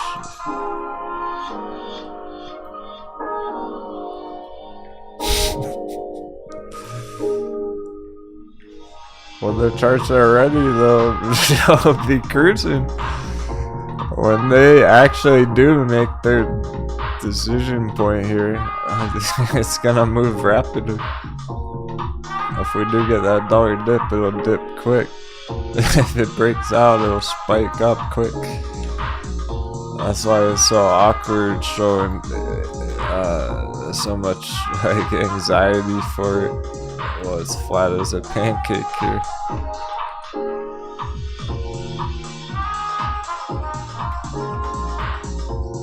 So we better get some kind of move there and not just pancake like this all day. Because it's almost like, how would that even be possible with all the things at critical levels? Something's gotta give, and if not today, then surely tomorrow. They can't stay here at 105. It's too critical of a level. The S&P with that magic number all day, the SPX. Something big's cooking up. Bitcoin at the bottom of the giant bull flag. Sheesh, this can really send it here. Get a huge bounce straight up, like overnight. But there's not much happening there just yet. It looks about as good as possible. I want to see a bigger move here, get some distance on it. Not just end the day flat, the line down here. That's what's awkward about it. It's like, we better see something bigger play out. Because if it just stays here all the next 2 hours, that's very awkward. So it's like, how's there all that pressure and nothing moving?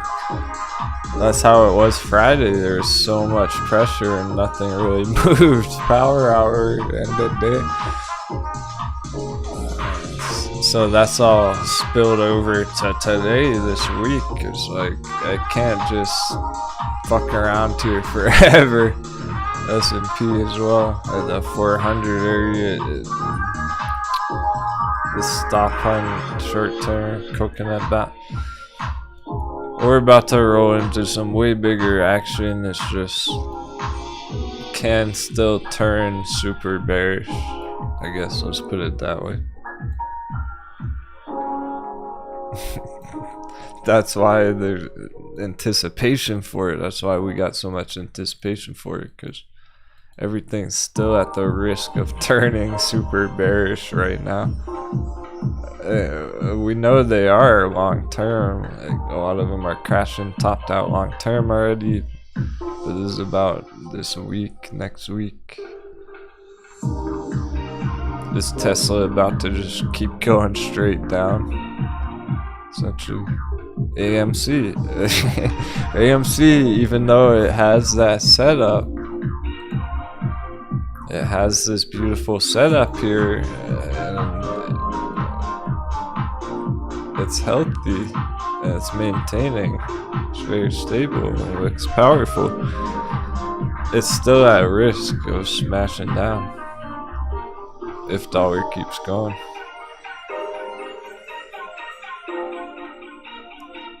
I probably said that a million times today. Oh God, I'll burn it in your brain.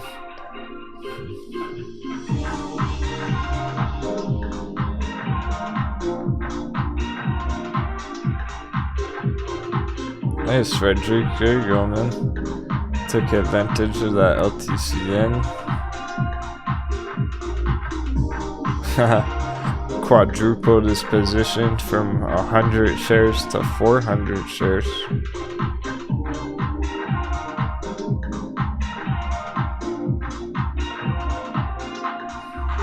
Yeah, It's a way more effective target on your accumulation right now rather than like trying to day trade S&P.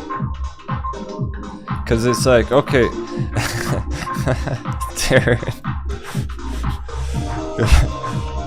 cause the S&P, Jack got me.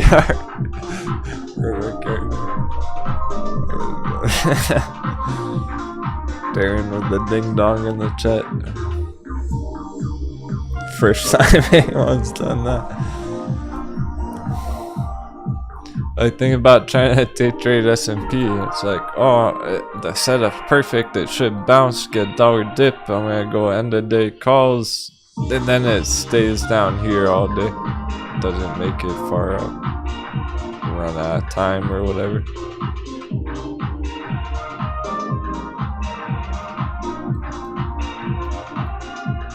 That's just how it is on all those things right now. Pretty much anything in the short term. Kavo, there are some exceptions.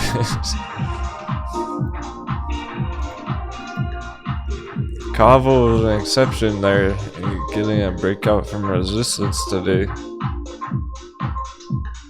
Powered bridge, of course, from last week is still up at that level, so top of watches. Borks is an exception. Very nice looking on Borks chart here. Trying to clear the resistance, and that is still very low right now. Essentially all-time low entries Borks still.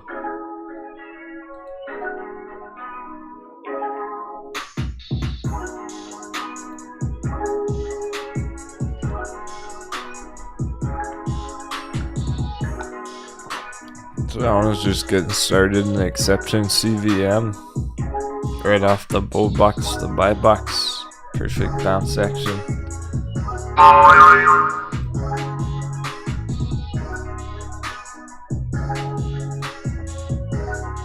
Nice and green today. Still on track for this nice magic number target. Exactly. Magic number, we went away. You see, it's if CVM still looks that perfect, trying to send it to the target, then we're still on track for our targets.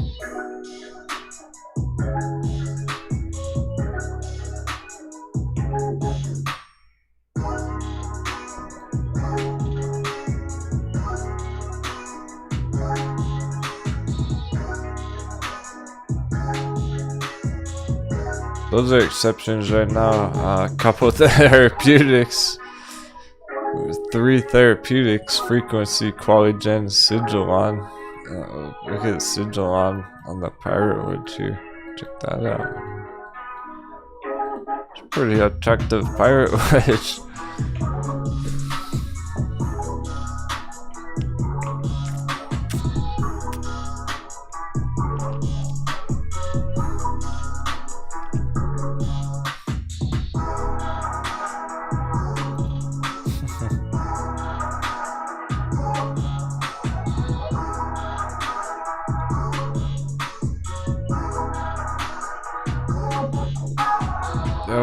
Keeping cool right now because dollar is so extreme. It could be any minute. It could be the last 5 minutes of the day.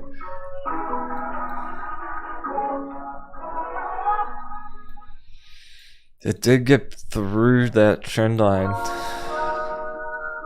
So really the next time down it should be able to fall right through. Keep going. But yeah. We're still fucking around here. We're still fucking around this area. It's probably gonna hit the top one more time. A couple more times. So it probably is gonna take to the very end of the day there to start getting more dollar dip, and that's just insane. Therefore, you can really tell how easily it is to get lost in the sauce.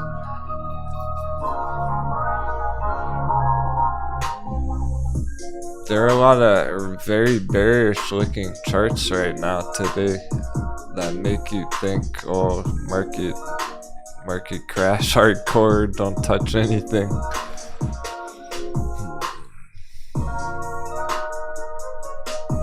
I noticed some of the bear ones have not stopped going down too for a while. NTR, we haven't been watching it, but NTR puts, this thing's been trending down for a while. Stuff like that just keeps going straight down. You go, whoa, market crash.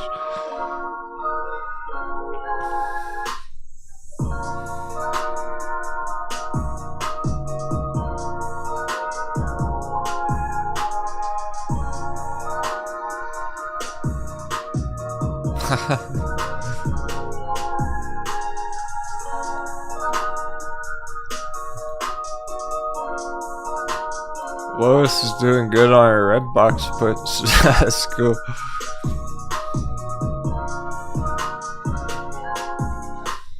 I'm not seeing any two major developments bear charts though.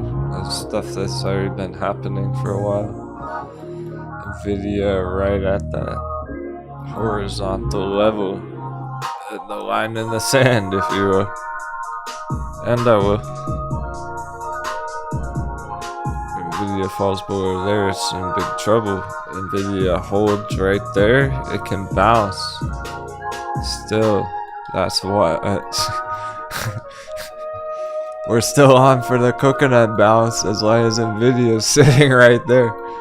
But they start falling below like this, everything's at risk of hardcore market crash right now.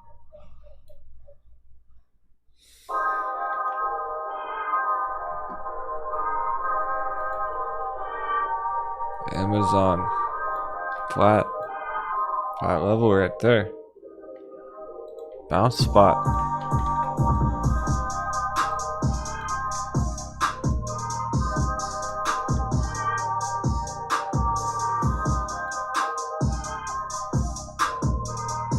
So new traders seeing this, I guess gonna keep going down, get smoked right now.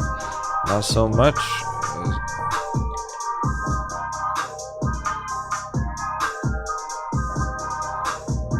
Go down here.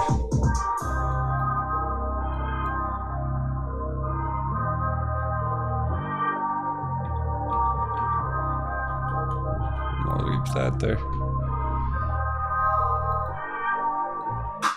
Tesla holding the line. If Tesla was down here, that would be a major problem for Tesla. Tesla is doomed under that orange line. It's above.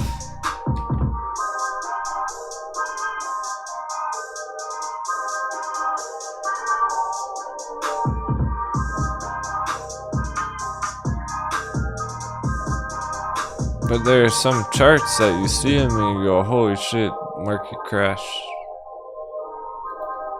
Ethereum. Yikes. Crypto traders seeing Ethereum today. They're freaking out. They're paper handing. They're panicking, guys. Completely, absolutely. Absolute panic. So, flash crash Ethereum. In action. It's a lot of money. It's hundreds of billions of dollars.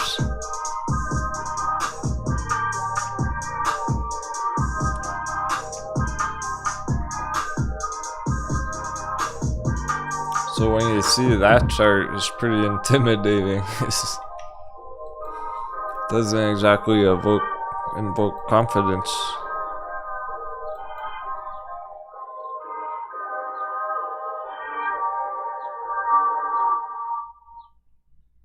And that's kind of how Bitcoin looks in a way. But just like Bitcoin, Ethereum follow Bitcoin in its own way, essentially a giant bull flag on Ethereum. It can always be a giant bull flag here. Now we bounce Ethereum. Oh. And why would it bounce there? Because dollar top. Or is it? We don't know yet. The chart hasn't decided yet. If this dollar top, Ethereum can bounce huge from that bull flag. But you have all the FUD on it right now, people panic selling it right now, and it might bounce huge from this bull flag dollar dip.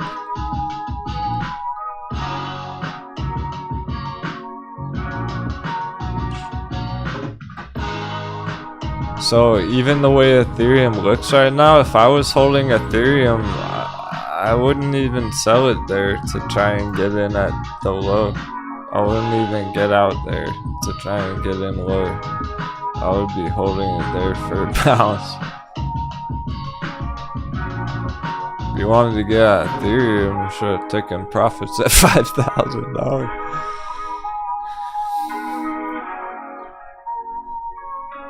I was pretty shocked last year when a lot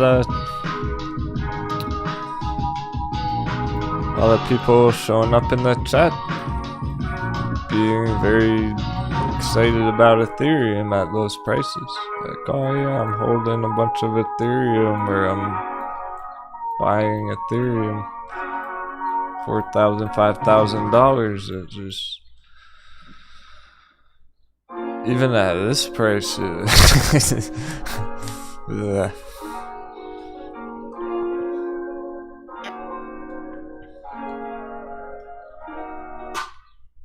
It's at risk right now of a full dunk. If it does that, that's the entry. Then it's worth it. One more slam down would be worth it. And that's only, at the moment, the only way I see that really happening is dollar going parabolic. Excuse me. The rum's kicking in. The only way I see that is dollar keeps going upwards, and Ethereum could smash down that far. So, yeah, they're all at risk of that. That's why it's like Ethereum's at an absolute critical level with that bull flag. It can bounce,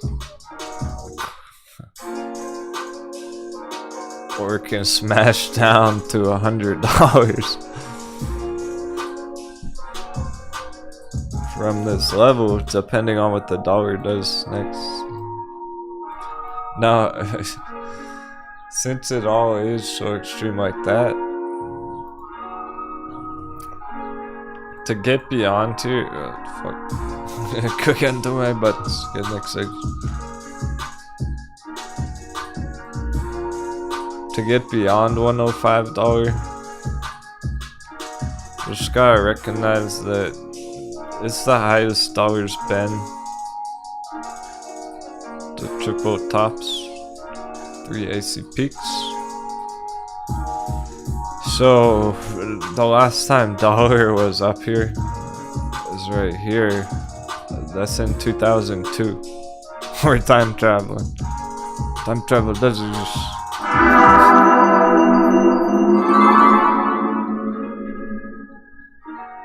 We are already 20 years back in time value dollar. What the fuck?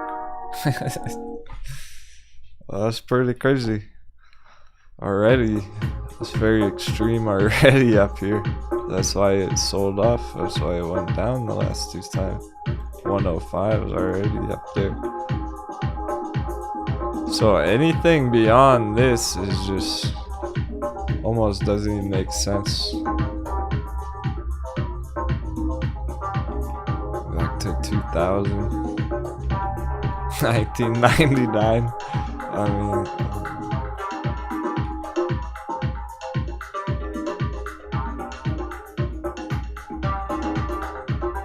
right here right now, if dollar keeps going parabolic, market crash continues immediately right now, it could go stupid levels all the way up there.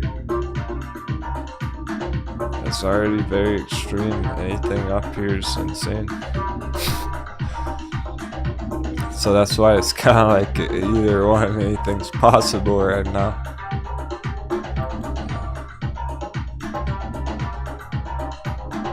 Here we go, another 105 test. There's not even like any green charts to watch going up really. CVM in bits and pieces. CVM's 5% on the day now. That's nice. Nice performance from CVM.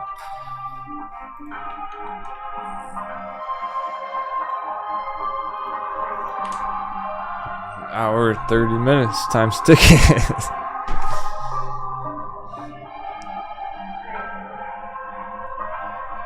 2 flowers wants a hot baby on Ethereum.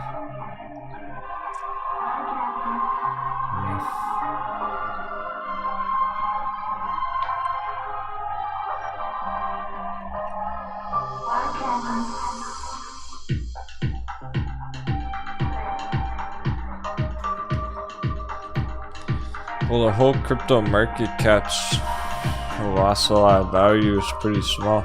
It's only like $1 trillion in crypto combined right now.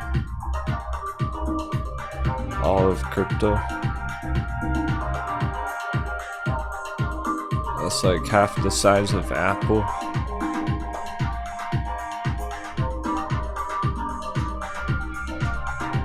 All around the line. Alright, dollar, do something.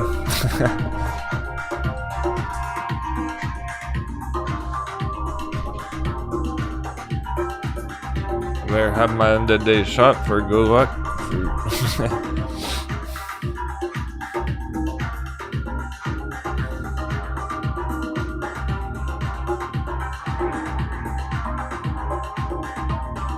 So I'm not down in the cold bevies very last minute of the day. I want my rum to kick in right when the dollar dip kicks in.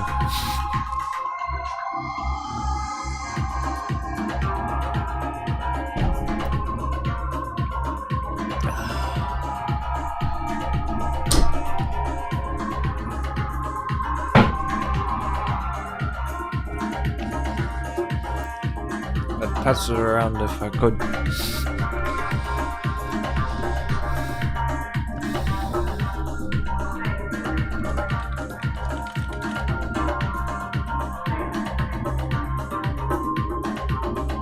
What you mean by that, Tina? The hedge on crypto?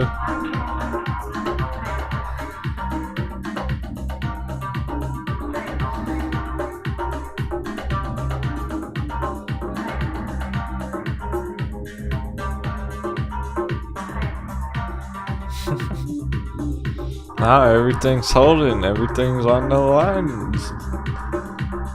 Boy, I was saying spy drop. Dude. Oh yeah, man, it's holding. It's right on the line. No jumping to conclusions. You know what they say, you jump to conclusions, you might just jump off the plank.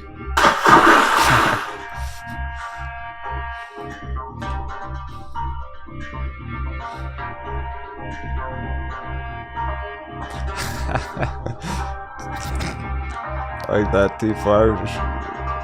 Friendly reminder to stand up and stretch. Drink some freaking water for once, jeez.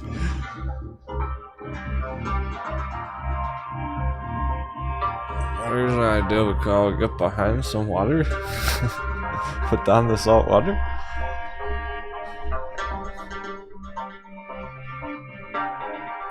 Yeah, it's... This is what... You gotta give it up for Captain today. It was all this morning. Like, why am I even streaming today? Yeah, I wanted to, but I mean...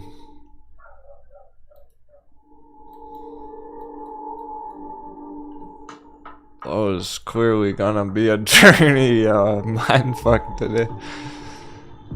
So it's like essentially a death sentence for streamers today who are trying to make any kind of predictions about anything. Cause it was like, what do you really say? In a way, it's like, oh, market crash. It's like everything's fucked. But no, it's not like that.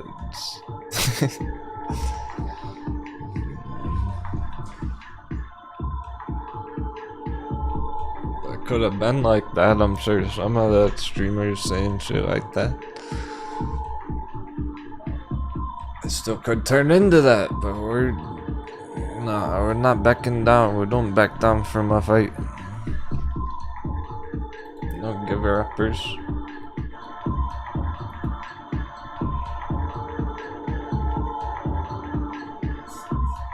Yeah, Ernesto.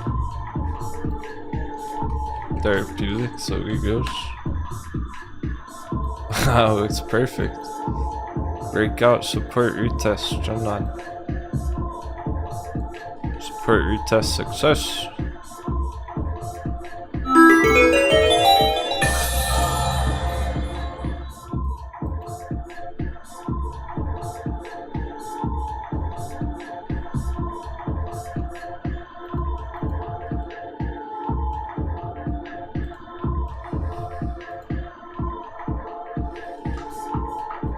Star keeps popping up on my face.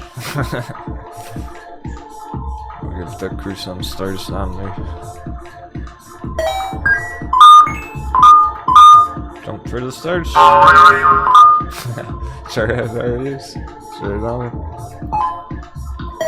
Just wait. They probably caught that grayscale icon dip at $2. Those kind of reflexes.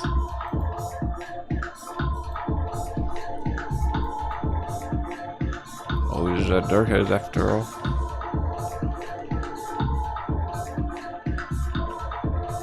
He's trained.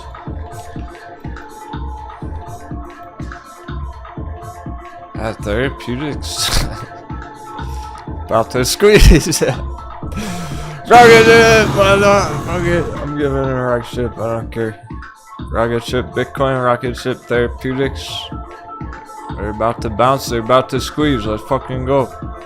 777. Rocket ship for what they're about to do, not for where it is right this second. For staying confident, brave. It's beautiful, support retest. Gonna send it. I see no danger there. I see no weakness. I don't care if it's like 2% green or 4% red did it. 4.3% red, oh no. It looks beautiful. It's not the day for it to hit a giant target. Make sure it's stable, that's healthy maintaining. That's still on track and in the right direction. It's not slamming down.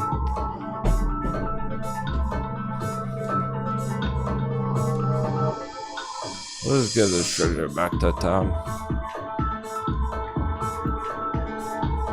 See, we get a huge bounce here. We get a huge S&P bounce. We get a huge dollar dip. We can hit some huge targets. There's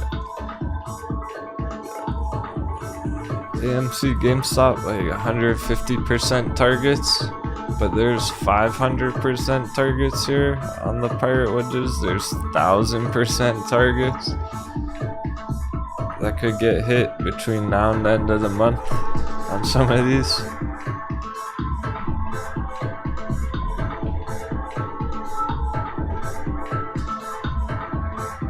Are you trading that, Gary?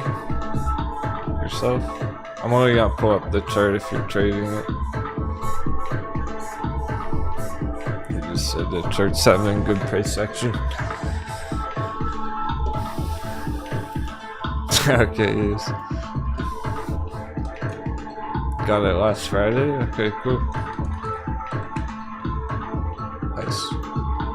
Why is my chart scrolling sideways? What the fuck? She's attacking my keyboard. Oh, that looks like cobble. Weird. Time frame though. The split. There's a split back there. It's only 1 to 4, so not that big of a deal.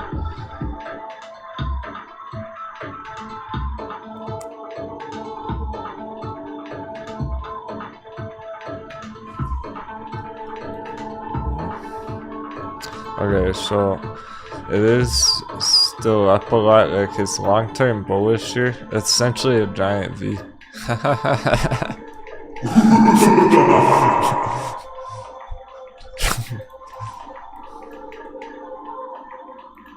Oh, don't you see? It's a giant V.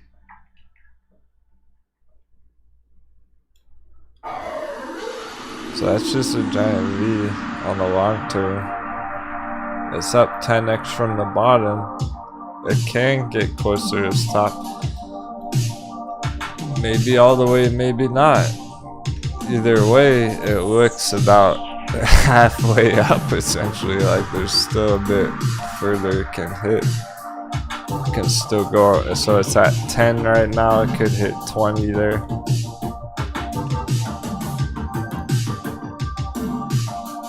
So I could still hit another 100%. It's not the kind of thing you'd want to enter right now, but if you're already holding it, not further to go.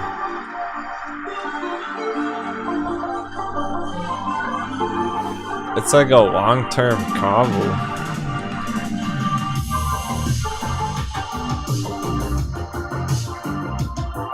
That looks like Cabo right here, but long term. Cabo's moving very quick.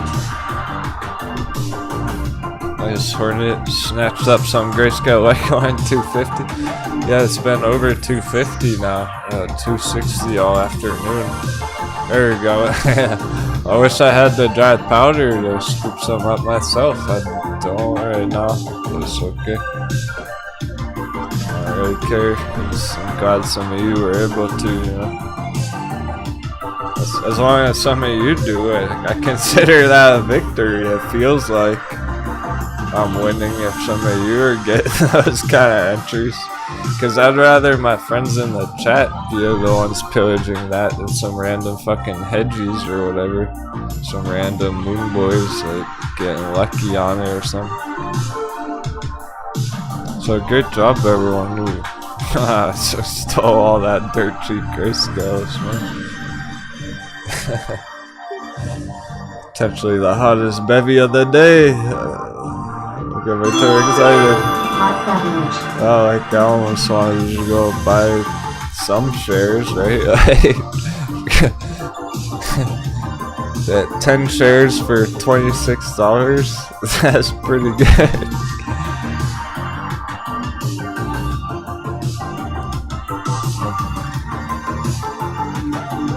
That's why there's a limit. The first thing, right when this happened this morning, as it was happening in real time, proposing the question to the team of what is the limit? Everyone's wondering, like, how low can they go? Can this go to $1? It seems essentially impossible, although like anything's possible right now. You know how that would be, you know, that would be Bitcoin crash, etc. Bitcoin goes to $10,000. Can grayscale go to $1? There has to be a limit here. $2 is pretty insane. That's pretty fucking cheap. You get a lot of shares for that price.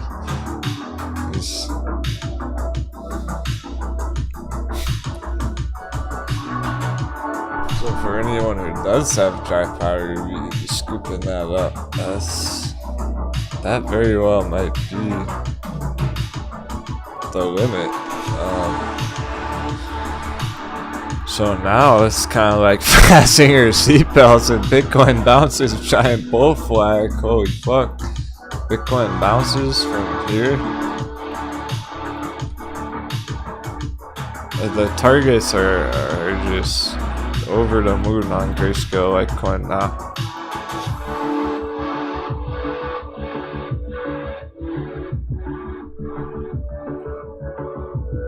I'd say Bitcoin bounces up towards the top of the bull flag 40k area. Grayscale Litecoin, the next real level I see it bouncing to, the first good bounce here is going to be up towards that 2025 area.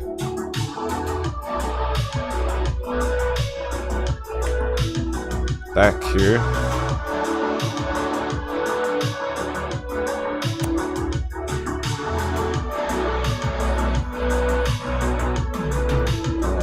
see if I have a cleaner chart for that. 1 second.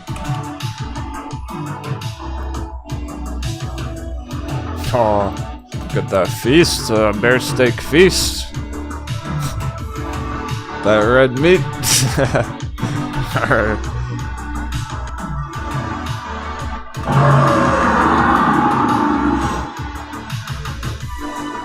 And to grow up, I throw a barbecue. So yeah, $10 area, of course, right? 10 psychological, but the next real support bounce spot, consolidation zone, it's gonna be back at our 2025 spot from last year, the end of the year last year. So if you're getting $2, that's already 10x. Just to get back to that spot last year where we were trading it over 10x. The targets are just got fucking insane. Let's take it the whole way just for fun. What if it went from that bottom to the top? 250x multiple with $2 to 500.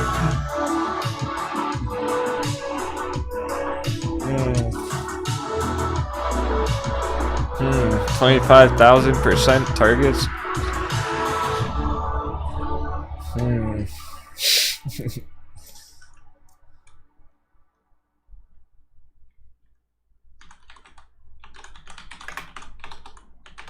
Impossible. Oh wait.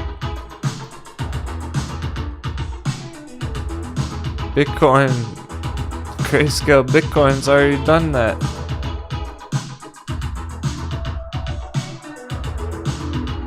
Grayscale Bitcoin 19,000% since inception. Grayscale Litecoin 25,000% from the bottom to the top. That's actually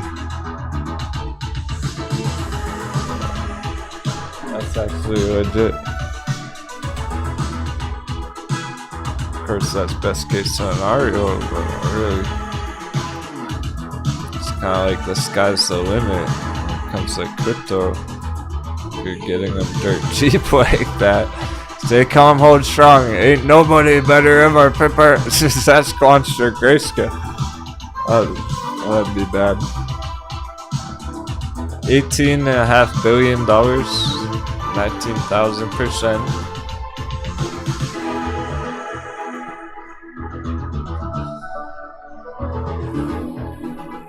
Where the website?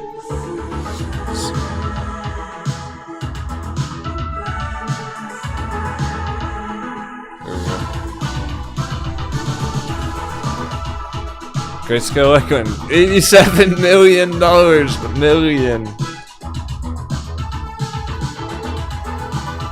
Down 75%.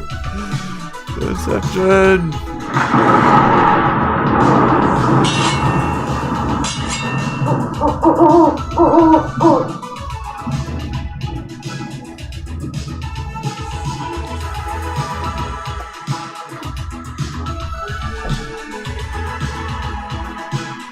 Small market cap, hot bevy, discount. That's not actually a discount, but still. This is the kind of potential. Billions of dollar market cap, tens of thousands of percents.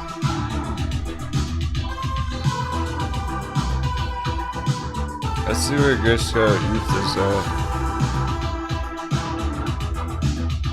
Since Ethereum's been dunking 100% now, but $5 billion. It's $5 billion Grayscale Ethereum.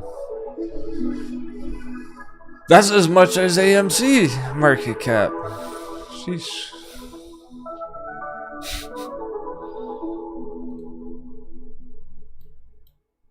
Like Litecoin goes up, this thing got fucking moon. It's getting absurd. I don't know. Maybe the whole crew's just gonna retire next year. Maybe we're all just gonna buy some yachts and some Lambos next year. Live happily ever after. What a day. Alright. Still immense pressure building the power. We're gonna have our last coffee refill.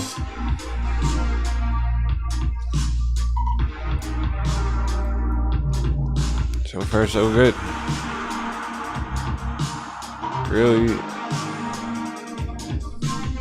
liking where this is going. Still kinda on the edge. Everything's on edge.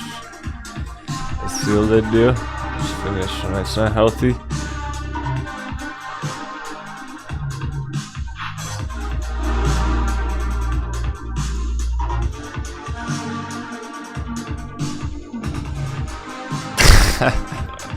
Stockholder. Just don't tease me. Yeah, talking about Gershko Bitcoin always gets the ladies going.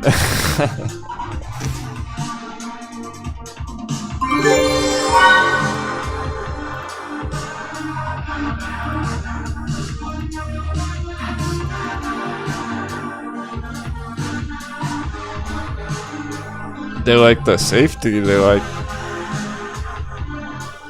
the stability, the price history of Litecoin past decade.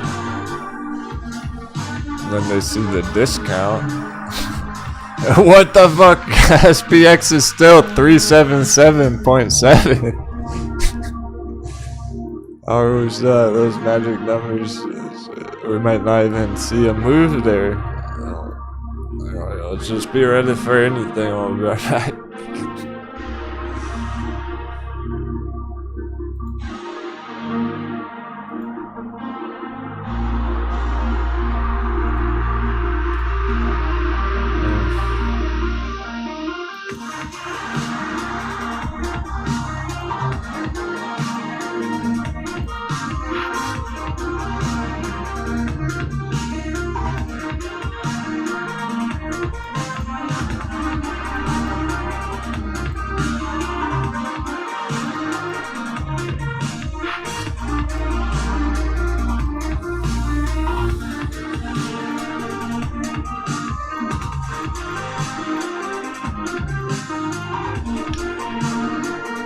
One of the only green charts today, CVM. Call me.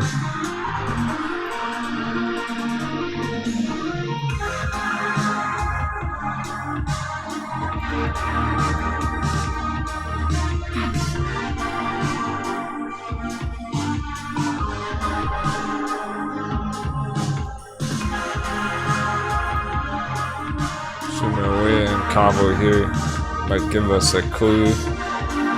Cabo keeps going, that would be a good sign. Power hour.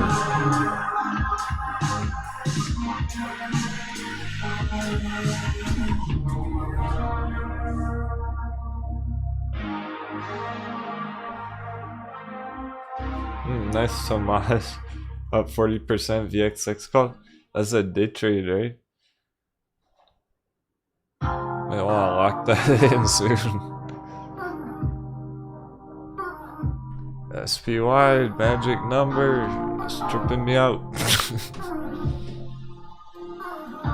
There's so many magic numbers today on it, I can't ignore it. I'm trusting it's all gonna go according to plan. Even if we don't see it play out today, just like on Friday, that's what we had to do Friday. We didn't exactly see anything play out and we just had to stick to it, that it was gonna be okay.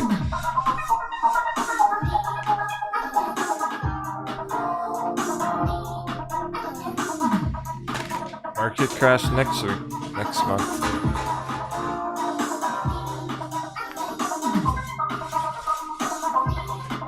Yeah, Jarhead, hopefully next year he'll be in the green.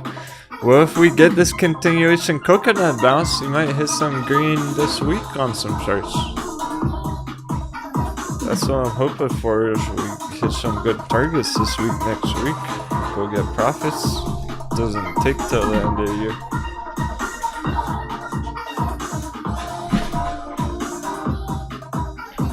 I don't think it's gonna take that long for Cabo to fucking go Cabo. Nice, Tomas. Congrats, dude. Great job on that VXX day trade. He's locking it in.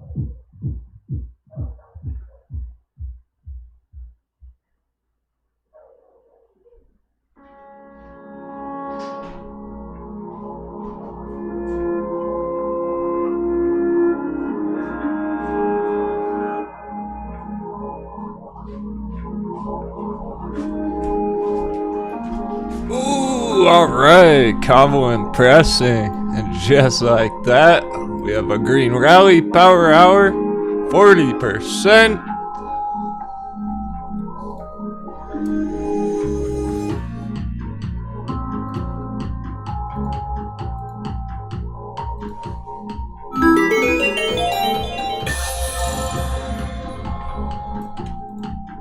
We're right on top of that all day. Strongest start of the day.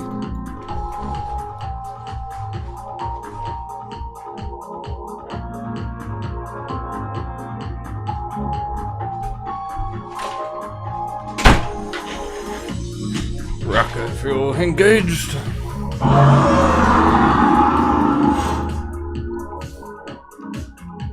There we go. Well, S&P flat as pancake. Meanwhile, looks like that hasn't moved. So dollar, 105, no move. Dollar, I thought it'd be top. Right on the turn of the hour. Of course, it's gotta be this way. Dollar stays up here. That's that's dangerous.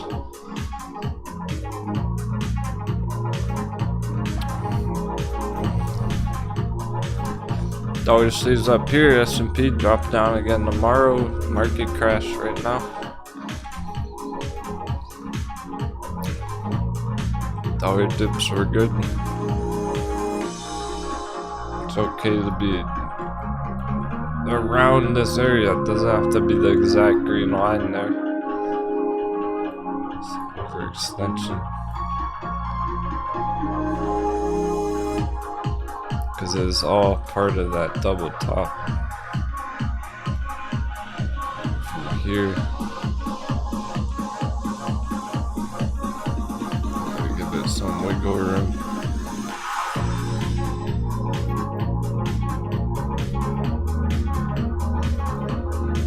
So it's really this whole zone.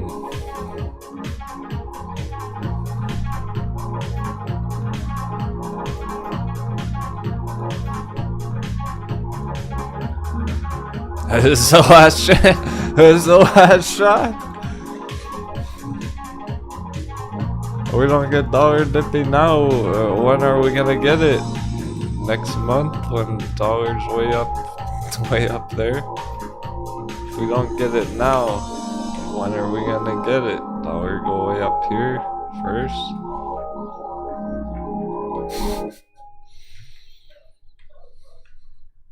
We get it now, we get a nice bullish week, we get some good targets hit. Cabo keeps pumping. We crush big target on Cabo. Somehow Cabo's doing things against all odds right now. Short squeezing.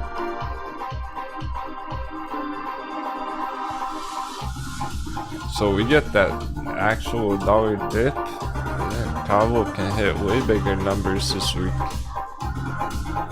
Hit $5 here.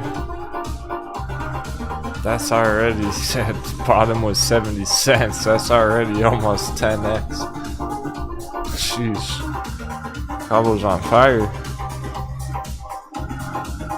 That's why I was launching the rocket ships earlier. I launched a couple of rocket ships this morning and people were confused, like, why is he blasting off rocket ships when the market crashed?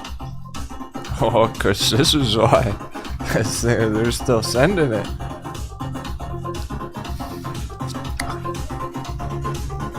You're primed already. You need some epic green bounces, but no such go on S&P. No go S&P as flat as a pancake. That's insane. S&P day traders losing their minds. They're losing their portfolios and they're losing their minds too.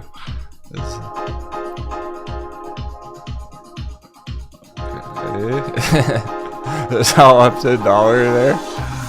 That's because dollar's at that new level. It's mimicking this on the short term. Absolutely mimicking Dixie here.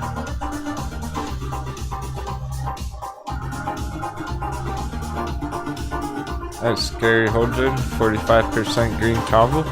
That's the best part about it is everyone who's in Kavo should be nice and green already. Here's the hot bevy area, under $1. So anything under $1. And we were waiting a few months for that. We were ready for that. I remember Kavo up here, 350. People wanting to full mullen. I was like, I'll see you at $1 Kavo. Nice, fishbound. Thanks, Gary, bro. Hype boost. Oh. Get those diamond hands out. Boom!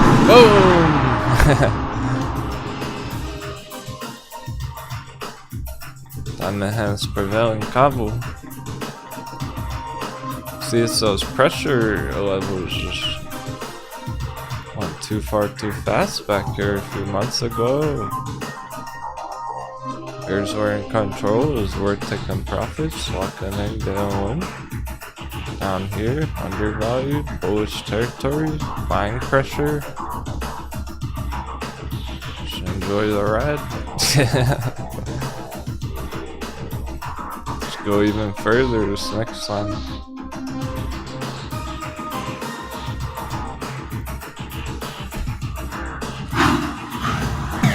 Exit. Turdex.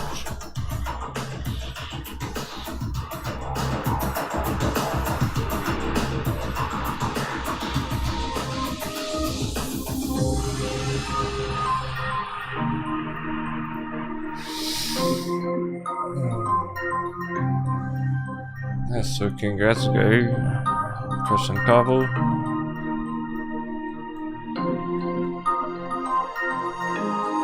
Perfect trade, double dunk, round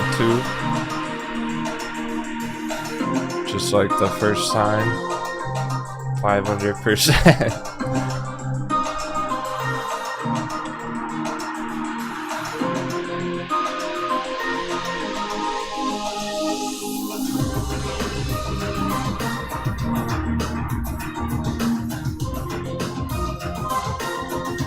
And just leaving everything in the dust right now. Essentially the only real bullish stock breaking out our watch list at the moment. And CVM is just hasn't gotten that far. 6%. It's good CVM. Impressed with that too. It's not exactly squeezing. It's solid bounce CVM. Well, the CVM holders are green too. I know CVM holders were getting down in this buy box down here. Or maybe even right on this line. After that last bump. Traded it this last time. It's like 90% in one day. CVM's pretty hot. This can hit the target this week. I see no danger there. I see no red fights. Starting to wonder if it's gonna send it regardless of S&P. It's like maybe dollar keeps going up and CVM crushes it anyway. That's how strong these ones look right now. I'm fully expecting them to crush it. Just like Kavo there.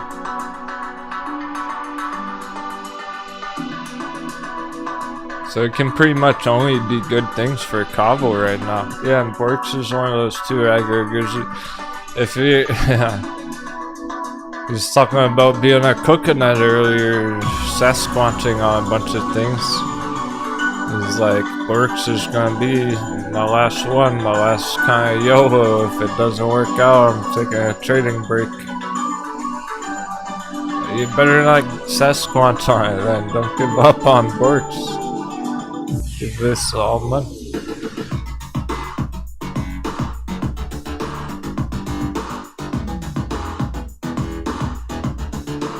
Can't change your mind tomorrow. Kavo keeps ripping.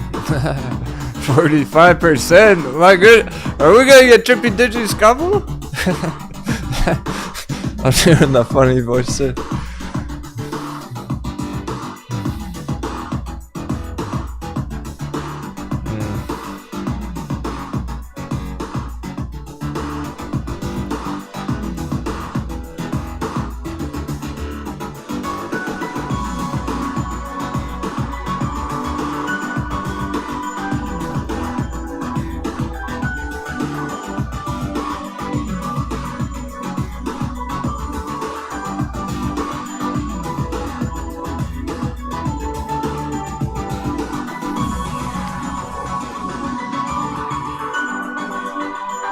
Not cut out for this.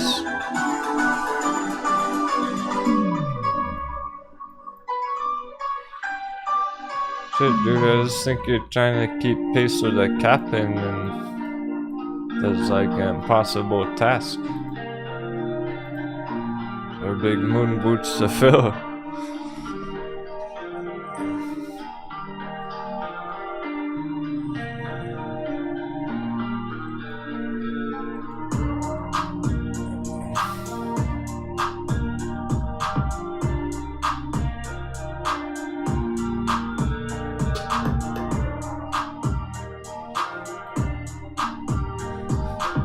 That's weird to say, but it's the reality that like some of you where you've been watching a bit too much, maybe you're a bit too much in the chat all day every day. And you don't have to keep pace with what I'm doing. You know, I fucking chart it all day every day like I'm doing. That's why I do it. Go live your life, pop in, and how's Cavo doing? Oh, Cavo's breaking out, sweet.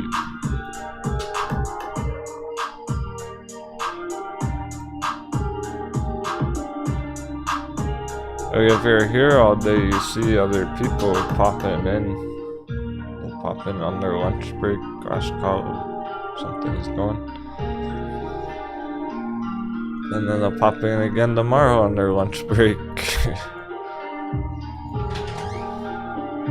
Oh, cat's here. Oh, cat.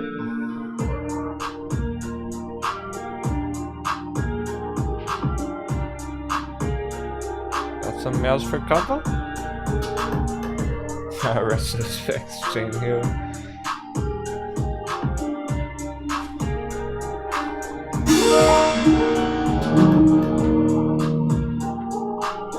Yeah, I think like because it's all been 10 slots of development per section, people feel the need to watch all the time and keep, well, not just watch all the time, but just, that's cool if you're enjoying that show, bro. Like, watching the charts too closely, right?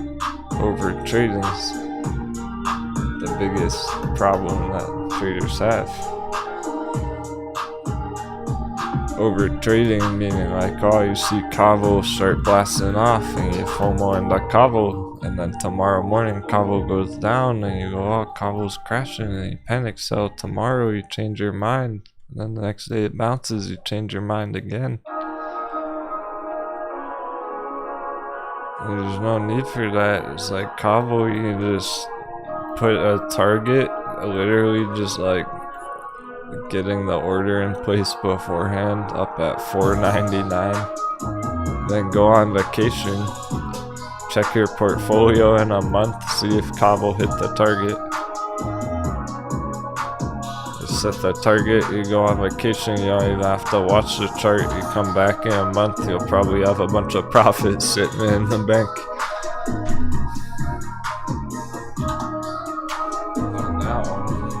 According to the chart.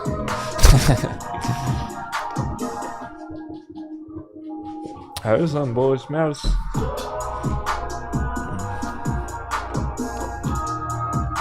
You don't need to watch Cavo every day while it's working its way up to that $5 target. Check in at the end of the week. How's Cavo looking? Oh, we're halfway up. Sweet.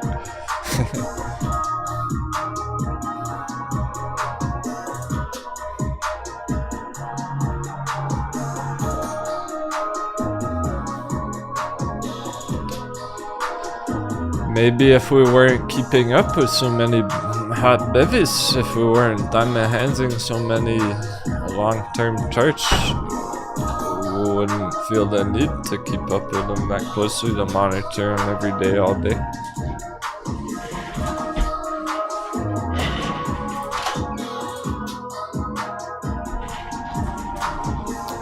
I know the crews got some of this, they got some of that, they got some CVM, they got some mullen, they got some muln.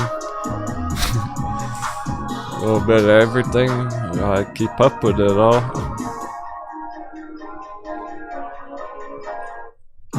That's why I chart all day every day. It's not necessarily because you have to spend that much time charting cobble.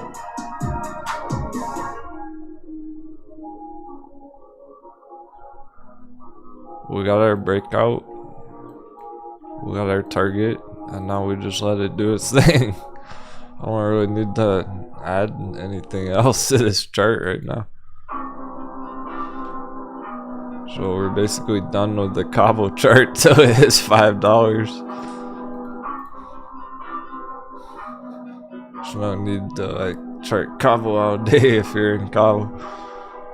You watch it all day like that.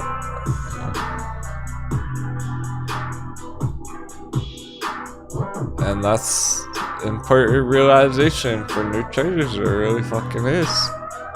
Like everyone gets kind of addicted to it in the beginning, and I'm still addicted again. You keep at it, you're gonna be like me one day. If you give in to that addiction, you're gonna be just like Captain one day. But I don't know if it's a blessing or a curse.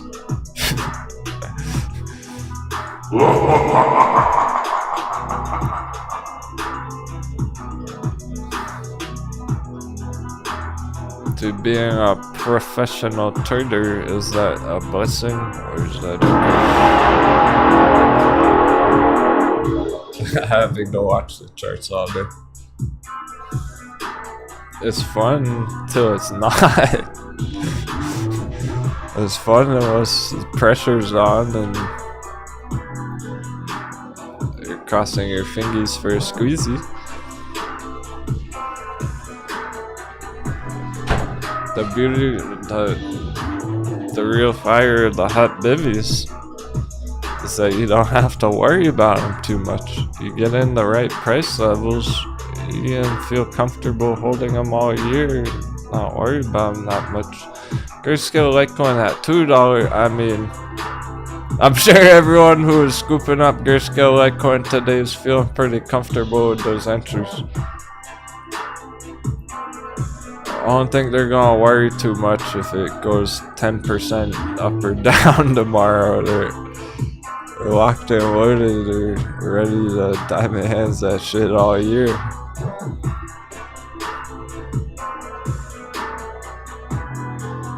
It's not about what it does tomorrow.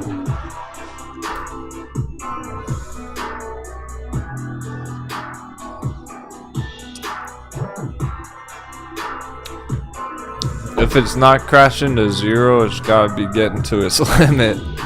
It's gotta be real close to the limit. So I already know everyone who scooped that up's feeling satisfied, feeling accomplished. Great job, pillaging that.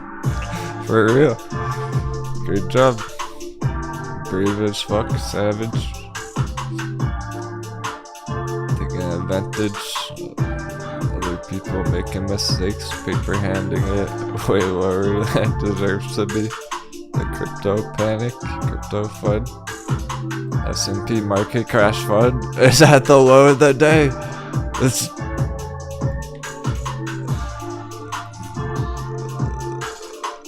getting stupid.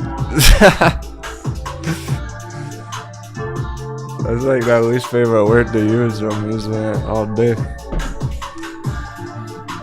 It's getting ludicrous, S&P. There's no more wiggle room lying in the sand. Bounce or no bounce. Dollar dip or no. No, not now. Ever. Oh shit.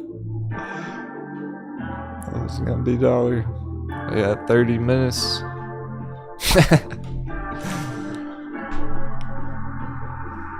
I'm not even on top for that. Jeez.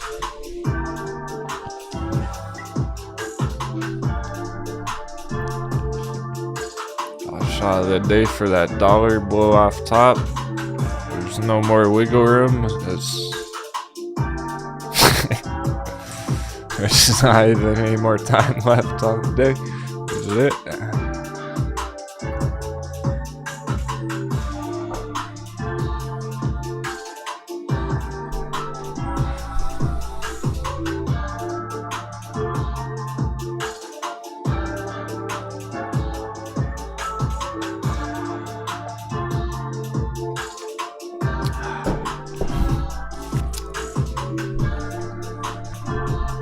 We have no more wiggle room. It finishes the day up here. Tomorrow's looking sketch. We're gonna have to be on the defense.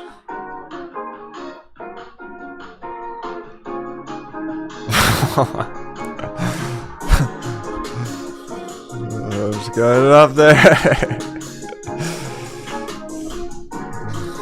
Oh my goodness. So, Samsung and Bitcoin smashed down to 10K first. He's not the only one thinking that.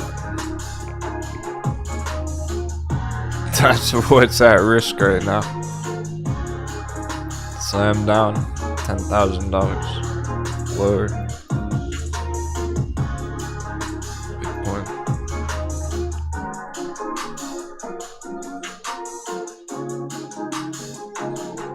That's gonna happen. Dollar keeps going up here. That's gonna happen. S&P keeps crashing down.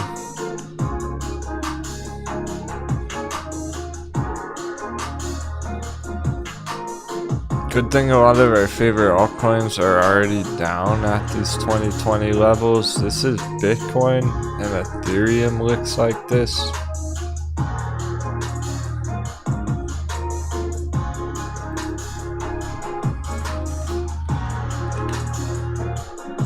I think Dash already way down there.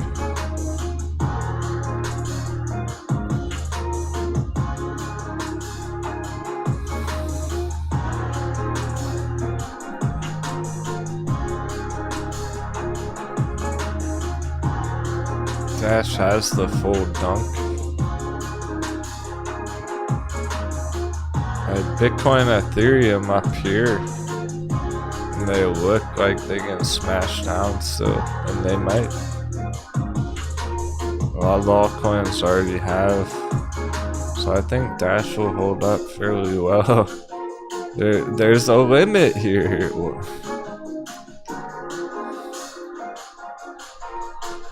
So I have this drawn out for the linear chart, but let's just slightly adjust it with that hard bottom right there.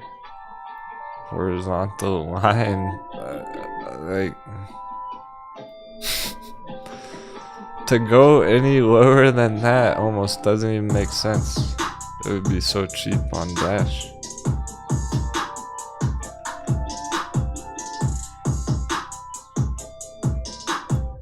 If it goes lower than that,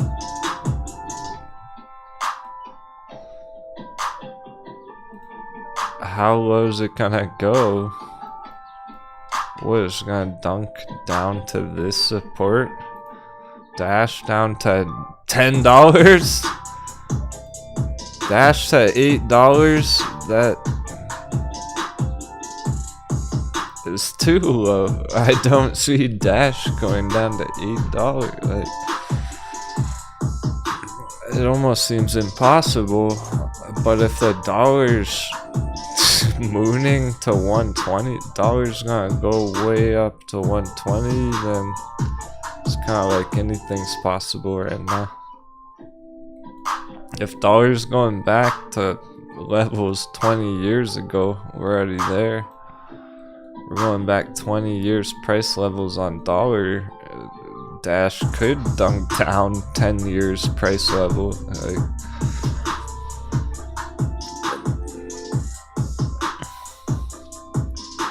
But if we get a dollar dip here, dollar crash, Dash gonna fucking moon from here. So the fact that Dash is already at those fire entries, I think it'll be fairly stable regardless. There's gotta be a limit at hard bottom, essentially this blue line.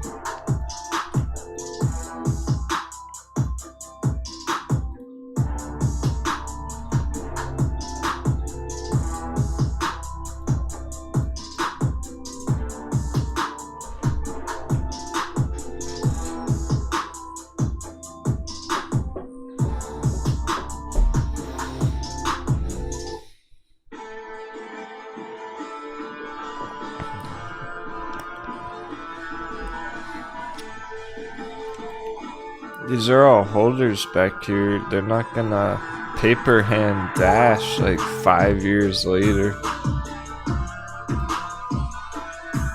All these people who bought Dash back here 5 years ago are gonna keep holding it at those levels. They're the defense on it. They're the ones holding the line.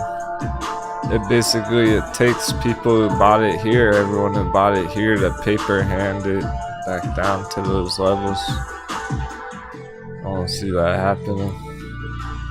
So this very likely is the hard bottom on Dash and some of the other altcoins. Of course, the linear chart. So that was all the logarithmic chart stretched out, enhanced essentially. It's like those forensic crime show TV. Enhance. Logarithmic chart. But I mean, check out the bottom on the linear chart. You can really see how low it is down there, the green box.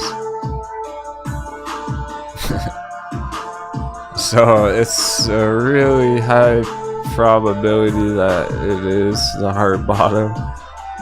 Even though Bitcoin looks kinda ugly. It looks very ugly, Bitcoin. Even though Ethereum looks like it can smash down, straight down right now, and it still might. Ethereum could go straight down still. And Dash actually holds that hard bottom support because it's already dunked down there. So in a way, it's kind of Ethereum's fault that crypto's crashing.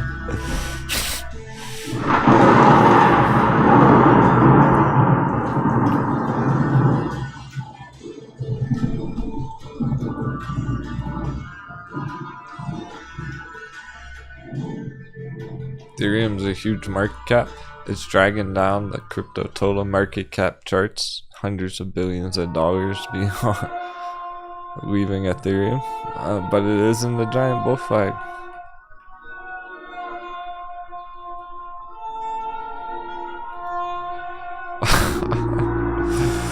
I don't think we're gonna... Oh, what the fuck? Dollar's still going. I don't think we're gonna know today. That's insane as it is, cause if this is how we're acting on the dollar here, by the time we wake up in the morning, it could be a dollar dip. It could be a way different spot in the morning. Alright. Of course, right? It just takes as long as possible.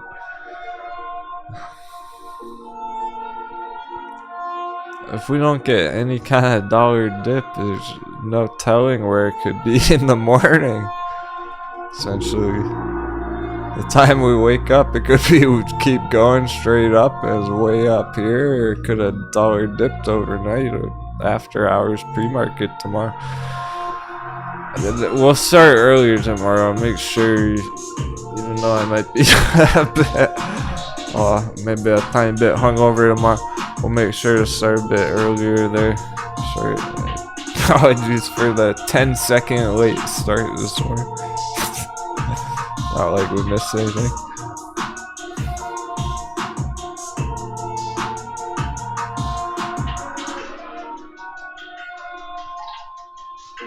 I'm glad Cobble's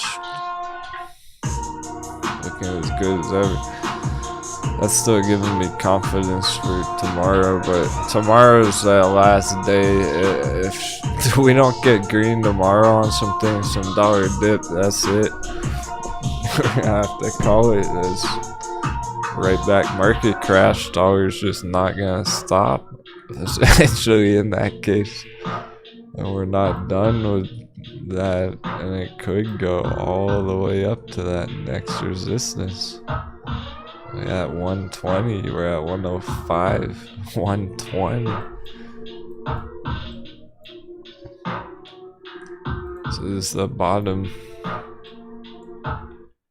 of where we want to get in the long term. This is the top on the long term. It's like it could hit that before a huge spike up.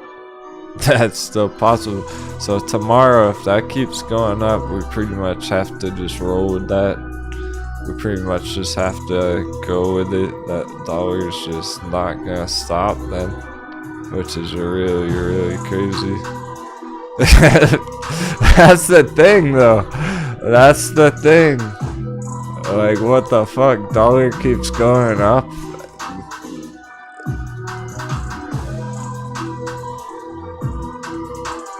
It is so much crazier than we even thought then. Okay, is this it? Could it be? Oh shit.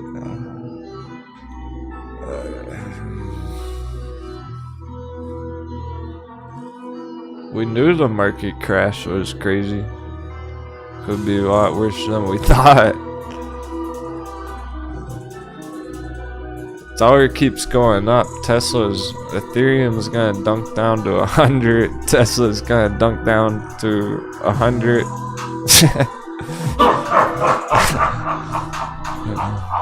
Dollar keeps going up right now throughout the week. Tesla's going straight down to $100. So is Ethereum. They're doomed then. They have a last hope coconut bounce on the table. That's it. And then they're doomed after still, essentially. Oh, Tesla.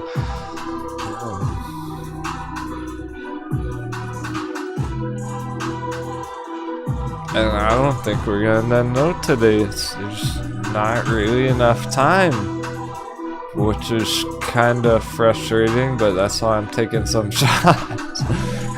It's like frustrating, but that's all part of the game.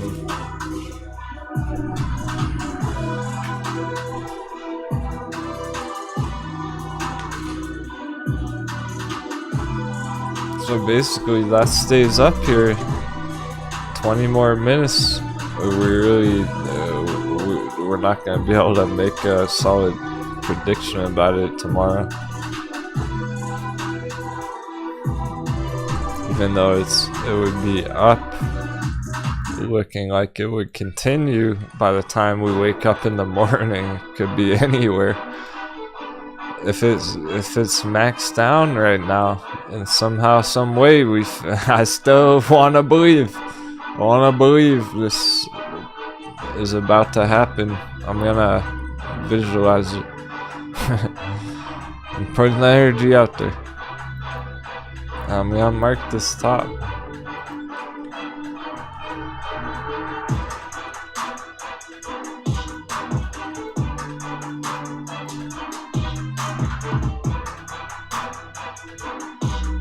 So, 20 minutes. Time's ticking. It stays up here. We really can't make a decisive prediction about tomorrow. We're gonna have to see where it is in the morning. Somehow, some way, it drops down here. We're fucking good to go. If we drop, guys, 7's in the chat. 7777777.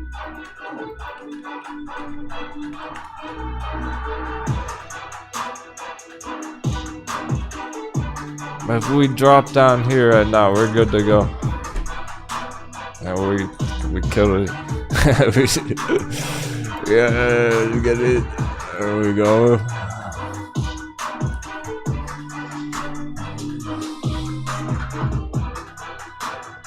click all day. That's so extreme. That's either it or it's not. We'll get this smackdown looking juicy tomorrow. Go straight into dollar dip. Finishes up here. There's no telling where it could be tomorrow. It could be way up here in the morning. Crypto keeps crashing overnight. Oh, this is the last dip that. Come on, dollar. It's the last shot for it. There's not enough time for it to like bounce and go up again. Some good red candles are on in. Like, those red candles.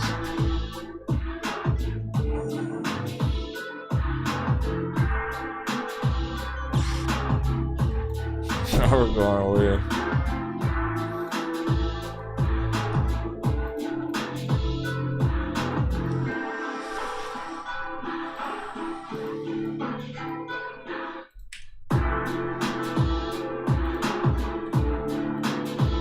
So many support levels, resistances just on this intraday dollar spot right here. That's how important it is to do there. Usually don't have to go that detailed with our dollar chart. Alright, this is a good start.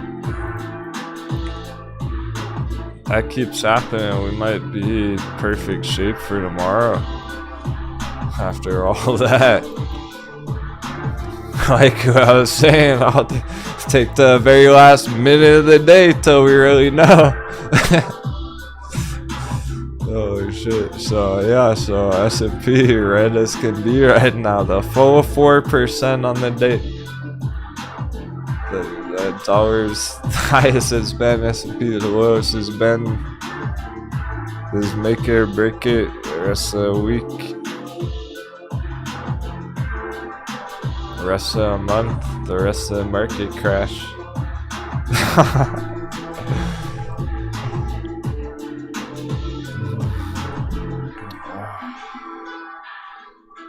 Crazy. And Cabo's taking a backseat, all eyes on S&P. I'm impressed Cabo broke CVM today. Against all odds, having some action there. Actually look really good on the long term. Sigil on therapeutics on the long term too.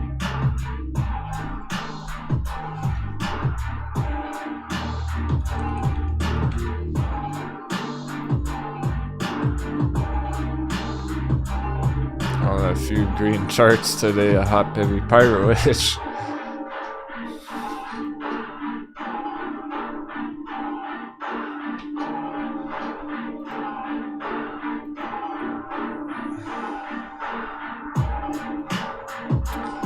That's the craziest part about it all right now. And I'm trying to stop using that word, but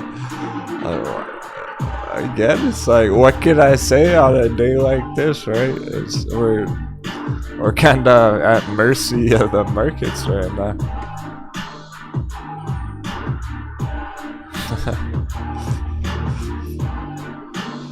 We're having fun with their avatars though. Hugging each other, dropping bumps. Yeah, the dollar's already time traveled back 20 years. It's already beyond insane to be back at 2002 level prices. So is it gonna go the full way beyond? What that means is the market crash worse than we thought, basically.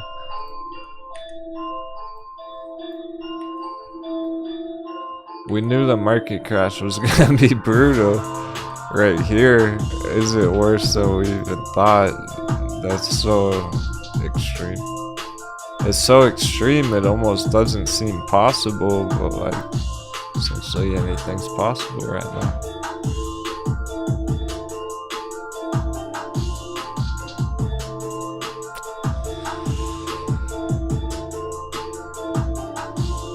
And we're pretty much gonna be finding out this week. That's what's so important about today. Today's been flat as a pancake. Could this be 15 minutes? Go dollar. Fucking go dollar.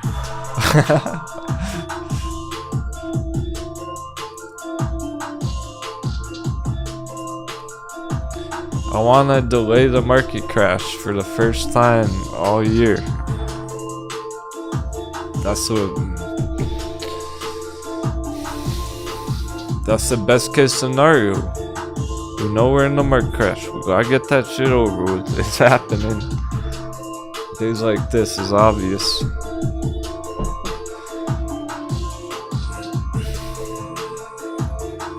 Best case scenario, we get dollar dippy. People are able to double their money sooner rather than like. Why not? Like, why not? I'd rather you guys just have opportunity on the charts that they're actually getting good enough price action to be able to hit profits, hit targets, double your money within the next couple of weeks on some of those. Before we get right back to the market crash, it's either that or not. Like, it's either AMC goes up 100% or not, and it's just back to the market crash, straight down, slam dunk, long-term hold. Like, might as well just hit a good fucking target, get some good profits on it in the meantime before the rest of that shit.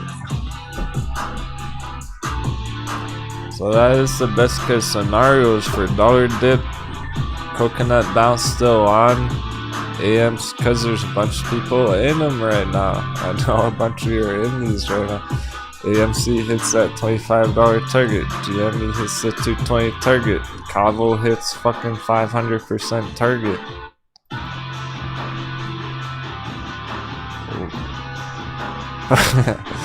We might as well hit 500% Cavo, right? Like, why not? Kelly, she's cracking up. Wish I could use a breather.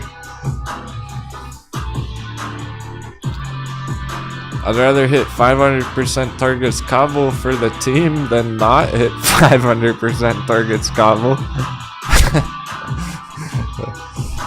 Then we just have to wait 2 more months for Cavo to go up. Might as well just do it now. Get it again a 3rd time next month. Hit the target now and get it again for a 3rd time. Another 500% on after that.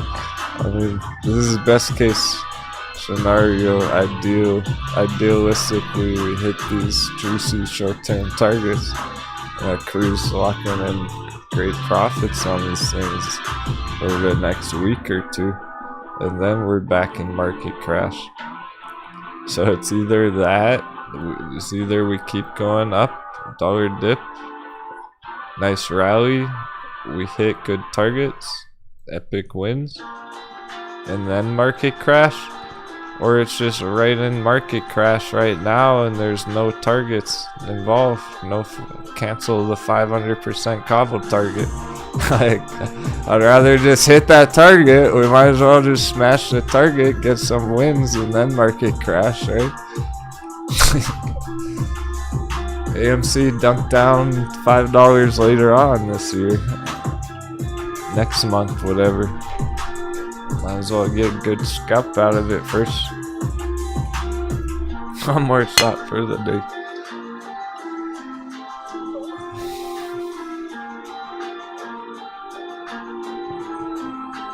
That was a lot of fun. Anyway, I was doing a lot of narration of my brainstorming. A lot of today was Captain brainstorming.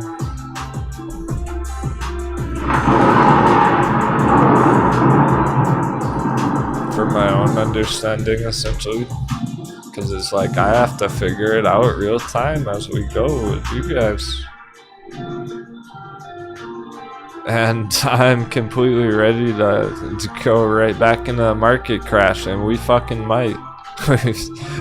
S&P, we very well might. Bitcoin very well might smash down $10,000. This is the last line for them all. If Bitcoin doesn't hold that giant bull flag, pretty much is gonna slam dunk all the way down if we don't get that dollar dip. But that being said, I'm willing to give it one more day. Tomorrow's a day. That's as much as that's my tolerance on it, essentially. If we don't get any kind of that reaction tomorrow, we very well may be readjusting our whole short term away from the targets, just right back into the crash scenario.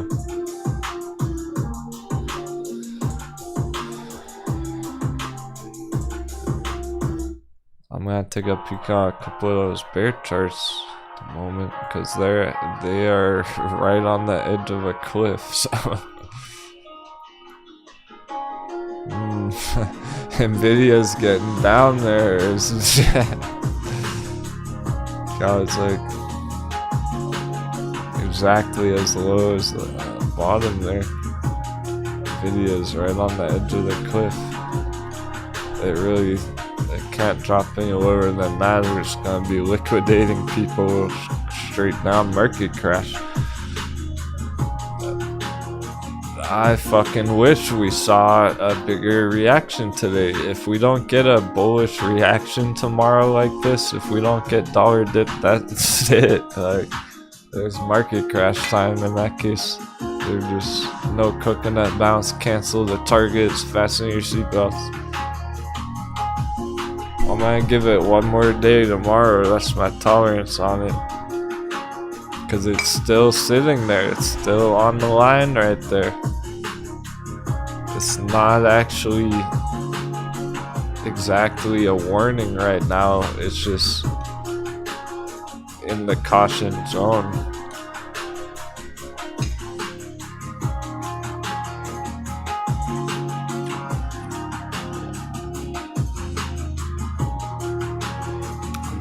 It's in the caution zone on the edge of the cliff.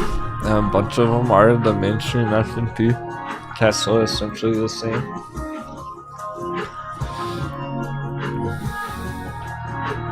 Right here is the green and orange lines are the line in the sand. Tesla drops lower than that, like, it's doomed. So that's, you know, we didn't really get any reaction there today. So tomorrow I'm willing to give it one more day, essentially tomorrow. But if it drops down like this, we're gonna reevaluate that. We're gonna call it market crash, just straight into down. No more coconut bounce in that case. So I hate to do it to y'all, but stay tuned for tomorrow. The cliffhanger. Wow. I hate every day be like, God, can't wait to find out tomorrow. That's what it is right now. We didn't really get that today. So the reason they're overlooking a cliff, sitting on the edge of a cliff,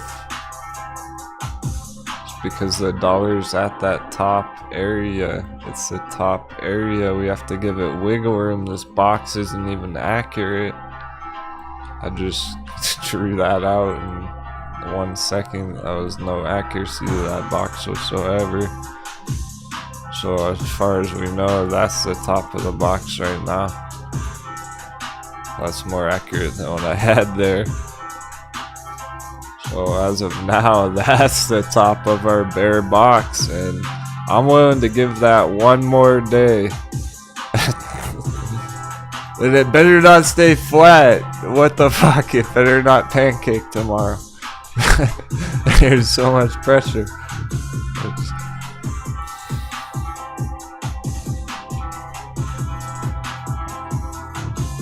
If this gets through the red bar, I'm not gonna change it. I'm not gonna touch it. We're gonna check this first thing in the morning. Where's it gonna be in the morning?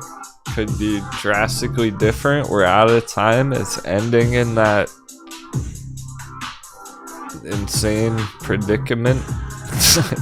It's doing the ridiculous thing where it's ending at the top of the day and we're not really gonna know till tomorrow. So wow, by the time we check in the morning, it could be way down here. It could keep going up after hours pre-market and be way up here. So we'll make sure to start a few minutes early tomorrow. I'll try and get show started like 10-15 minutes early. Check it out at pre-market. Actually looking important tomorrow.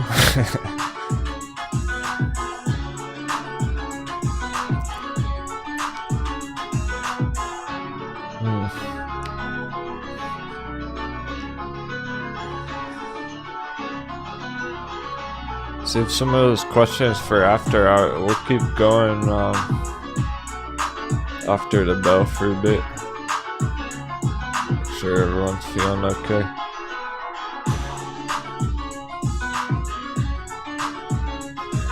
Well, let's finish wrapping up the technicals for talking about anything like inflation or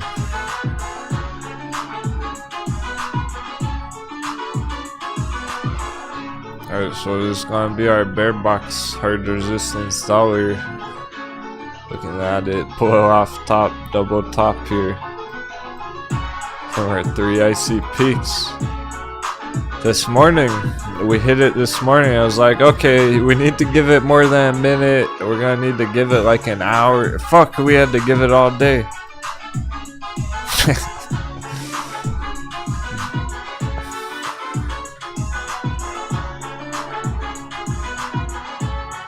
We had to give it more than a minute.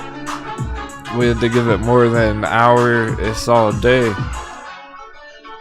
At this 105 area, that wasn't enough of anything to mean anything right there.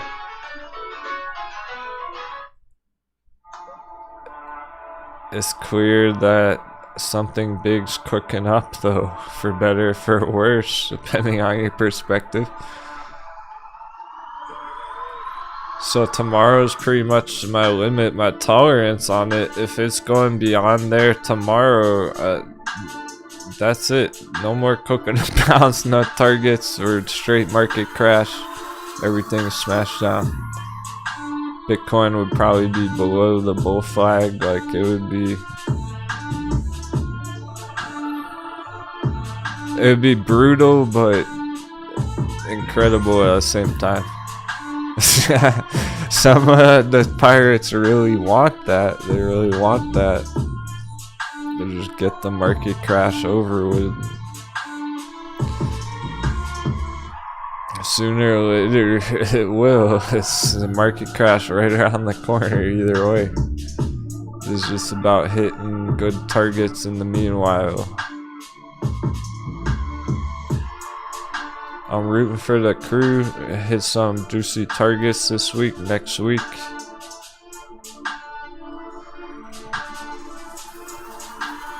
Let's say the course. Kavo is booming. They can do it. Impressive performance on Kavo, clearing the breakout against all odds. I think it was just such a extensive process on the dollar effectively being pancaked.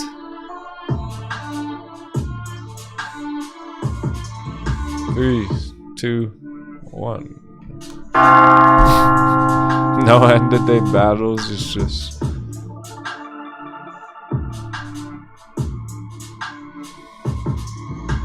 great job everyone.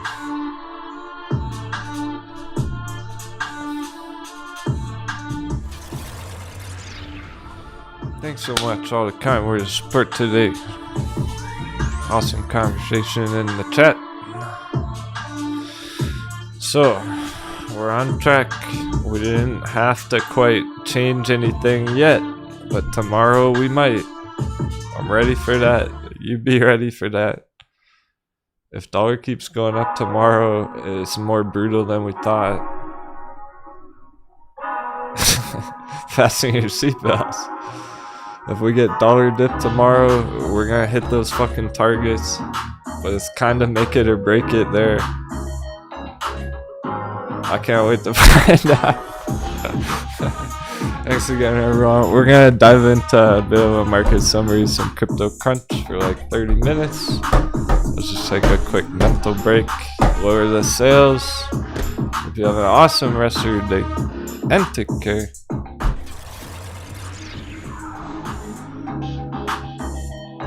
We're gonna do a bit of a market summary after that.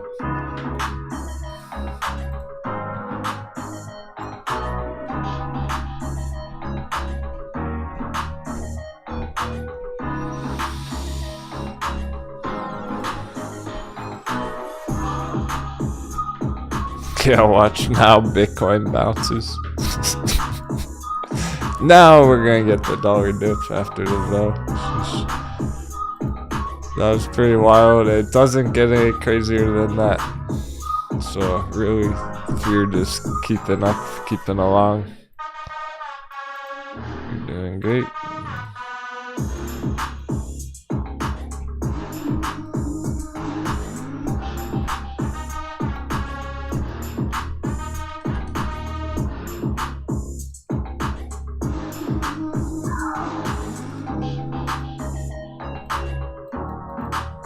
Let's just take 2 minutes. If I wasn't able to answer any of your questions before, there's a good chance.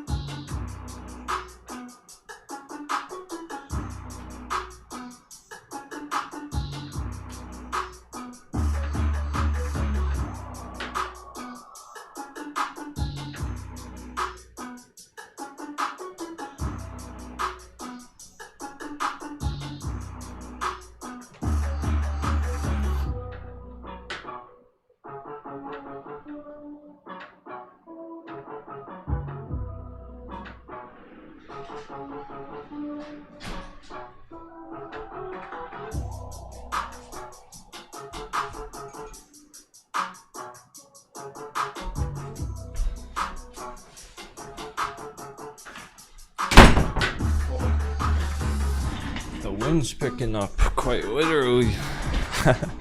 Jumping back in the charts. Oh, that day, right? That was pretty wild. Truly as intense as it will ever get. The last couple of weeks is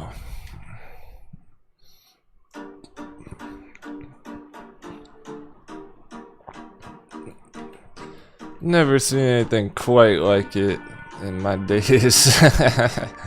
For real, so I'm very proud of everyone. To see all those accumulations. Grayscale Bitcoin list just said she hit her goal 2,000 shares. Well done. I consider that a true victory today. So I would have bought that dip if I could have. I don't have the dry powder right now. I bought the dip a couple of weeks ago at like $3. So of course dropped down to 2. That was very tempting. I'm happy for everyone who was able to. I consider that a win on the day, even if it's not like hitting a target.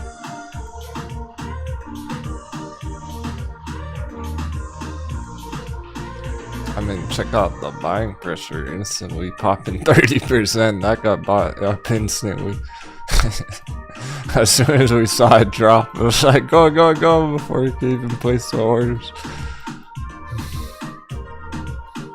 And it maintained.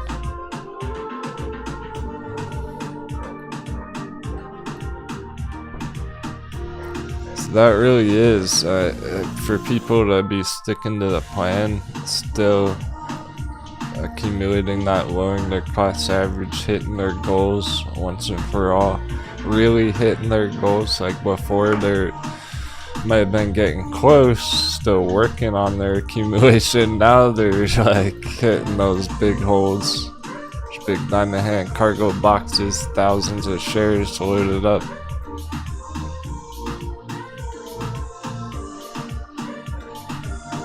Very cool, because we just get modest crypto recovery going on here. We just get Bitcoin going back up to like 40,000, 50,000. So easy, go up to 20, 25. So there's a nice 10x here cooking up before the trade even really begins. Before it even leaves the buy box, essentially. Before it even leaves the bottom area. I was looking to go 10x. So the targets are over the moon now, and really the conviction that the crew has on that is some of you like it more than I do, apparently.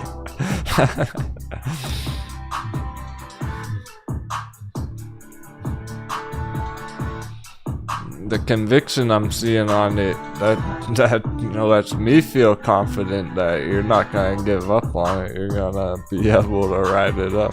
You're gonna give it what it takes. almost like a relationship when you're like committing to a new relationship. It's like, oh, I gotta give you my time and effort and money, hoping that it's worthwhile.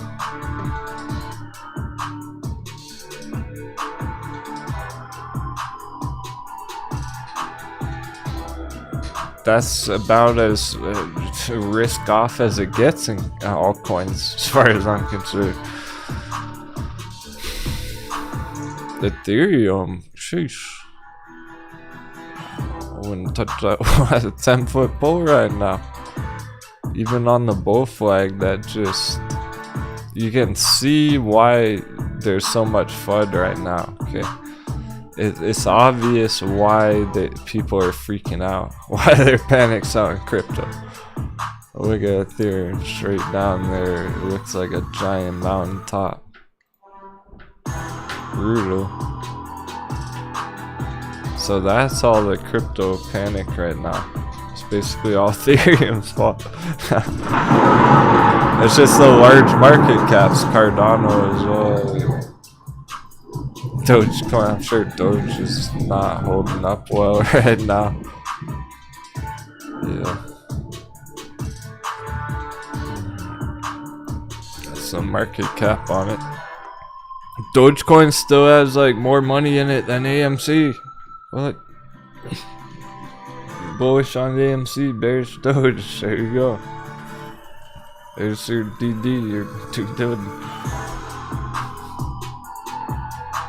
AMC $6 billion market cap, fairly small. Dogecoin $7.5 billion. That's pretty big for Dogecoin. Very big. Bigger than AMC. Does it really deserve to be up there? So that looks bearish as can be, and that's where all the crypto FUD's coming from. No one would blame you for being intimidated about crypto, being like, oh, I think it's gonna keep going down, so I don't want to enter right now. Yeah, you gotta be pretty brave to step in, stuff like that. This one's not exactly attractive. All you have is this, which could be it. That could be enough. But that's about it. Just visually at first glance you go, oof, I don't want to buy Dogecoin. That's a quick crash, a lot harder. So that's kind of where we're at on the FUD. These bearish altcoins causing Bitcoin to go down, essentially. Bitcoin is similar to this in a lot of ways, which raises some questions. That's why it is possible to have a huge crypto smash down to 10K. It's definitely still possible.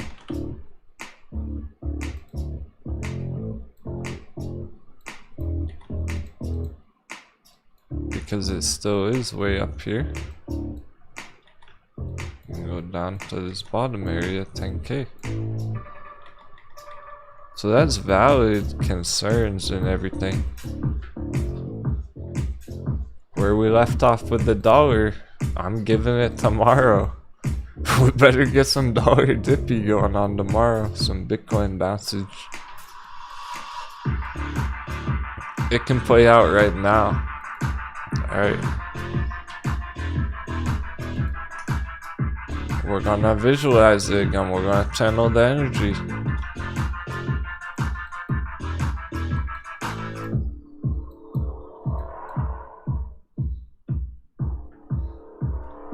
Markets close. Dollar's topped out. We're at that level where there's no telling where it can be in the morning. If we're not watching it for the next 2 hours, 43 minutes, we're not gonna know exactly. This can make a lot of distance in the next 2 hours, 40 minutes. And then tomorrow, pre-market too. It's gonna have another few hours moving pre-market. We're gonna start getting dollar dippy right now. That was it. Bitcoin starts bouncing right now, overnight, and it's actually up a lot further in the morning here. And we won't even have to wonder. It might be pretty obvious come morning time. Bitcoin's up at like 28, 29,000.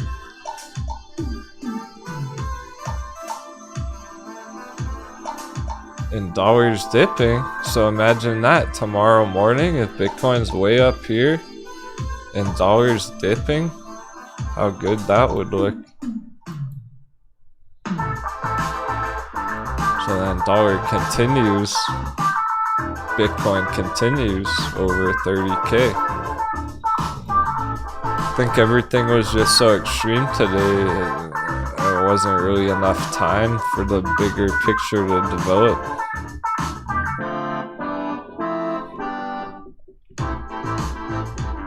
Things that should have took a couple hours took all day.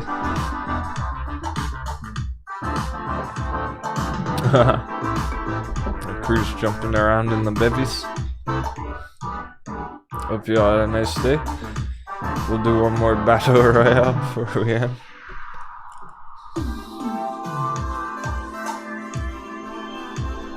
That felt like a Royal Rumble all day. Yeah, so essentially with the dollar here, this is where the market summaries comes in. Long-term developments happening as we go. Apparently one day, Monday is not enough. A couple of days to develop that top.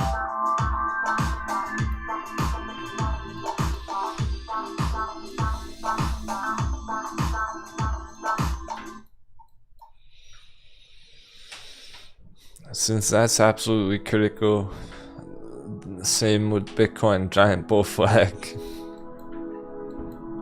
That's as much tolerance as I'm giving it. Like 345 still the most important number. This bull flag's the line in the sand. Below there it's no good.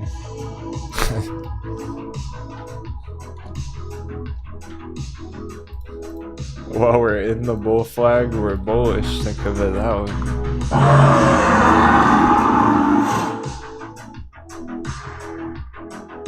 We're in the bull flag, we're gonna still be bullish. We get that dollar dip, we get an epic crypto rip, epic bounce. So tomorrow is pretty much my limit for that, my tolerance of worse. I wanna see some crypto bounce action tomorrow. I want to see some dollar dip tomorrow. If that doesn't happen, that could spell trouble. That could spell crash.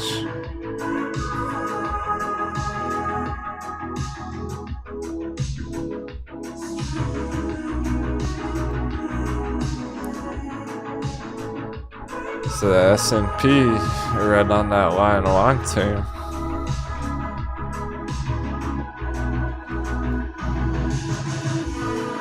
That's no change. That's not enough.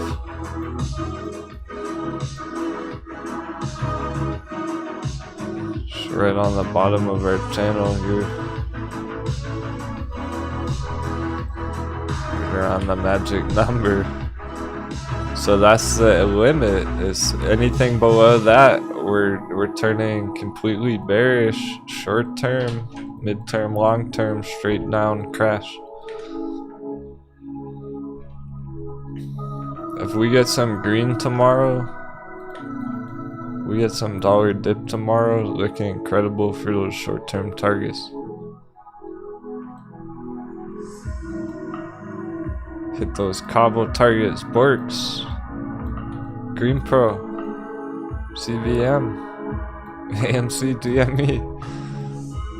Really epic things can happen right here if we get this bounce tomorrow.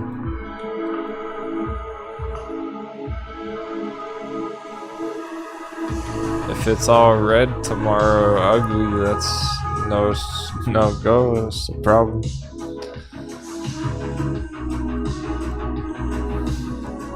So that's the line in the sand. The question being answered. Market crash an hour later.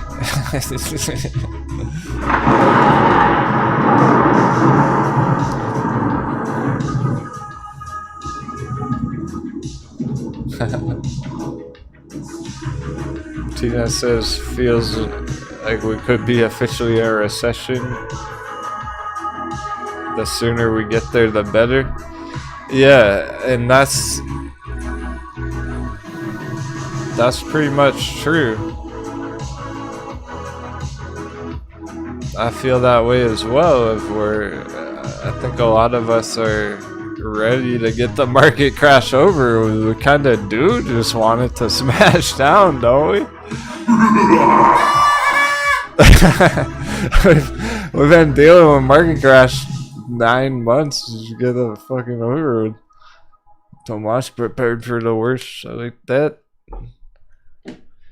Yeah, for sure. Alright. We're gonna play it either way. Tomorrow we should get that decision being made.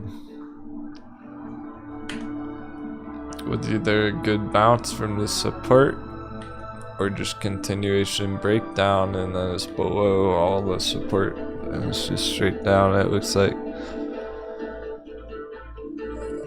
So I'm with you guys, like, we really do just want to get it all over with there. We can play it both ways, but I think ideally, best case scenario, we get the coconut bounce and people are able to get some good profits on some good trades right now. Because, okay, that's in terms of the downside. That's in terms of the down action on the S&P that we're talking about, market crash. Getting that over with, but think about the targets now for a second. If we're going straight into hammer tomorrow, the rest of the week and the rest of the month, just dropping straight down, we're not gonna hit any targets till after that. Right, if dollar keeps going up over 105, we're not gonna be hitting any targets this week anytime soon, really. It would be miraculous if Kavo hit a target in that case here. I'd cancel the Kavo target right now, essentially, if that's the case. Sell off first. So I think ideally, best case scenario, we actually do still get the coconut bounce. So I'm kind of rooting for that, for stock pirates to hit some targets here on stuff like Kavo, because this can keep going up to 5 with the coconut bounce with the bullish case, and then all of a sudden the crew's locking in 500% targets Kavo. That'd be pretty epic. So it's just like now or later is, I think ultimately, ideally, okay, so take AMC. And then we'll check some of that crypto, but I'm gonna keep it brief today. That was a lot.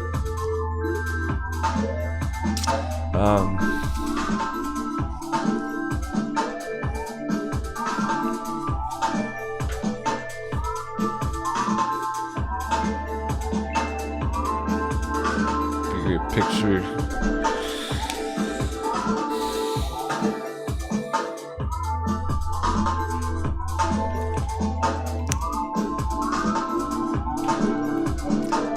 Incredible setup, AMC. There's 3 solid bottoms. As support forming, trending up. It's steady, it's healthy, it wasn't weak. No dollar damage, really.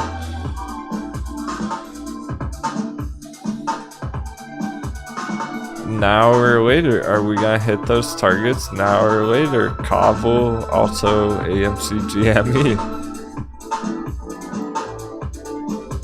So if dollar keeps going up through 105, market crash right back on immediately. No more green, no more coconut bounce, no more targets. AMC. Slam dunks all the way down $5. Then it's going straight down now. There's no $20 target. I think ideally there's some people holding AMC GME in our crew. And best case scenario would be hitting this $25 target, people doubling their money, locking in profits, and then back to the market crash. Like, we might as well just hit those targets first. So I'm rooting for that more than the market crash right now. I think both are good because it's progress. It's progress. Major developments happening down here at AMC for the first time in like a year. So my feelings about it is there's some people holding AMC, Kaval, Green Pro, stuff like that. Best case scenario, we hit some nice 100%, 200% targets throughout the rest of this month in June, and then July. Right back to the market crash. Otherwise, we're not gonna hit targets on a lot of things till another month or two, or a couple more months potentially. If we don't get dollar dip, even though Kaval's set up perfect, even though Kaval's breaking out like this, it's not gonna hit that target for a couple more months basically. It'll just go down like this. So I am rooting for the short-term bullish case where we hit these targets over the next week or two and then back to the market crash. I think that would be best. People hitting targets, locking in profits. Otherwise, it's gonna take a couple more months to get the market crash all over with before we're hitting targets like that, meaning AMC. that's the question on those ones right now.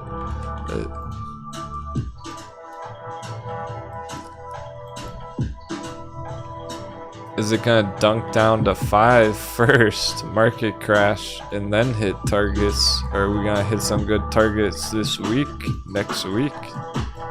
And then dunk to 5 an hour later. But it's gotta make a decision soon. Cannot stay down here very much longer. Critical area of the yellow trend line. Something big's cooking up, and I'm surprisingly staying bullish on it. I guess that was surprising to some people this morning. They're like, wow, it's so weird to hear Denwo say bullish on AMC. Yeah, because I'm sticking a plan unless we have to absolutely change it. If it drops down to $9.99, that's a problem. At $11.50, it's good to go. We get dollar dippy tomorrow, it's gonna go super green tomorrow.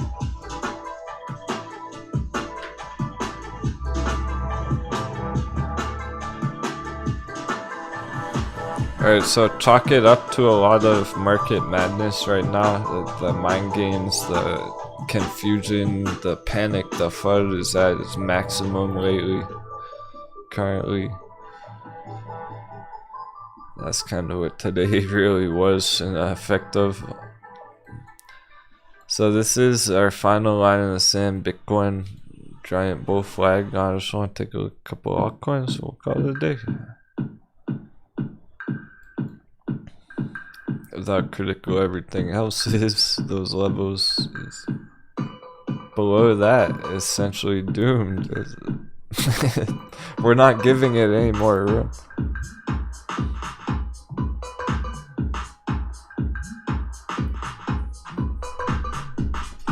It's starting to potentially be a problem that has been under 345 for so long. It's showing weakness in that way. So it's clear it's in danger of dropping more. But as long as it's on that line, we're good. Roughly. That rough line. I say that now, that'll be down here more. That rough line. It could 20k stop point right now. It doesn't really matter. It's just that general spot right there.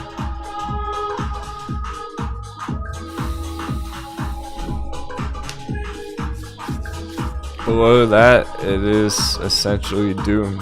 So, I'm telling you now in case it happens. We are gonna change to that narrative if that's the case. Right now, stay the course. We're holding the line, stick to the plan.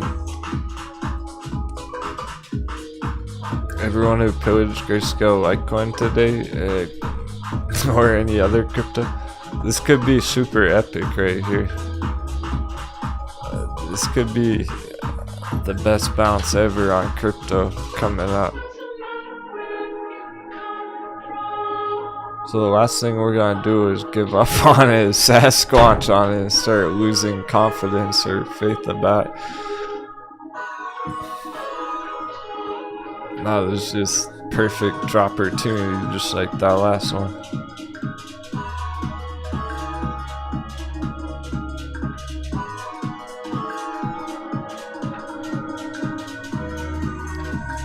Is Bitcoin having an effect on muln? Yeah. It is, because as Bitcoin's taking dollar damage, dollar being topped out, essentially all of the altcoins flash crashed here.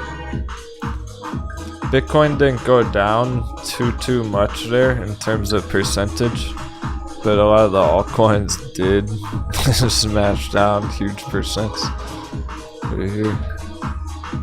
That same effect is on the crypto stocks. It's almost all of them. It's not just muln.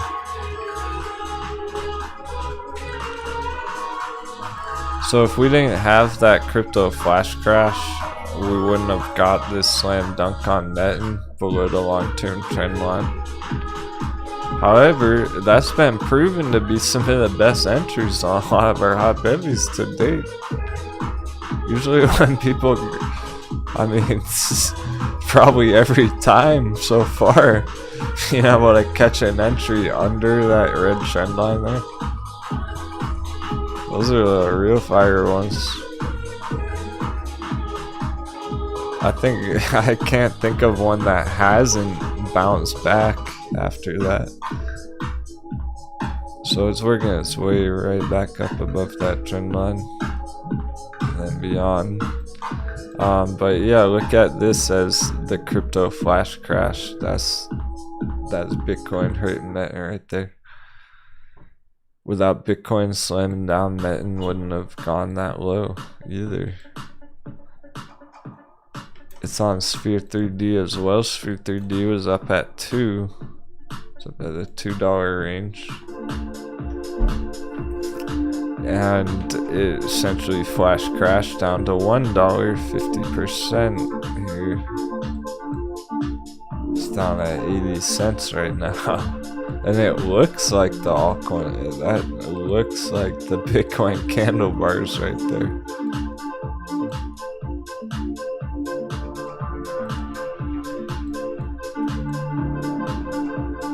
This double bottom action, right? There's 2 spikes down on Bitcoin here. That looks like Sphere 3D.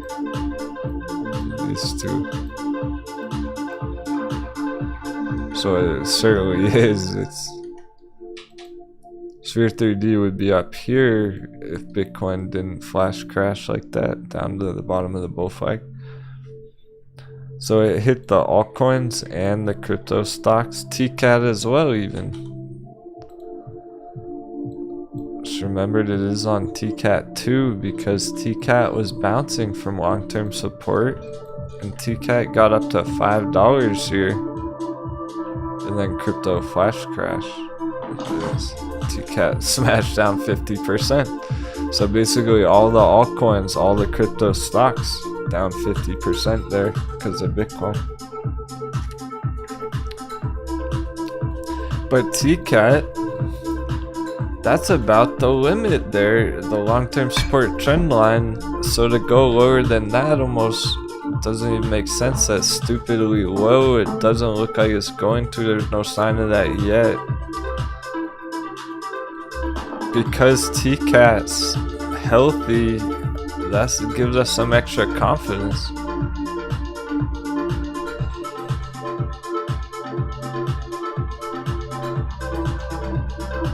If all of crypto looked like Ethereum right now, that would be very bad.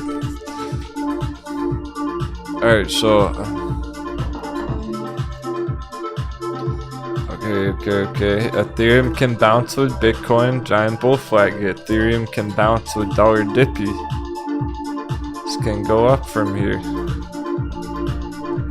But it looks so ugly. That's all the crypto FUD. If all the crypto looked like that, I wouldn't be touching it.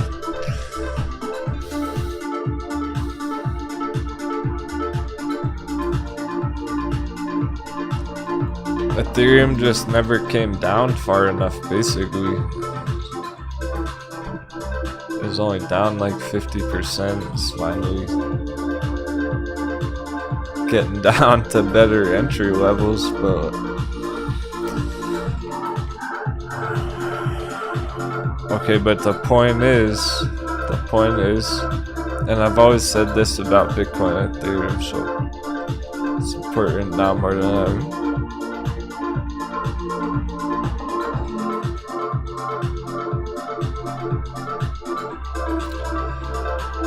They have a long way to go down to the real bottoms on the charts there, which makes it look risky, unattractive for entries, intimidating, even if we have a quite bullish scenario here. Dollar dip. Even if it goes up, the targets aren't that exciting per se on Ethereum, so it's kind of like, why bother? If Ethereum was down here right now, it would be epic for entries. It would be huge targets on the way up. Then it'd be 50x targets on the way up.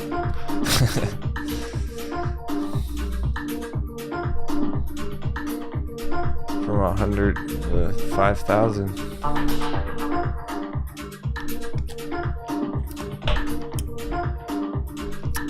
So going down to $50 is stupidly cheap on Ethereum. It almost seems impossible. It probably won't go that low, only if dollar does the thing.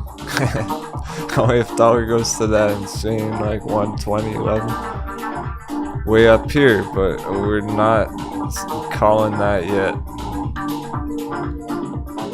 There wasn't enough today to determine that. That's the only way, but then Ethereum could dunk all the way to $100. So I'm actually still bullish on it though, with Bitcoin with the giant bull flag, but that's the line in the sand. The point is, I've always said this about Bitcoin and Ethereum, even if they go up, they're not exactly that exciting of entries. There's other altcoin. Holy fuck, the target, just like the grayscale Litecoin targets, right? It's Steam down here at the low again.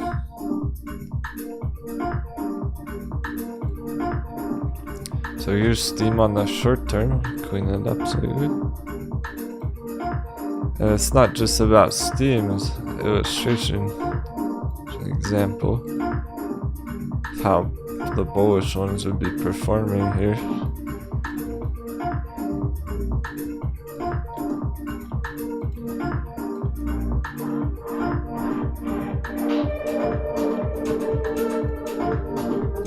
Okay, so first of all, what does this look like?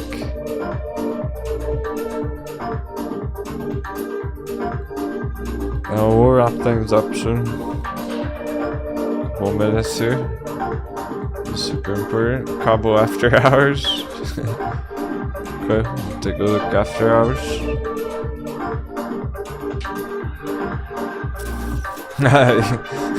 Now that nothing's holding it back. So I taste what we can get in the morning. Open the day with a bang, nice and good. Okay, so this is a double dunk, right? But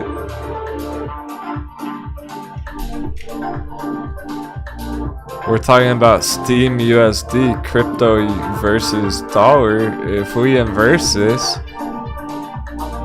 whoa, now we're essentially, that's the dollar with the double top. That's basically just our double top on the dollar right here.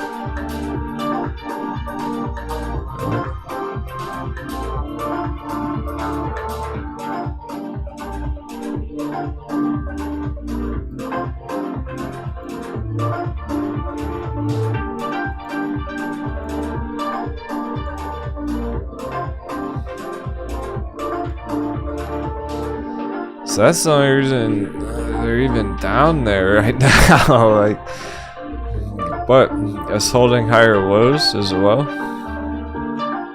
This minor detail can make a major difference.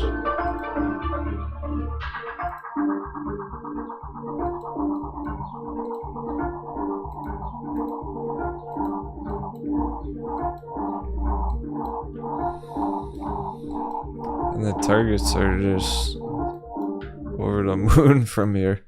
Let's say it goes back to last year. Just back to last year. Okay, how about from right now? Okay, 700%, but really this real target, 50x. We're at 50x targets for Steam down there.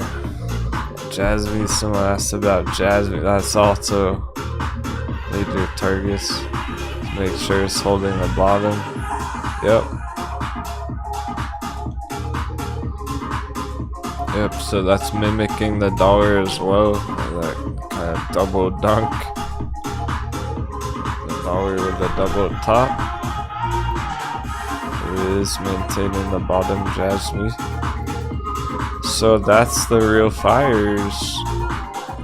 If all the altcoins looked like Ethereum, I wouldn't touch them. If all the altcoins looked like Bitcoin, I wouldn't touch them.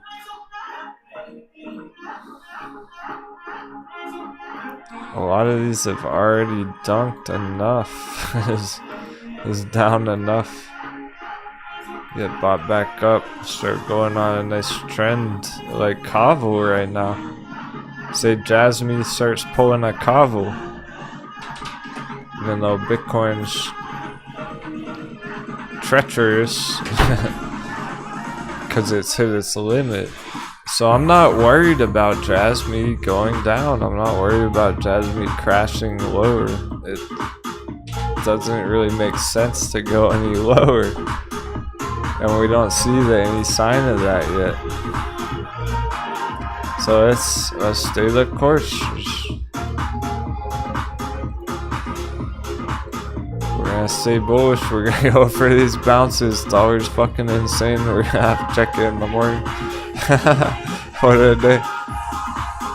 It would have been perfect if we got that move today, but it's almost certainly has to make up his mind tomorrow, and so will we. So of course we're gonna stay the course. We're still going for that dollar dippy, get that Bitcoin bounce off the giant bull flag. As long as it's holding the line, we're not gonna worry about it. But if it starts trending below there, it's gonna be a problem. Things are very critical. It's all good. Sounds like people are ready either way. Sounds like crew's ready either way. That's the best part. We're ready to get the crash over with, but we're ready to hit some good short-term targets too. Yeah, 35% after hours. Kavo Bay. Nice.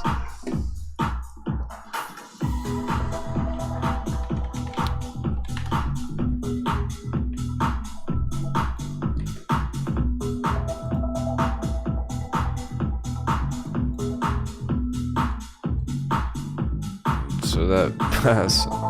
That thin blue line's the after hours. Even up there.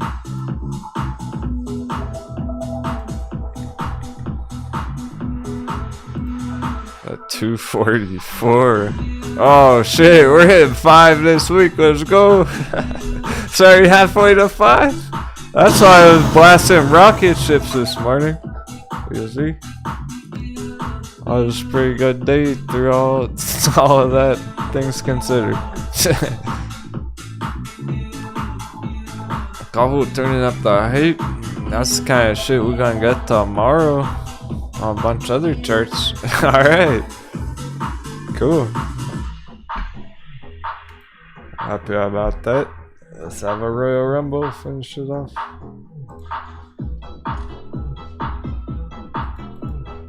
Grass Kavo trees.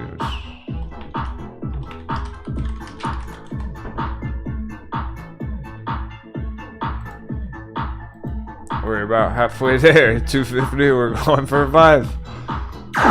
Dropping in about a.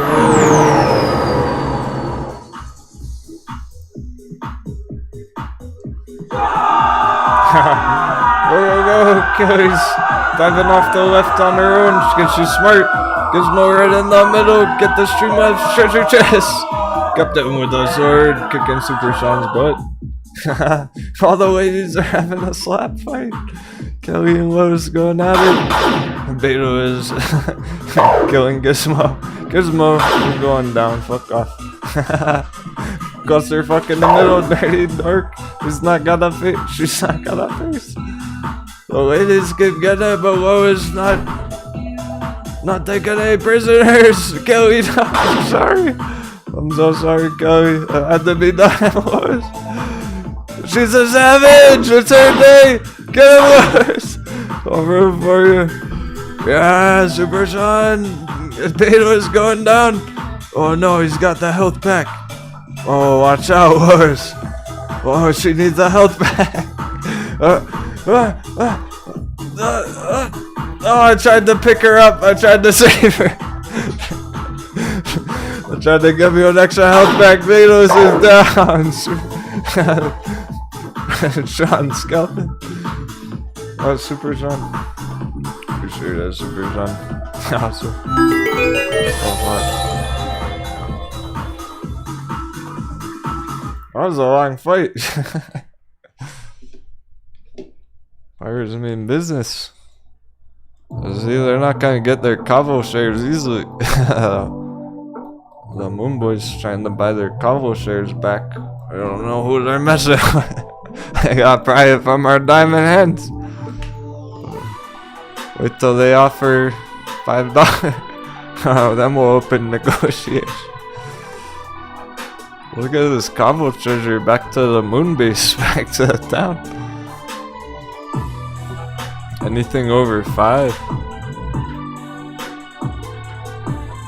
It's gonna be over 500%, similar to last time.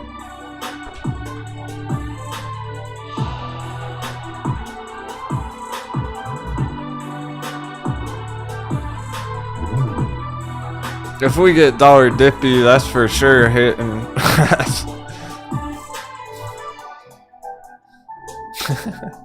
Super Sean goes, wow, my first win. I didn't even know I was doing.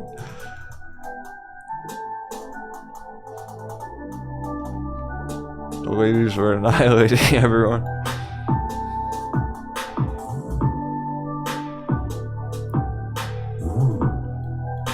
Super Sean, sometimes we just get lucky, man, but we don't need no luck on Kavo. Got the map right here. Also can fire. This Yeah, that's what it's all about right now. I'd prefer, that's what I'm talking about, like, let's hit those targets, let's hit those juicy Cavo targets.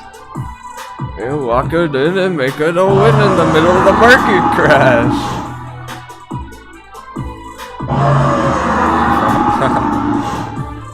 Right? We'll get back to those. We'll get back to the market crash right after we hit 300, 500% targets on Cavo. We might as well just crush Cavo first this week while we're at it, right? Why not? Some good trading ahead. Tomorrow's gonna be intense but epic at the same time. We're gonna call it. Thanks again, everyone. Hope you have an epic rest of your day. And take care.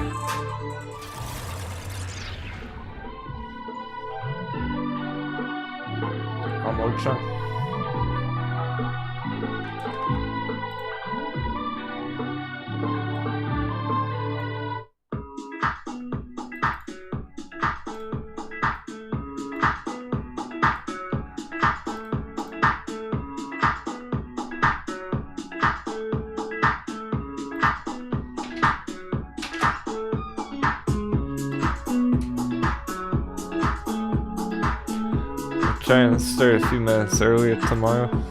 See where the dollar's at, see where crypto's at. Yep, see there, Blackbeard's go slamming the door. Holy shit. The wind's kicking up already. Great stuff. Thanks, everyone.